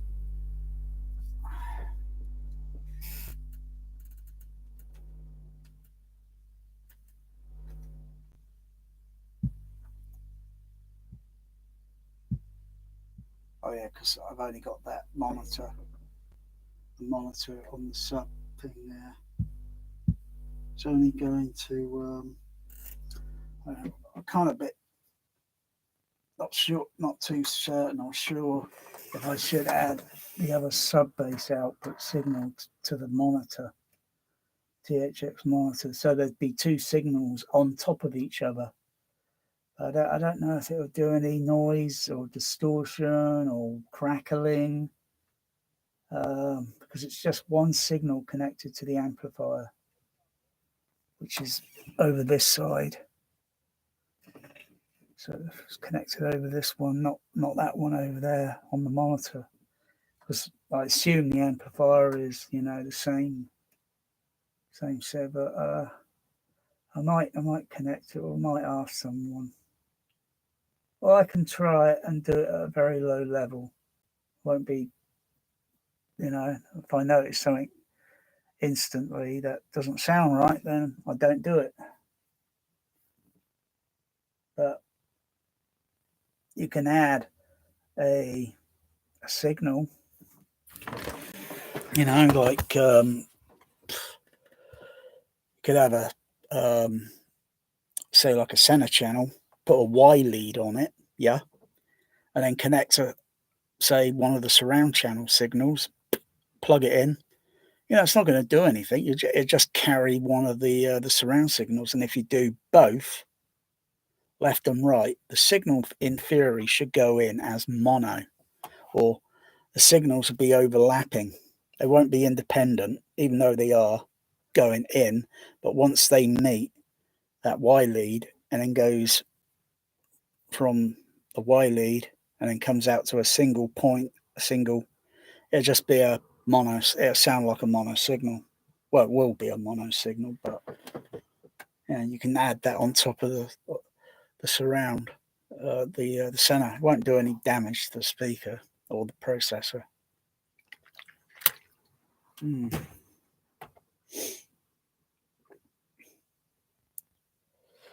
Yeah. Yeah. So yeah, that bit there works.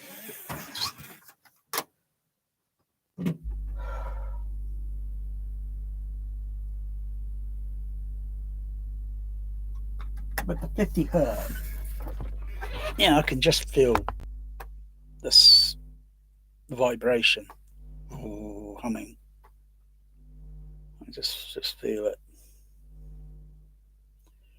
But move forward, and that tone energy just gets louder.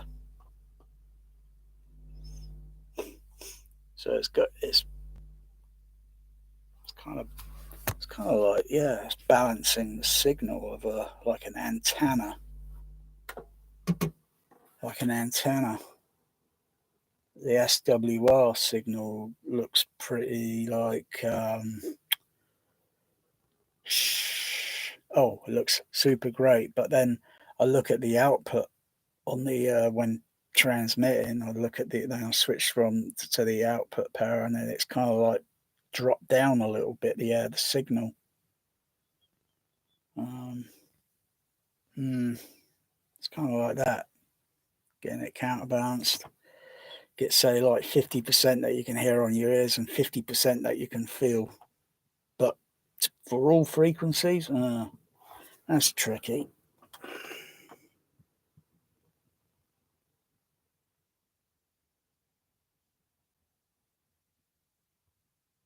So if I move towards the back of the room, that signal should go up again. Yeah, play it. Play it. You can't play it. You got to generate it. Play it.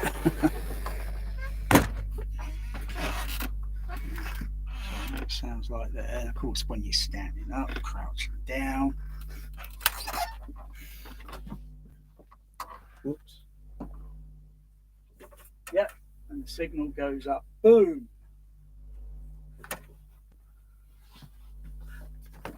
I was thinking of putting multiple microphones to sort of look at, say, like an oscilloscope signal. So if I put a 50, you see the waveform again, like the peak at the top. That's like the best part, and then it just drops down negatively. It's like, but I can't hear it very as loud or strong with the force.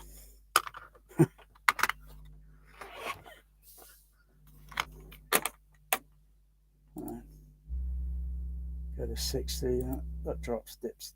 Oh, I got a few filters turned on the process, on the DCX. That's probably why it was dipping down a little bit. Go to 40 hertz, that goes up a little bit there. But the position changes, so you got the grid, like in Tron, the grid. And that's kind of shifted over a little bit, and the signal's gone up. It's gone up a little bit, and it's shifted over.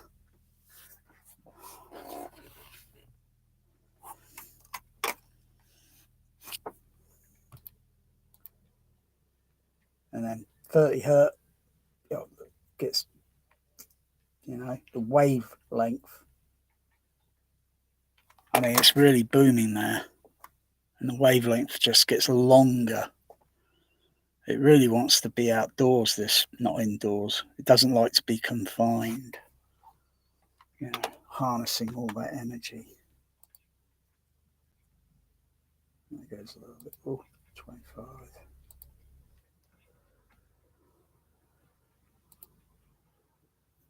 20.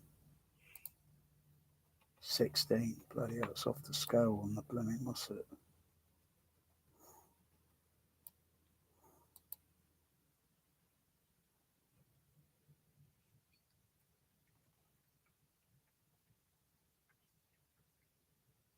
Yeah, if I generate it a little bit louder, the curtain or the thing, it starts flapping. But only when the window's open because of the air pressure changes in the room. And it's same sort of thing with moving a door back and forth, and it just pushes and moves air practically infrasonic. And you just see it on the RTA and infrasonic just by moving the door back and forth, because it's pretty large. And it's like, whoa, look at that. You couldn't get a sub bass to do that.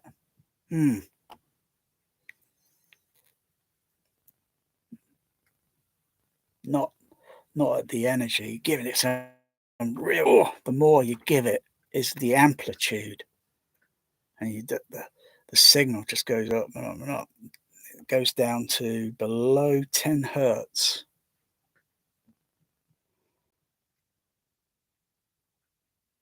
But can I feel it? Well, I'm moving the door. I've got to be maybe near the window. I might feel something, but I need someone to do it, move it back and forth. And I need to monitor to see if I can feel it. Or at least, and of course you sense the door kind of waving back and forth because it's making a flapping sound. You can easily hear it when you're near a door moving it back and forth. You can hear that flapping sound.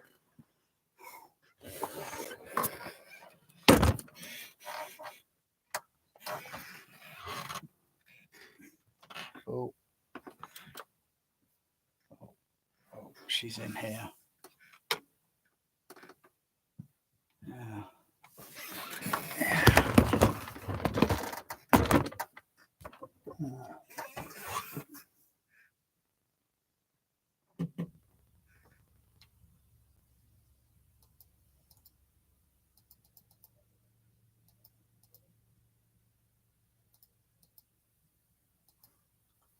Change the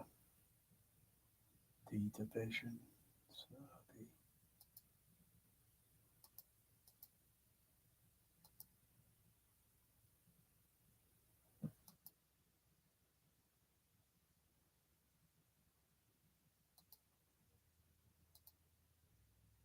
the waveform is getting closer, but that's not how it should be, because that waveform wouldn't be correct to, but it's getting closer together.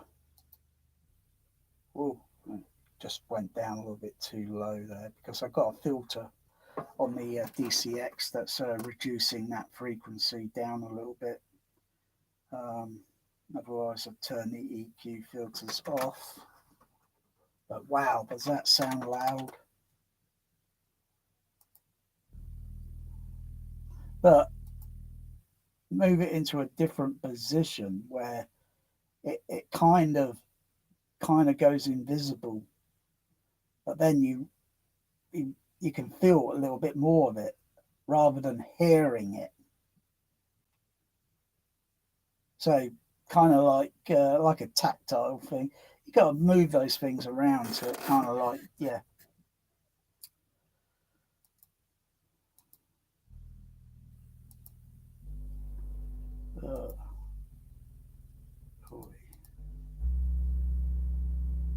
I forgot what frequency. I think I've got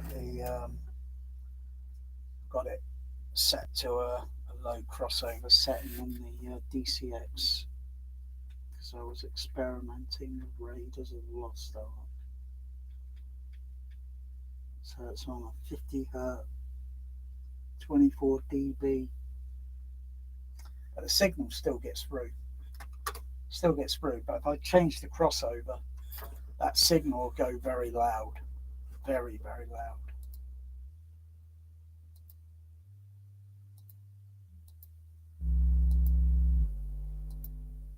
Or put some filters in place.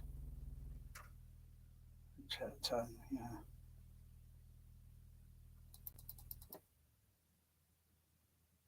Oh, Melanie. Oh, what's she doing? What is Mel doing? Mel Gibson. Melanie, I've got to register you as lethal pause. Lethal weapon pause.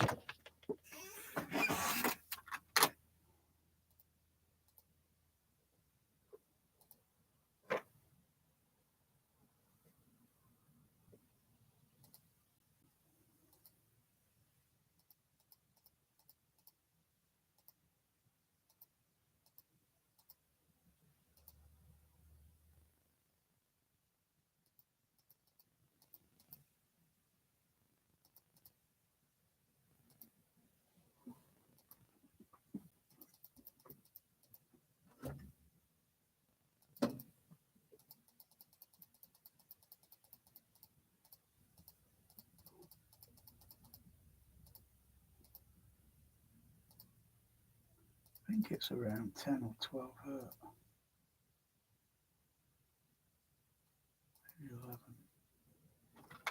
11. Which one makes the curtain? So I can just see the curtain kind of wobbling.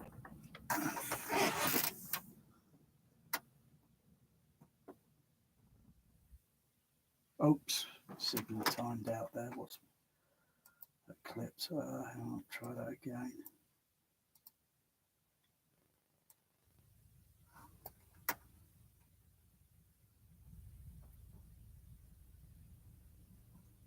Whoops, Melanie. She's getting too fascinated with subs. Come on, girl.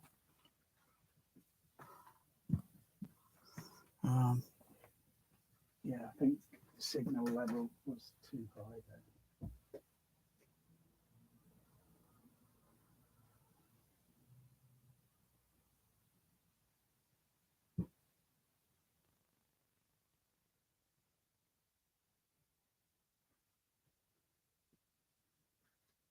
Kind of timed out on the triggered out on the what's it?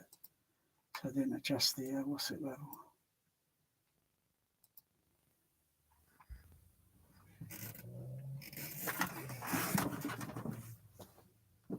Come on, Mel.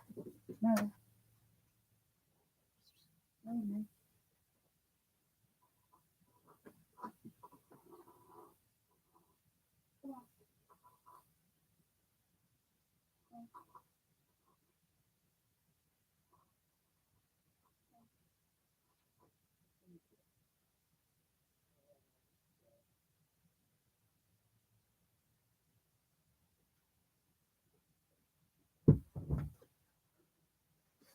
I said when I moved the door, it moves the what's it?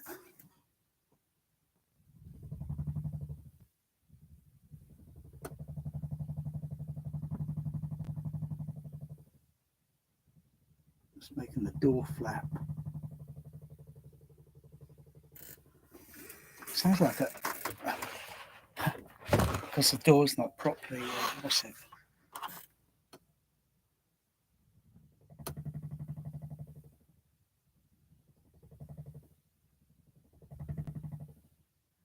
Almost sounds like a Chinook. For a moment, it was reminding me of like, oh, have I heard that somewhere before? Oh, a Chinook.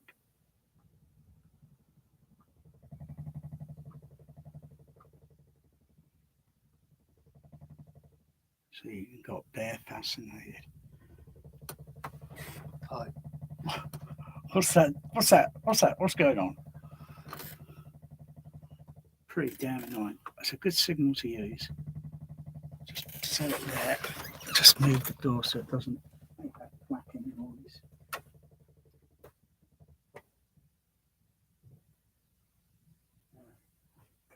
Push it in that position. Turn the amplitude up until it probably does it again.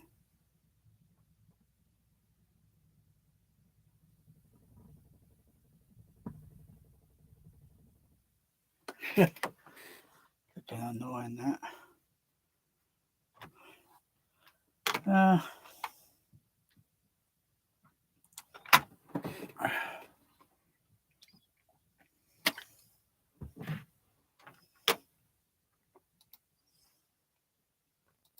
turn that signal.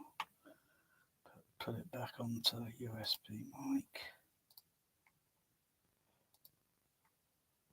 Turn that off. Turn that back on.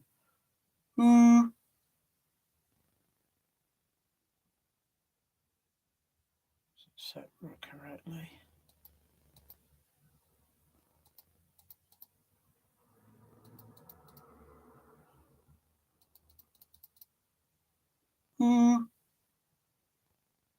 So what's it? Hang on.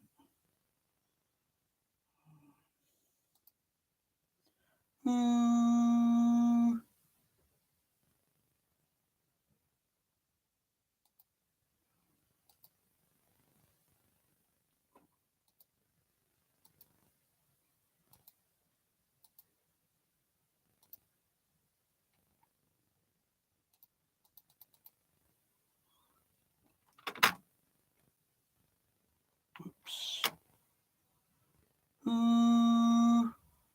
Sine right turner.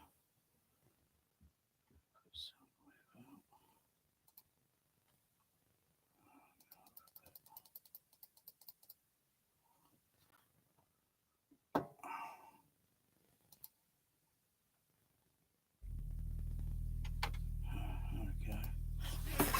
Sine right on there. Generate it. Adjust it.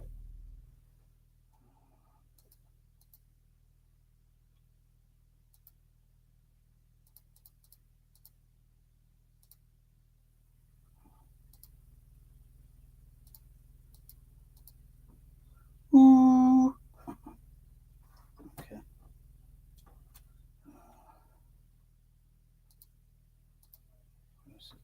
What's it?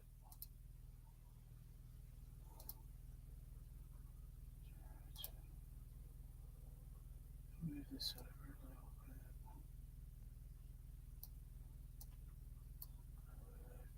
Just the size on that a little bit.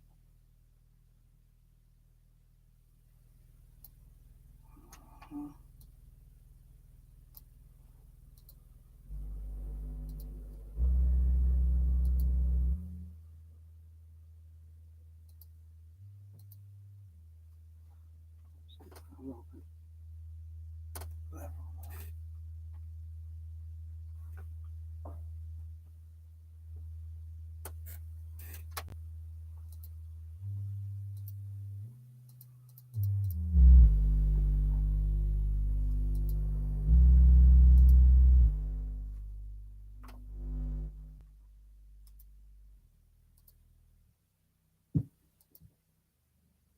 Wow.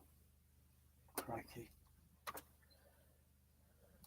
Oh, just hear too much of it. Put the bass shaker on.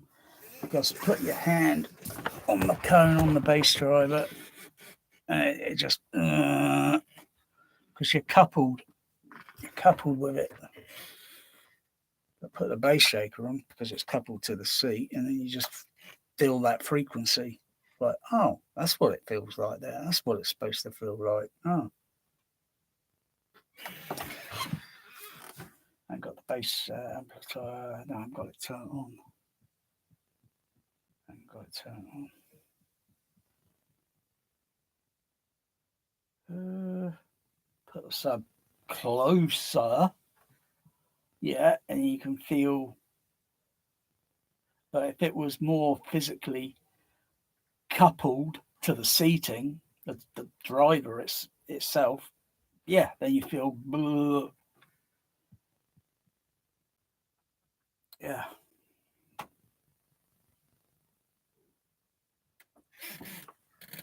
There.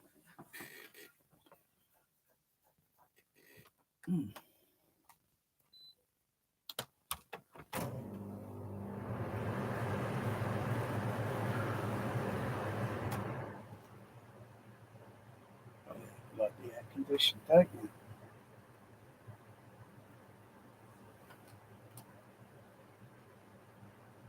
So you're confused. No, you're curious to how it works, how it functions, and I'm trying to think like you. I'm trying to So I would get a different perspective of the whole thing. I get a different thinking, and it might open up a channel to like,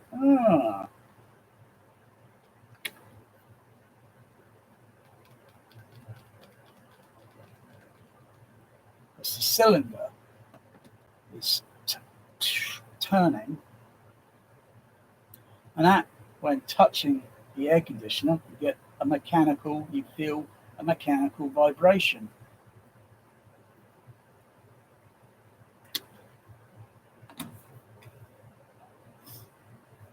I feel a mechanical when I put this into the cup holder.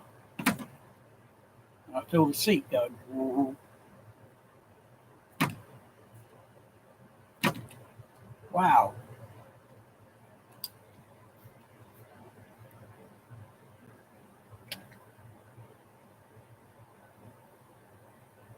I hold the bottle. I feel the weight of the bass on it. The bass, it's got, maybe it's sub bass. I don't know. It's energy. I can feel the weight.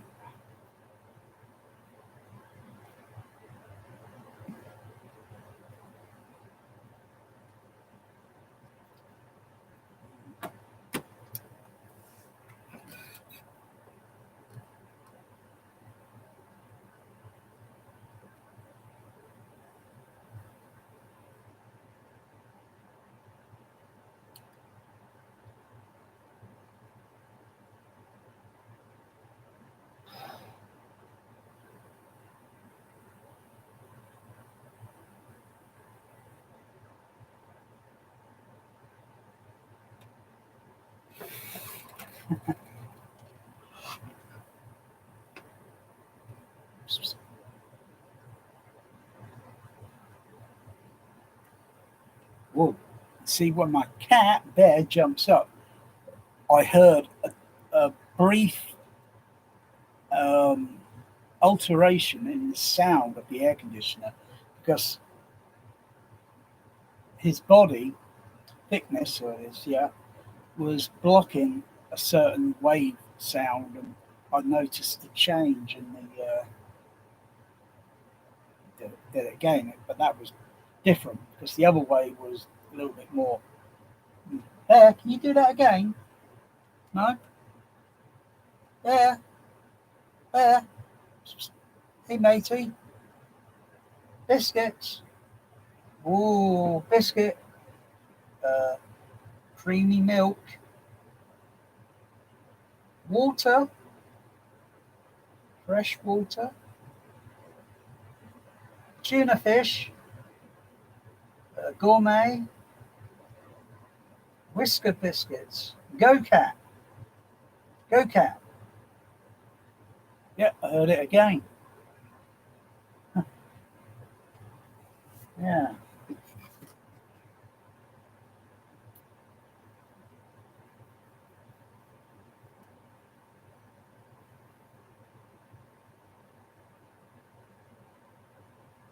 There's a motor in there, it's turning, and then there's a little other thing in there, it's doing a cooling, and then it's pushing the air out, cooled, like refrigerated air, and then you knock something over.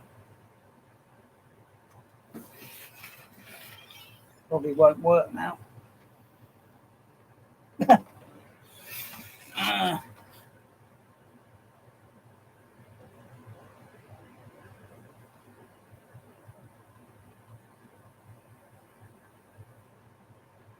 So on A, it's on A. Let's see.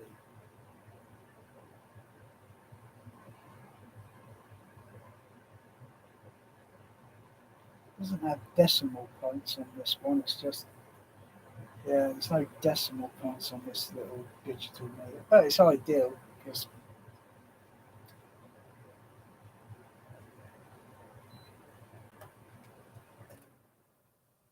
it's ideal.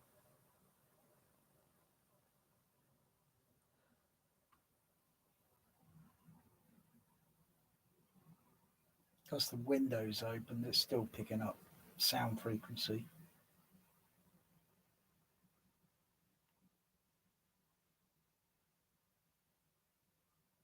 for that to stop. It's still turning, the cylinder's still turning.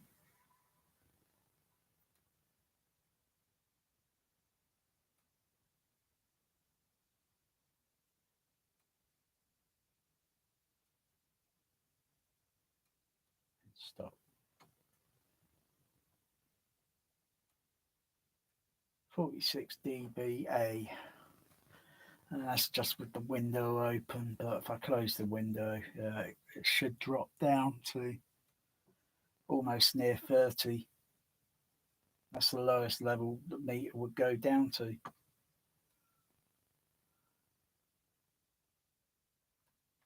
switch over to DBC.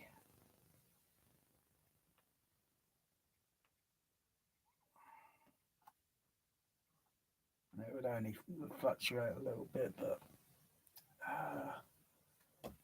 time is still what? It's not even midnight.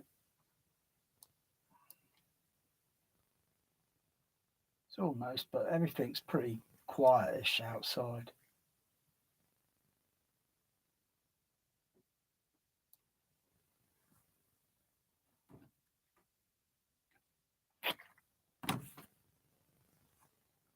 Oh, and there's the fan on the storm processor, which is whirring at a very low level frequency. But the microphone is going to still register something like, oh, there's still something going on.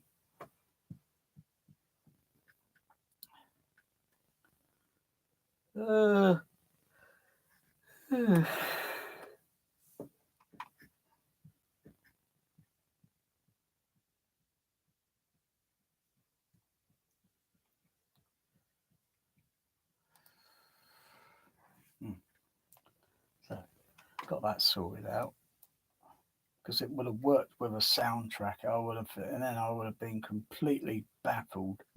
This thing with the, I could have played this out and then added and thinking, well, the signal's going up, not. But it really did. It really was starting to. It's always been turning the generator on. Check the inverted second output.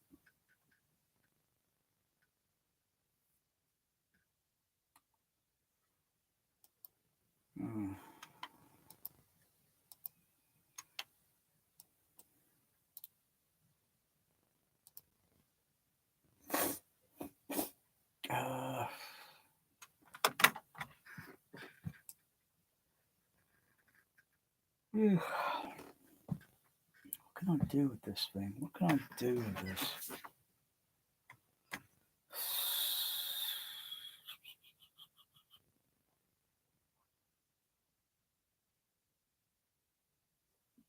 Is that thing still connected?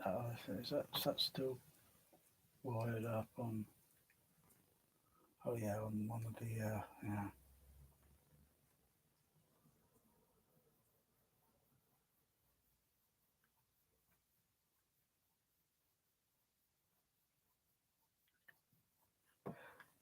Is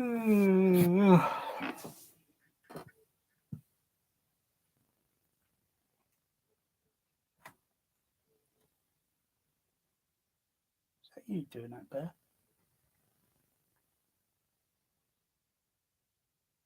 Was that a pigeon? Pigeons don't hoot at this time of night.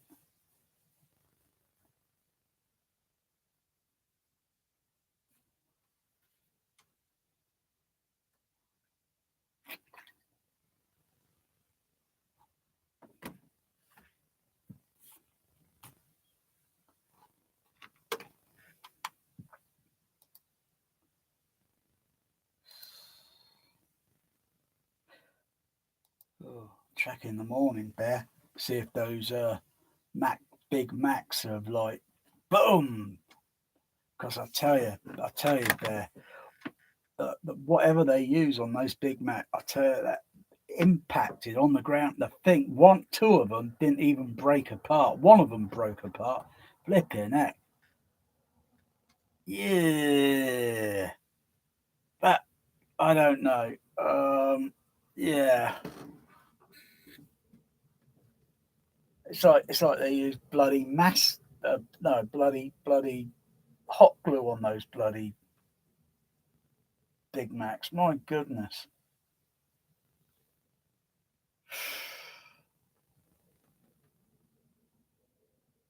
And the milkshake, was dread. Bloody hell, you get a delivery, the damn things turn up, the milkshake temperature is warmed up slightly at the top of the drink, and it's only still a little bit chilled at the base. Why can't they have some NASA technology for those damn things so they turn up or could be moved around in circulation for over a few hours? They do have those things, but I don't think they're really. Yeah, and then the temperature. What is? Oh yeah, so that's the thing. So if you get a thermometer, test the Big Mac when you get it at the McDonald's. Test the temperature and reads such and such number. And then when you get it delivered and then test it, obviously that temperature is going to be a little bit low. And you think, well, you got to heat it back up to around maybe just a little higher than, just a little bit. Do you use microwave? No. It's a microwave that can make the bun go a bit, weird. Got to use another mode and just certain temperature, certain few minutes, and then it'd be like, wow, it just came from.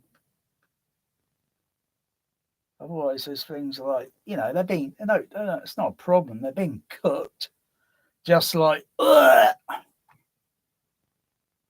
I'm not getting another McDonald's, not again, no way. After seeing how, I don't think the foxes, unless they're going around outside and they're quiet, or maybe the badger's picked up on it and gone.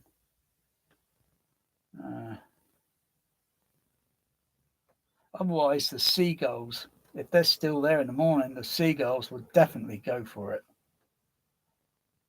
Maybe the pigeons, but definitely the seagulls. Flipping that. Steven Seagal.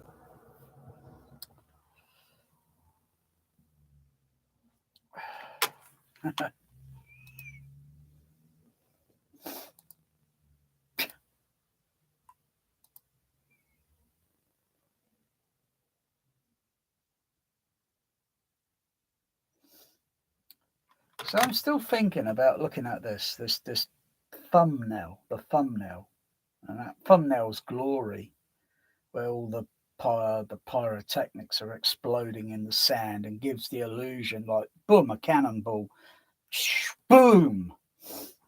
And that's where the ground level is,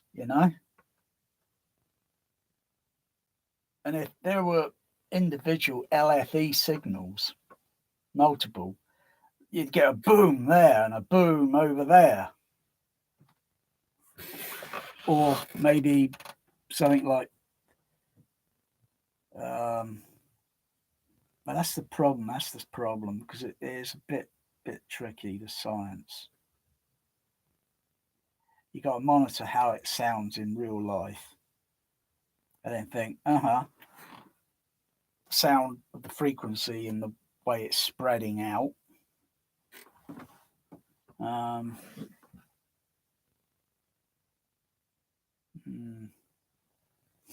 You couldn't do something like that.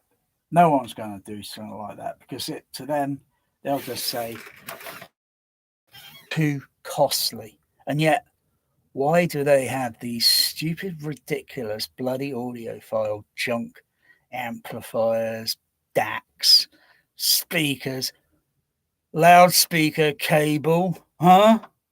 Why are they so diabolically? Because they think it's luxury? Really?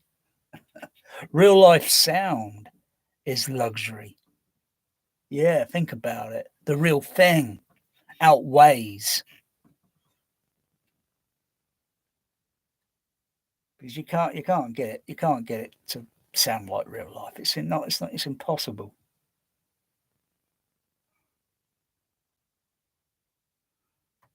You only get an approximation, but at least, come on. The multiple LFE zones in floor, in ceiling, in wall, LFE signals. Yeah.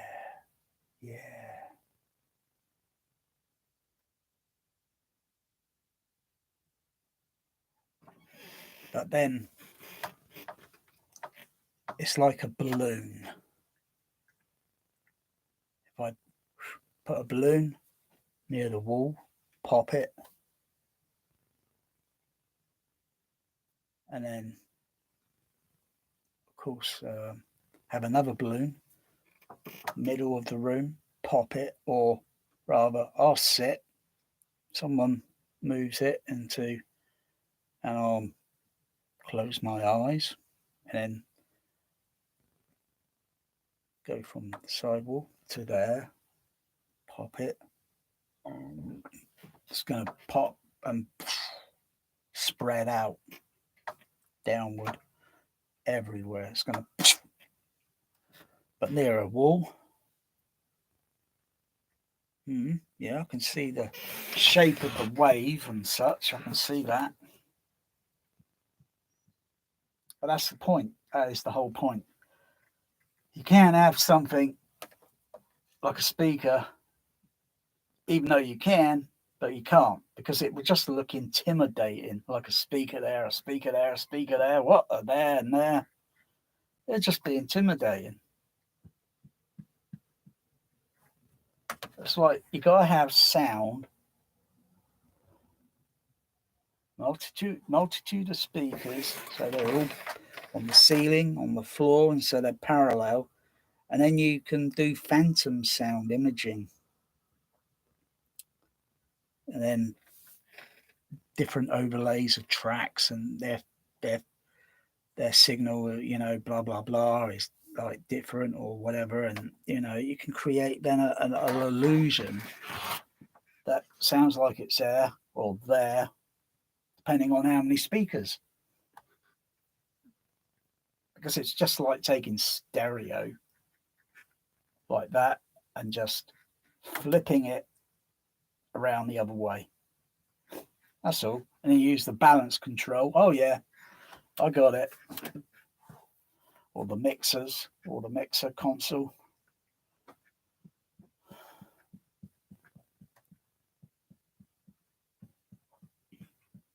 Otherwise, all this immersiveness is meaningless. You can't do that with Atmos. There's nothing down there on the floor for a discrete signal to happen.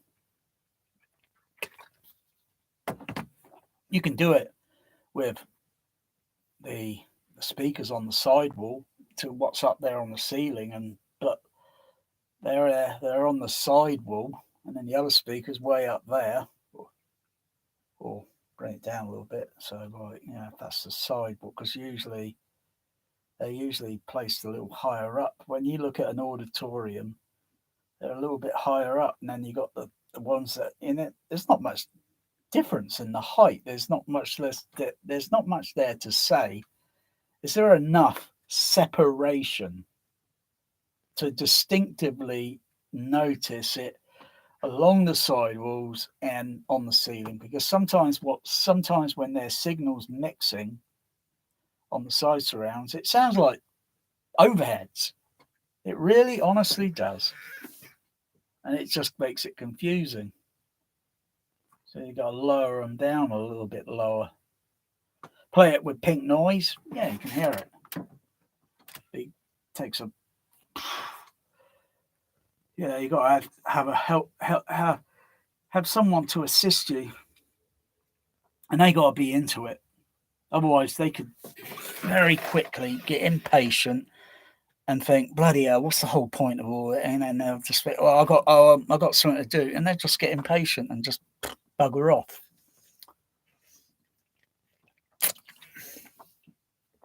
You've got to have someone that's totally into it, even though it's rubbish.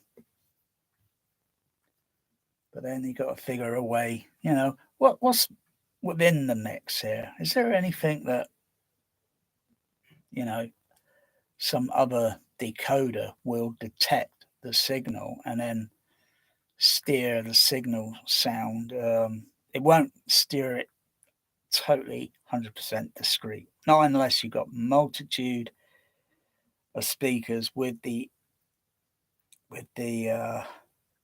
encoding done totally all discrete. So if a cow is mooing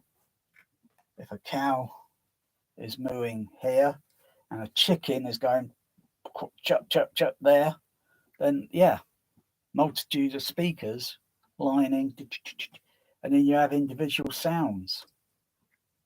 But it's not like that with Atmos. It's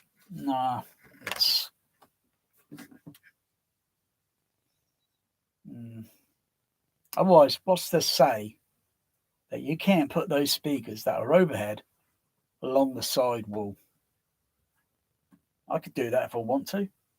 I'll just get some more JBL, fit them in place, and then just go into the have another switching box or something, so I can just divert the signal from overhead and divert it, because that's where the signal is coming from originally, or not originally, but when it is folded together, sandwiched together, that's where it's coming from. And it's just the decoder that's just unwrapping, taking it out. Oh, look at that. You got a separate box there and you take the item out and it's like, oh, and there's two items, cardboard empty box, an empty cardboard box, and some whatever. That's all it's doing. It's just unwrap, the same as just going from 7.1. The rear back signals are mixed up. Will get folded onto the side surround.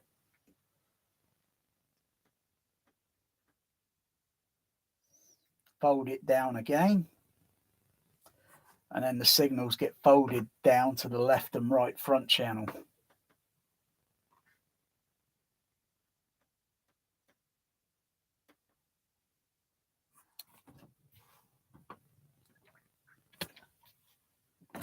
But you don't hear very discrete sound clearly that way. You can hear it. It's faintly there. And you think, oh, wow, that's how it should be. No.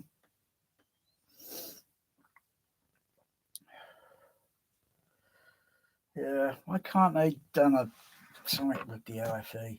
THX says it's got LFE.1 and LFE.2. I haven't even seen it pop up on this processor. I must be doing something wrong. But not seen it like, oh, there's an extra yeah.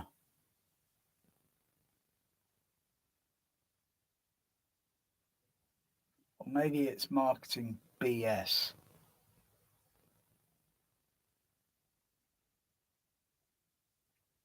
Because I would have thought then, oh, Dolby Lab would have come out with LFE.4. 1, 2, 3, 4.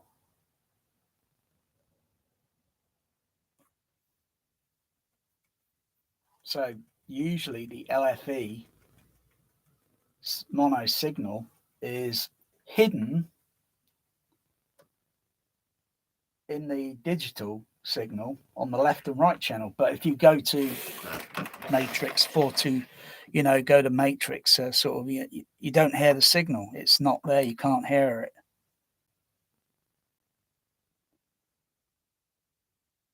So maybe if they put the LFE, the extra LFE, onto the surround, on the rear back surround, and the other one on the side surround, but that would be just the mono signal. So boom, boom, boom. So 1, 2, that'd be like LFE.3. I'm sure they can take it a bit further than that. I'm sure they can take it further.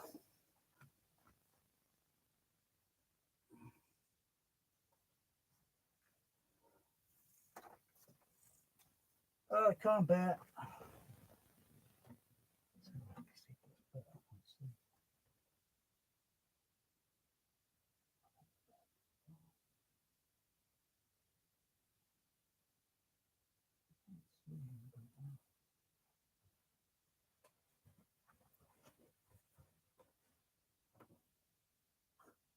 Yeah, they're gone. Wow, those foxes came by. Those burgers are gone, Bear. The foxes have had them. Yay. Maybe it was the badger. The humble badger had the burgers, and the seagulls had the French fries. Wow. Over and out. And I know what you're thinking, because I'm thinking the same thing. Did it fire 1 LFE or 2 LFEs? Well, to tell you, in all this excitement, I kind of lost track myself. Boom!